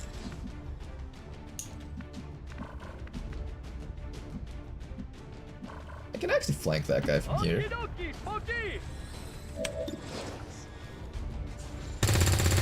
But none of our people can land their hits, that's the problem. I'm on it. I don't know if I want the 1 HP guy taking shots. I think we just start fucking running. That's probably the right call here. We have just a bit more time before reinforcements start showing up. We probably don't want to deal with the reinforcements. But somebody has to run the Overwatch, otherwise these people can die.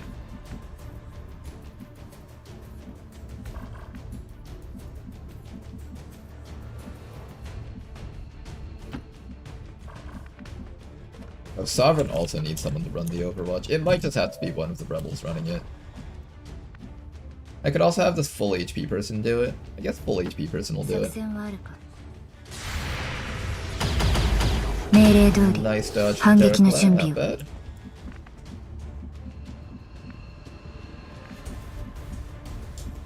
Yeah, I don't think I can afford to have Eula running up here shooting this guy. That sectoid and him shooting at her will probably kill.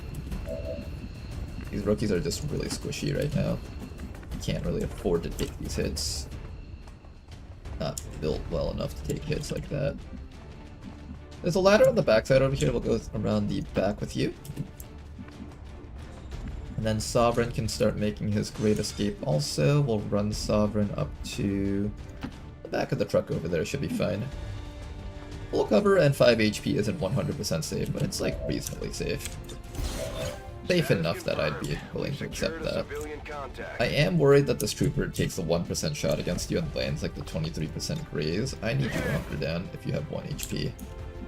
And then after that, what we'll do is we'll have Eula stick around this sidewall over here and probably just overwatch this guy.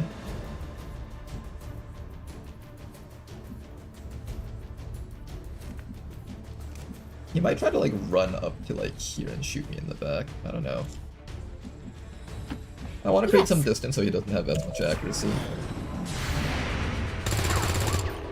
Look guys, we landed a hit! Good job rookies, you did it. You're heroes now. Oh, he was out of ammo. Okay, we were fine there. Yeah, here's the reinforcements, that's why I didn't want to wait too long.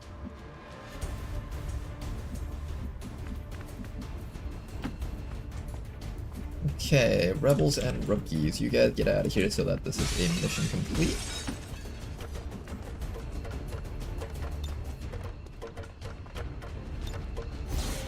There we go, you guys are out. Everybody else, I think everybody else needs to just start running for their lives. The faster we can get out of here, the better off we are. Doom reinforcements are probably showing up soon. I really, really do not want to deal with them. We'll go from around the backside. Backside seems pretty safe. 1 HP guy, you're just gonna come around the backside over here. Cover some distance. They shouldn't be able to hit you from there. Everybody else, just keep on running. And we're all gonna get out of here together, hopefully.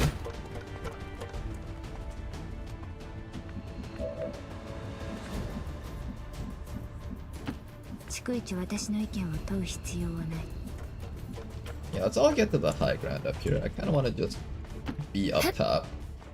Make it hard for the enemies to reach us.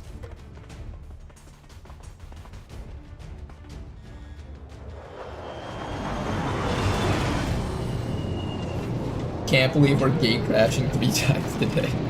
I don't think we're gonna lose this one. Maybe.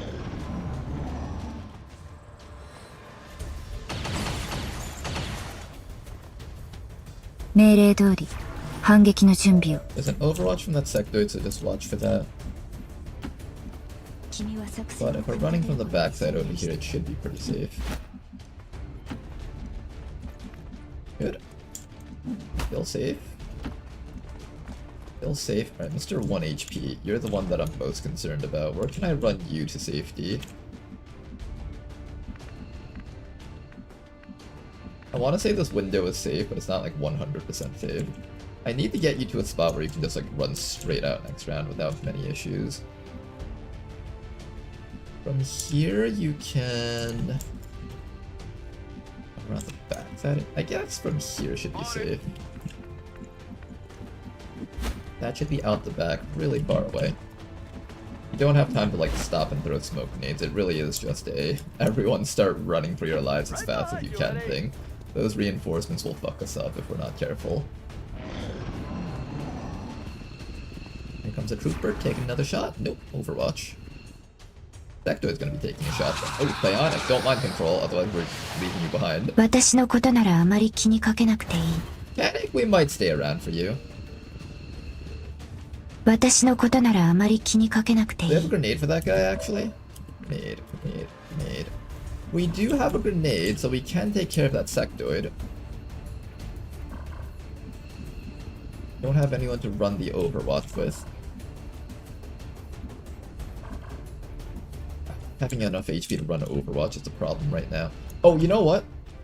This battle has dragged on long enough that I can actually afford to activate another one of my shield batteries. The cooldown on that thing is so long, you'd be surprised. Okay, then after that, we're gonna run this rookie first.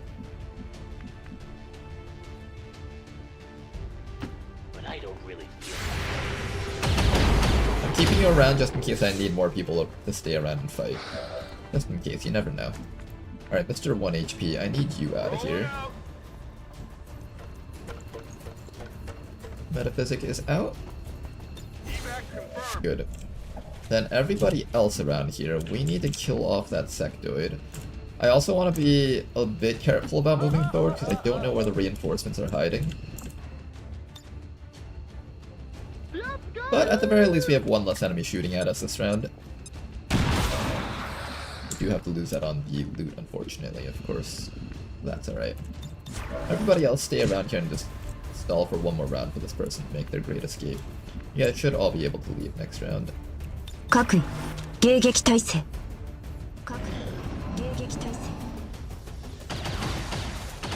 there we go. We should be safe next round.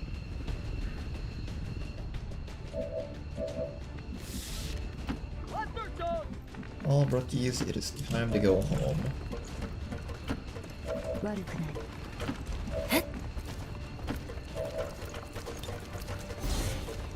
Out of here. Today is a day worth observing.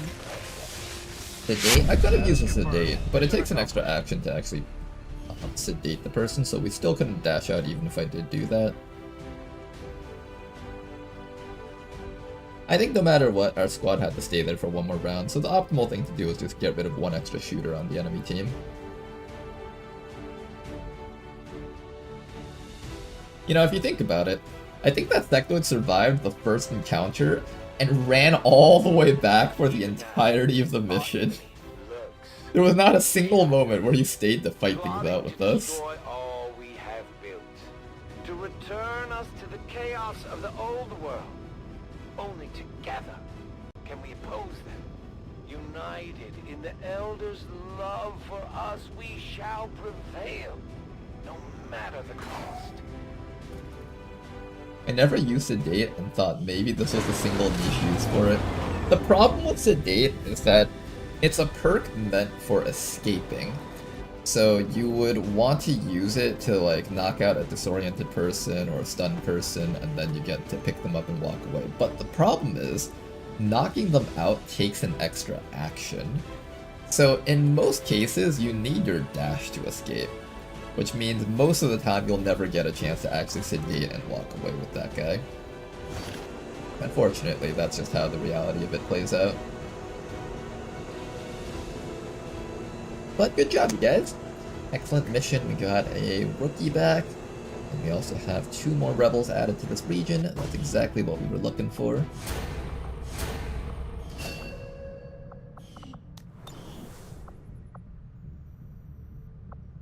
Now then, this region over here, we're gonna have some more people on intel.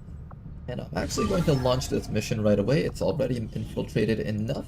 And once I'm done with this mission, we'll have 2 more missions spawning in that bottom region, and we should be able to go look for those again. I could also stay on the top region and look for missions up there too. I'm not really sure what the right choice is here. I could go either way. We could either focus all of our scanning power on one spot to absolutely make sure we have good missions, or we could spread out our scanning and try to get all the missions, but like have less good timers on all of them. The right choice, I'm not sure which one's the right choice in terms of that regard. Probably if you want a consistent campaign, it's better to just focus on one spot. But if you want to greed for like lots of different missions, that's probably what we're gonna try doing here.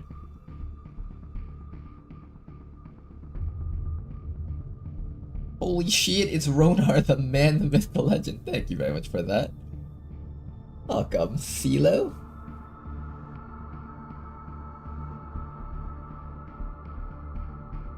We'll probably be ending the stream fairly soon. I want to go prepare dinner for my girlfriend. But we'll try to fit in one more mission and we'll talk about the different classes that we've unlocked. We have a bunch of rookies that need to be promoted, so it'll be kind of exciting to go through all of that stuff. And if I don't get around to naming the new soldiers that we have today, we'll do that first thing tomorrow.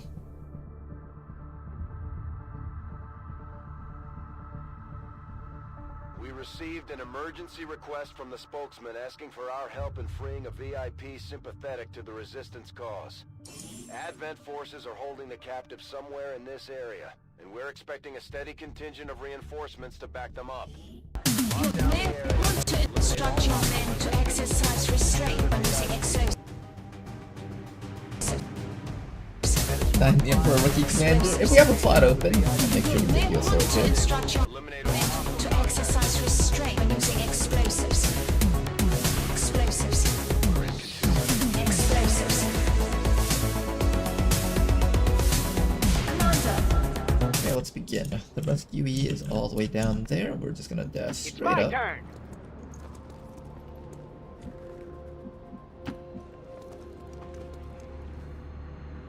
I've always complained that the city centers don't have enough full cover around them.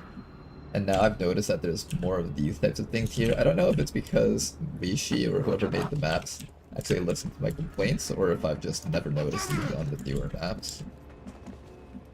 No need to ask twice. But I like these little full cover pillars, and like, see that seat over there? That seat counts as full cover too. Even though it really looks like it would not cover your upper torso at all.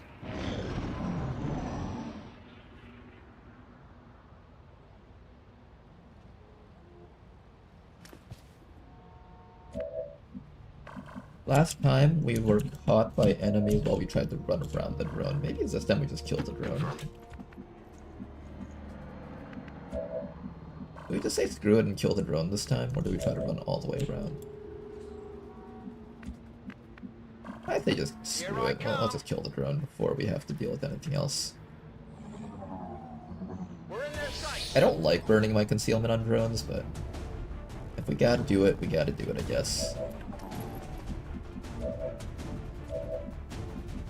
The drone has decided to spawn as far from our team as possible in the very clever fashion. I wonder if Rishi made it so that the drones decide, like, go for units that are singled out. Because that's what it feels like right now. And in the past it was like that too. It always felt like the drones were going after people who were just kind of isolated by themselves.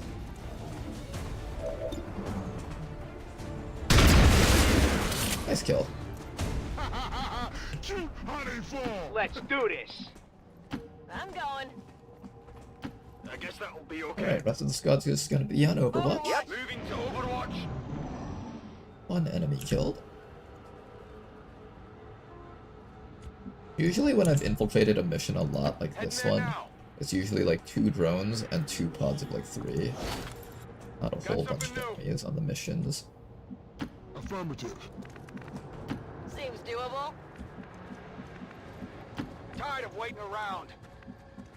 Affirmative. I would rather cover distance more so than It's just my removing turn. overwatching, unless it puts the soldier at extreme risk. You see this?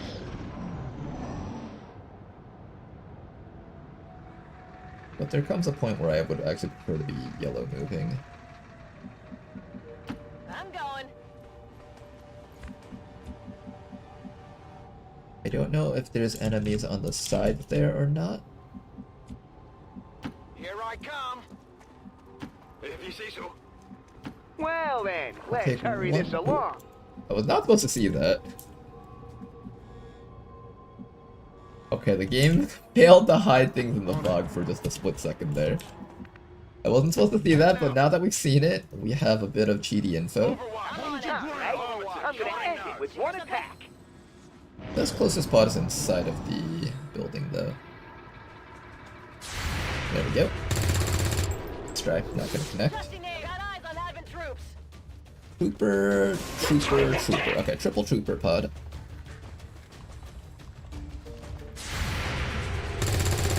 One shot does connect at least, so there's that. Two shots connecting. And nice try. These armor troopers are so damn hard to kill. Alright, how do we move forward when we've got overwatches on our entire squad? I think we need to find a way to kind of draw their overwatch fire away from... So Toki can draw the overwatch fire away from the first trooper. If he gets hit though, he's going to be out of commission for the rest of the mission. Good dodge. Then after that we can draw the fire away from this guy down here. Then we'll see if we can take care of as many of these enemies as possible. How do we make it so that it's safe for whoever runs the overwatch? Probably the person furthest in the back should run it. I guess that'll be okay. Nice dodges, perfect. Alright, and if we're able to dodge all of those attacks, then we should be able to have the remaining squad over here move up and start lobbing grenades. I'm a little bit worried about that assault trooper. Those things, you just do not mess around with them. They will mess your life up so hard.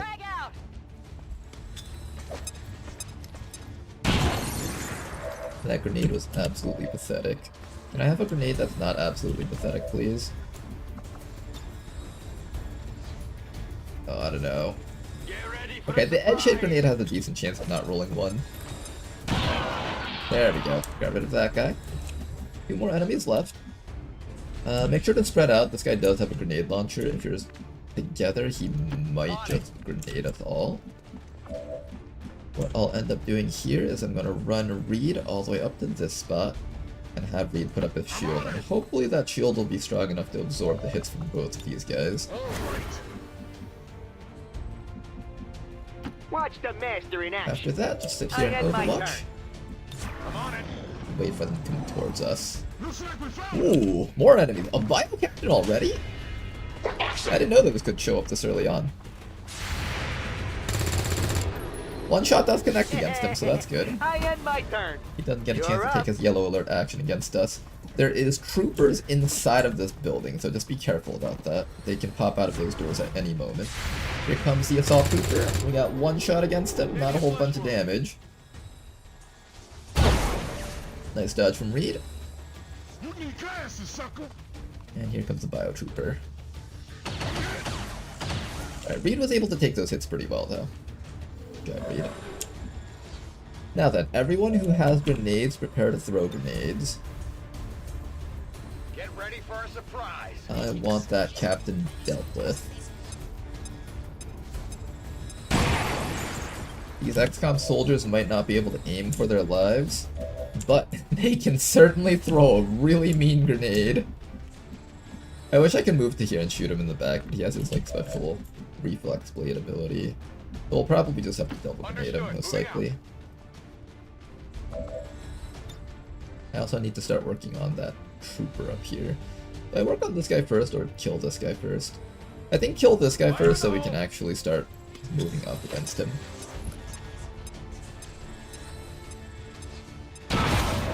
Finally got rid of that guy. Now we can focus on this fellow up here. You think you can get the kill here without a grenade to help you out? Well, even if I grenade first, then shoot, if I shoot first, then grenade, it's probably the same amount of actions needed to kill him. Unless, like, we breathe and hit it for only one. Alright, then. Reed can take the hit from that guy, and then somebody else just needs to finish off with this fellow over here. Okay, I'll go. I think what I'll do is I'll just move you up to here. A slightly more dangerous position, but that should be okay. Now, we're hoping that the guys inside of that door are just too stupid to come out and fight us. And we're just gonna have Reed sit over here and tank the hits from this guy out here. Yeah.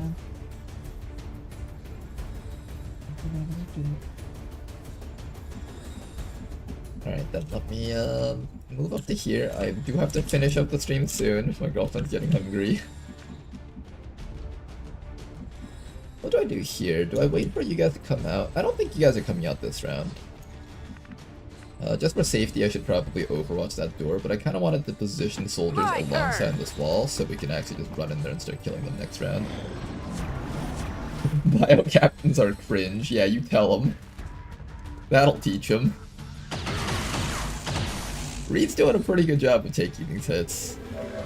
I have to say, you're doing a great job, Reed. Now, before I open this door, is there anyone that can throw a grenade that we can position?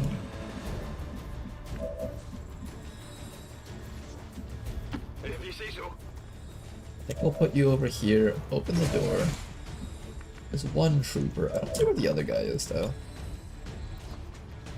Heads down.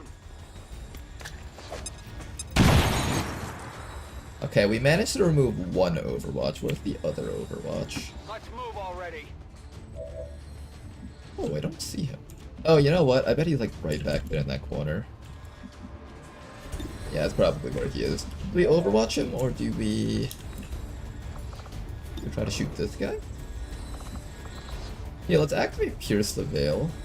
Or do I just grenade him? I might just grenade him.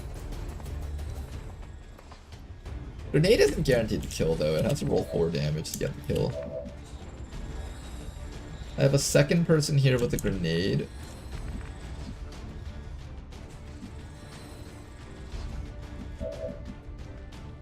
Here's what we'll do. Second person with the grenade comes down to here. And then... oh no, that's not the right call. Yeah, let's see if we can activate Pierce the Veil to get this guy. If we can, that's fine. We get 2 shots to try to remove this guy from the game. 1 shot. I hate to admit it, but you got the better of me this time.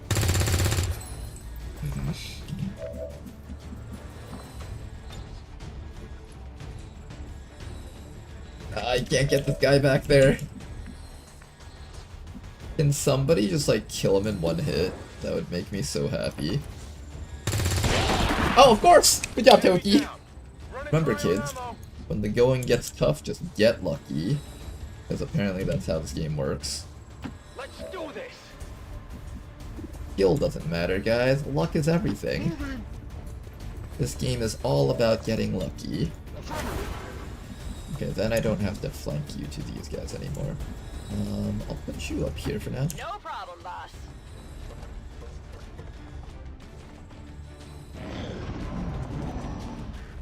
A short stream.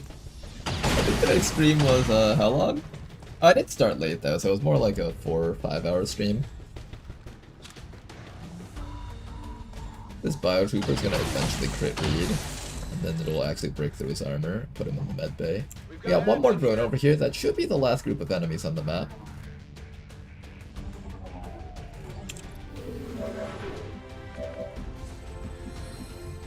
Orders confirmed. On the move. Everyone that no longer has a grenade, come up here and just open fire on this drone, please.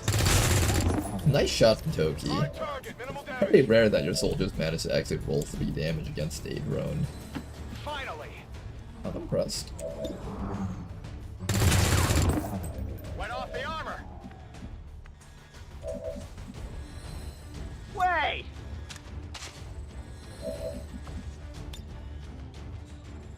I don't know if that's an explosive barrel. It looks like it is.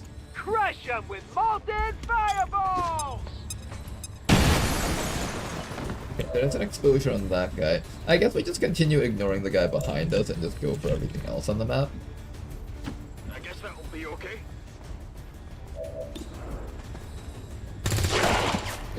Nice work. Somebody's gonna get stunned by the drones next round, but that's alright. We could also come back and throw a grenade on the drone, but I might actually want to just finish this guy off instead. Let's get this show on the road. Would I rather finish this guy off? Here's the stuff. Yeah, let's just fish for shots against him. Volume of fire, we'll eventually get him. And then we can just blow up a grenade and kill him. What I'm gonna do actually is I'm gonna run Reed all the way up and just proceed to have Reed continuously tank it from this guy. Eventually Reed will be able to start killing him. Drone is gonna be able to stun someone, unfortunately. We'll have to waste 2 rounds waiting for this guy to get back up. But that's alright. Okay, it's slightly less alright because of the reinforcements. Nice job, drone is dead. And all that's left is to take care of that guy as well as the reinforcements. Reed, do you think you can one-shot this guy? Got it. You think you can get him, Reed? Nice work. Nobody plays this game like me. Nobody. Alright, let's get ready to get the VIP and leave this godforsaken mission. We do need to wait 1 round of reinforcements out though. And after that, I'm gonna have at least 1 rookie up here ready to just get the VIP out, so I don't have to worry about this. Ooh, they spawned behind us. Check out my A-game. And thank you very much for the raid, Captain Pat Rock. Much appreciated, sir. Welcome, everybody. 8%? I'm never lucky. You're not gonna take me seriously. Hell Knight, isn't that an OP bullshit class made by an total asshat? That was Gunsenseless. Got it.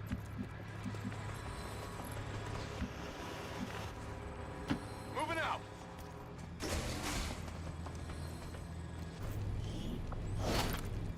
Tech guys will love this. We know that there's a group of enemies right outside the back door here. We're waiting for them to come in here. Do we just all gather by the door so we can just bust out next round and kill them? I think so. Alright, I'm gonna end it with 1 attack. Got it, moving. Reinforcements are right on the other side. We'll keep the VIP over here where they can be safe even if enemies come in and they're shooting.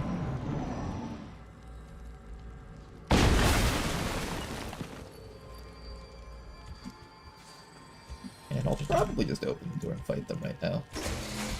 The faster I get to fight them, the better off we are, I think.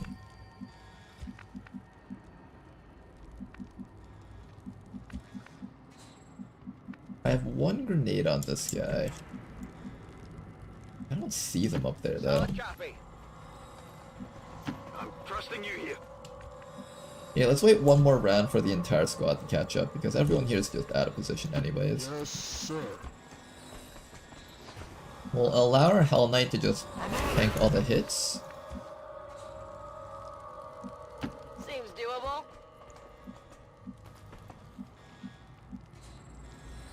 I'm on the move. Then we just sit here and Overwatch. Come get some. Wait till you see this. Affirmative, covering now. Moving to Overwatch.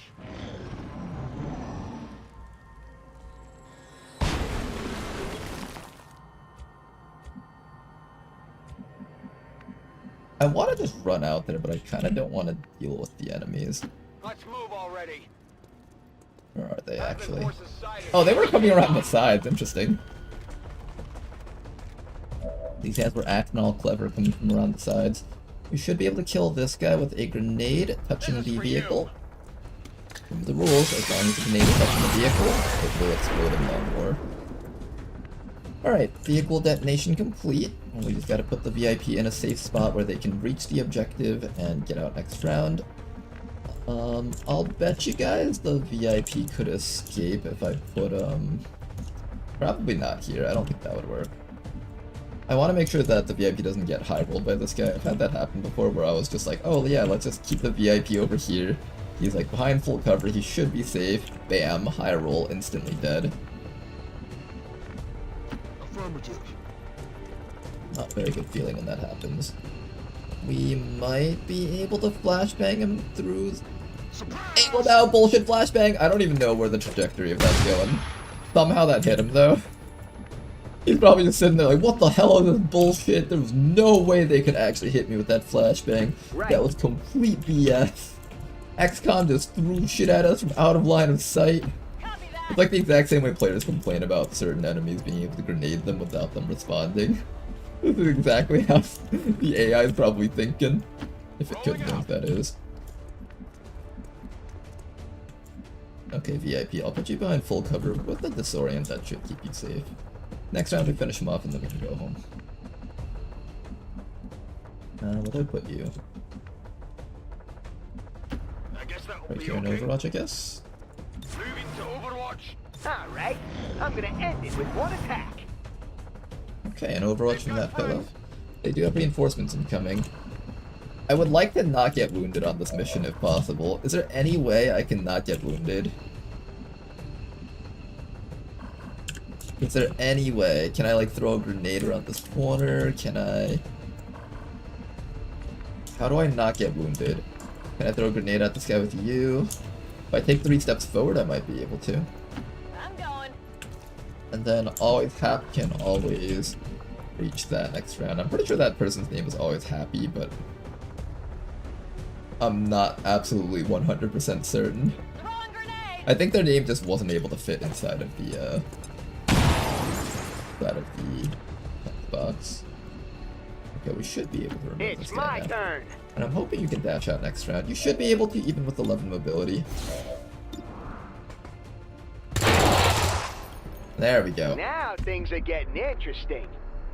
Alright, next round we should all be able to leave. Just sit here and Overwatch. Any enemies that come by should die. Moving to Overwatch. Sir. Time to fortify our position. Ladonald says, just released my custom class. Oh, you finished your thing!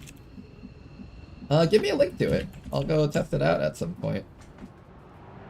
Moving to designated coordinates. Come get some. Okay, then.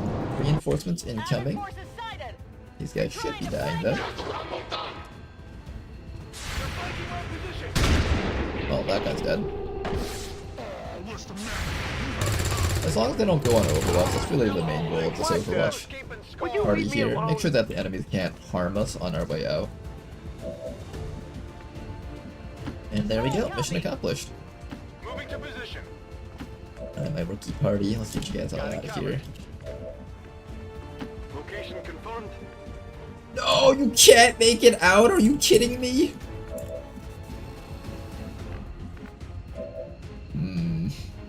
Here, take a goodbye shot before you leave. I got nothing. You'll probably be fine. I think it's pretty unlikely that the guy dies by himself here. He should be okay. Alright, you guys all go home.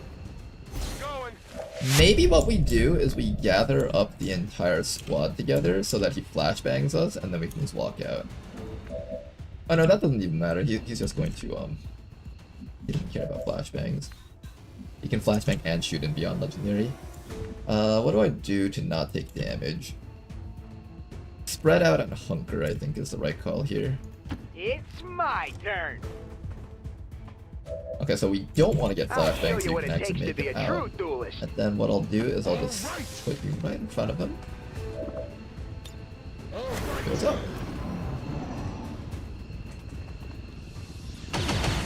And we're good. You know, Xanthalus, as OP and busted as the Hell Knight is, it actually cannot actually tank all the hits at the end game Beyond Legendary stuff. It can take a lot of stuff though. Status confirmed. Mission accomplished. Eventual long-term plan is to eventually make Hell Knight a unique 1 per campaign class like Bounty Hunter or Zero's new Shield Wraith. We'll implement that the same time I push my other two classes I have planned, and will also be uniques. Gonna get real fancy and have missions you have to unlock via covert op with each faction. Oh, that sounds really cool, actually. That does sound pretty neat, Senseless. I'm looking forward to it.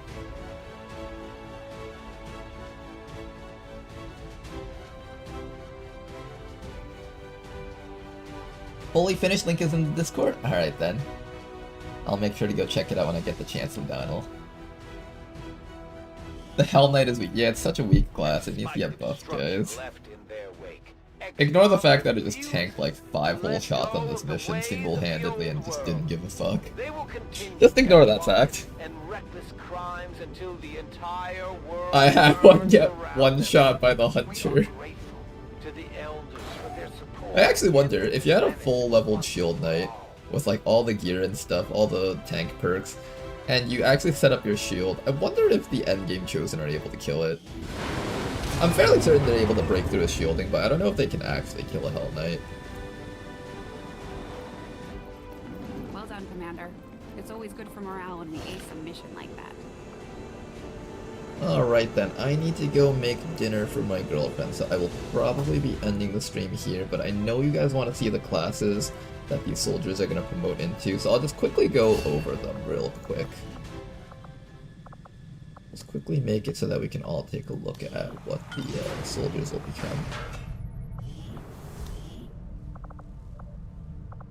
Alright, let's also do our promotions and stuff. I'm not sure if I want to make you into a teleporting Hell Knight or a running Hell Knight. I'll figure that out next stream. Field Bearer over here. I said I was going to do combat drugs and stuff, so let's do that. Alright, all these rookies need some promotions, so... Oh, we got another Sentinel? I might choose not to make you into a Warden, just to try out the Sentinel more. Okay, that's an option. Sentinel Toki.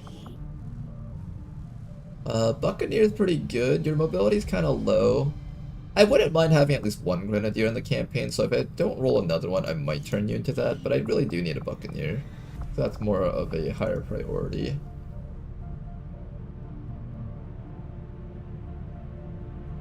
There's also that Death Blow on crits. Does Death Blow allow bleed outs, or is it just like insta-kill?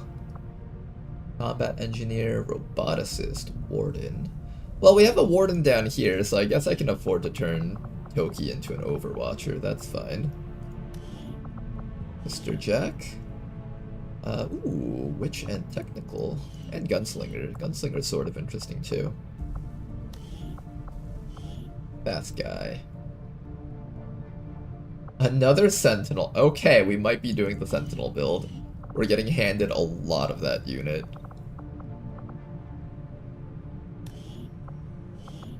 When life hands you Sentinels, you build your damn Sentinels. I could even make this guy into a Rook and have a full Overwatch squad. Oh shit, I might actually do that.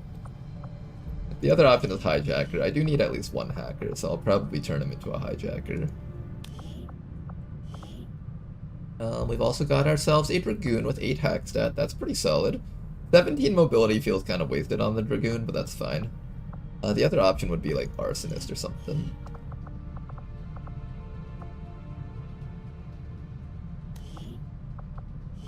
Sovereign. We got ourselves another Dragoon, possibly. I need that Master Sergeant perk on the Dragoon to survive against the Assassin. That's why I'm so dedicated to finding a Dragoon to make use of. And then we got another soldier over here with Buccaneer. Cool. Alright. So we have an idea of what these guys will promote into. We got one more person always down here. Always happy. Ooh, we got ourselves a Scavenger! Okay, that's exciting. Alright, I think I have an idea of what I want to do with you guys next time around. Hot take, switch it up so that picking Templars won't just give you access to the best tanks in the game. It's true though, the best tanking in the game currently is the shield tanks. Mostly because Rishi's endgame stuff has like armor piercing or armor destroying capabilities. The armor tanks aren't particularly great right now. They're not in the best state. They're not weak though, like there's a lot of things they can still tank, but they're not in the best state either. And so players have just migrated towards the two other broken classes in the game, Hell Knight and Templar. I think Hell Knight is maybe a little bit better at tanking and the Templar is a little bit better at killing. But the Templar already had a lot of stuff going on for it, which is kind of why the Templar is just above and beyond. Like, it's already an S-class unit if you wanted to go by, like, those tier list rating things. Like, with the Amplify, the Ionic Storm, or Apotheosis, and just getting multipliers upon multipliers, you can get, like, hundreds of damage on that unit in ways that really shouldn't be possible. And then on top of that, it can also tank hits. Zenthalus is going to make it so that you can get Hell Knight from the Templar as well, meaning you get both tanks from picking Templar. That's actually sort of interesting. I could see them making it so that it's like, you can get the Hell Knight, which is more dedicated for tanking, and then the Templar, which is more dedicated for offense or something, and then they adjust the two classes accordingly, maybe? I don't know. I'll leave the modders to do their modding things. Hopefully you guys enjoyed today's stream. Till next time, thanks for watching. Have a good night.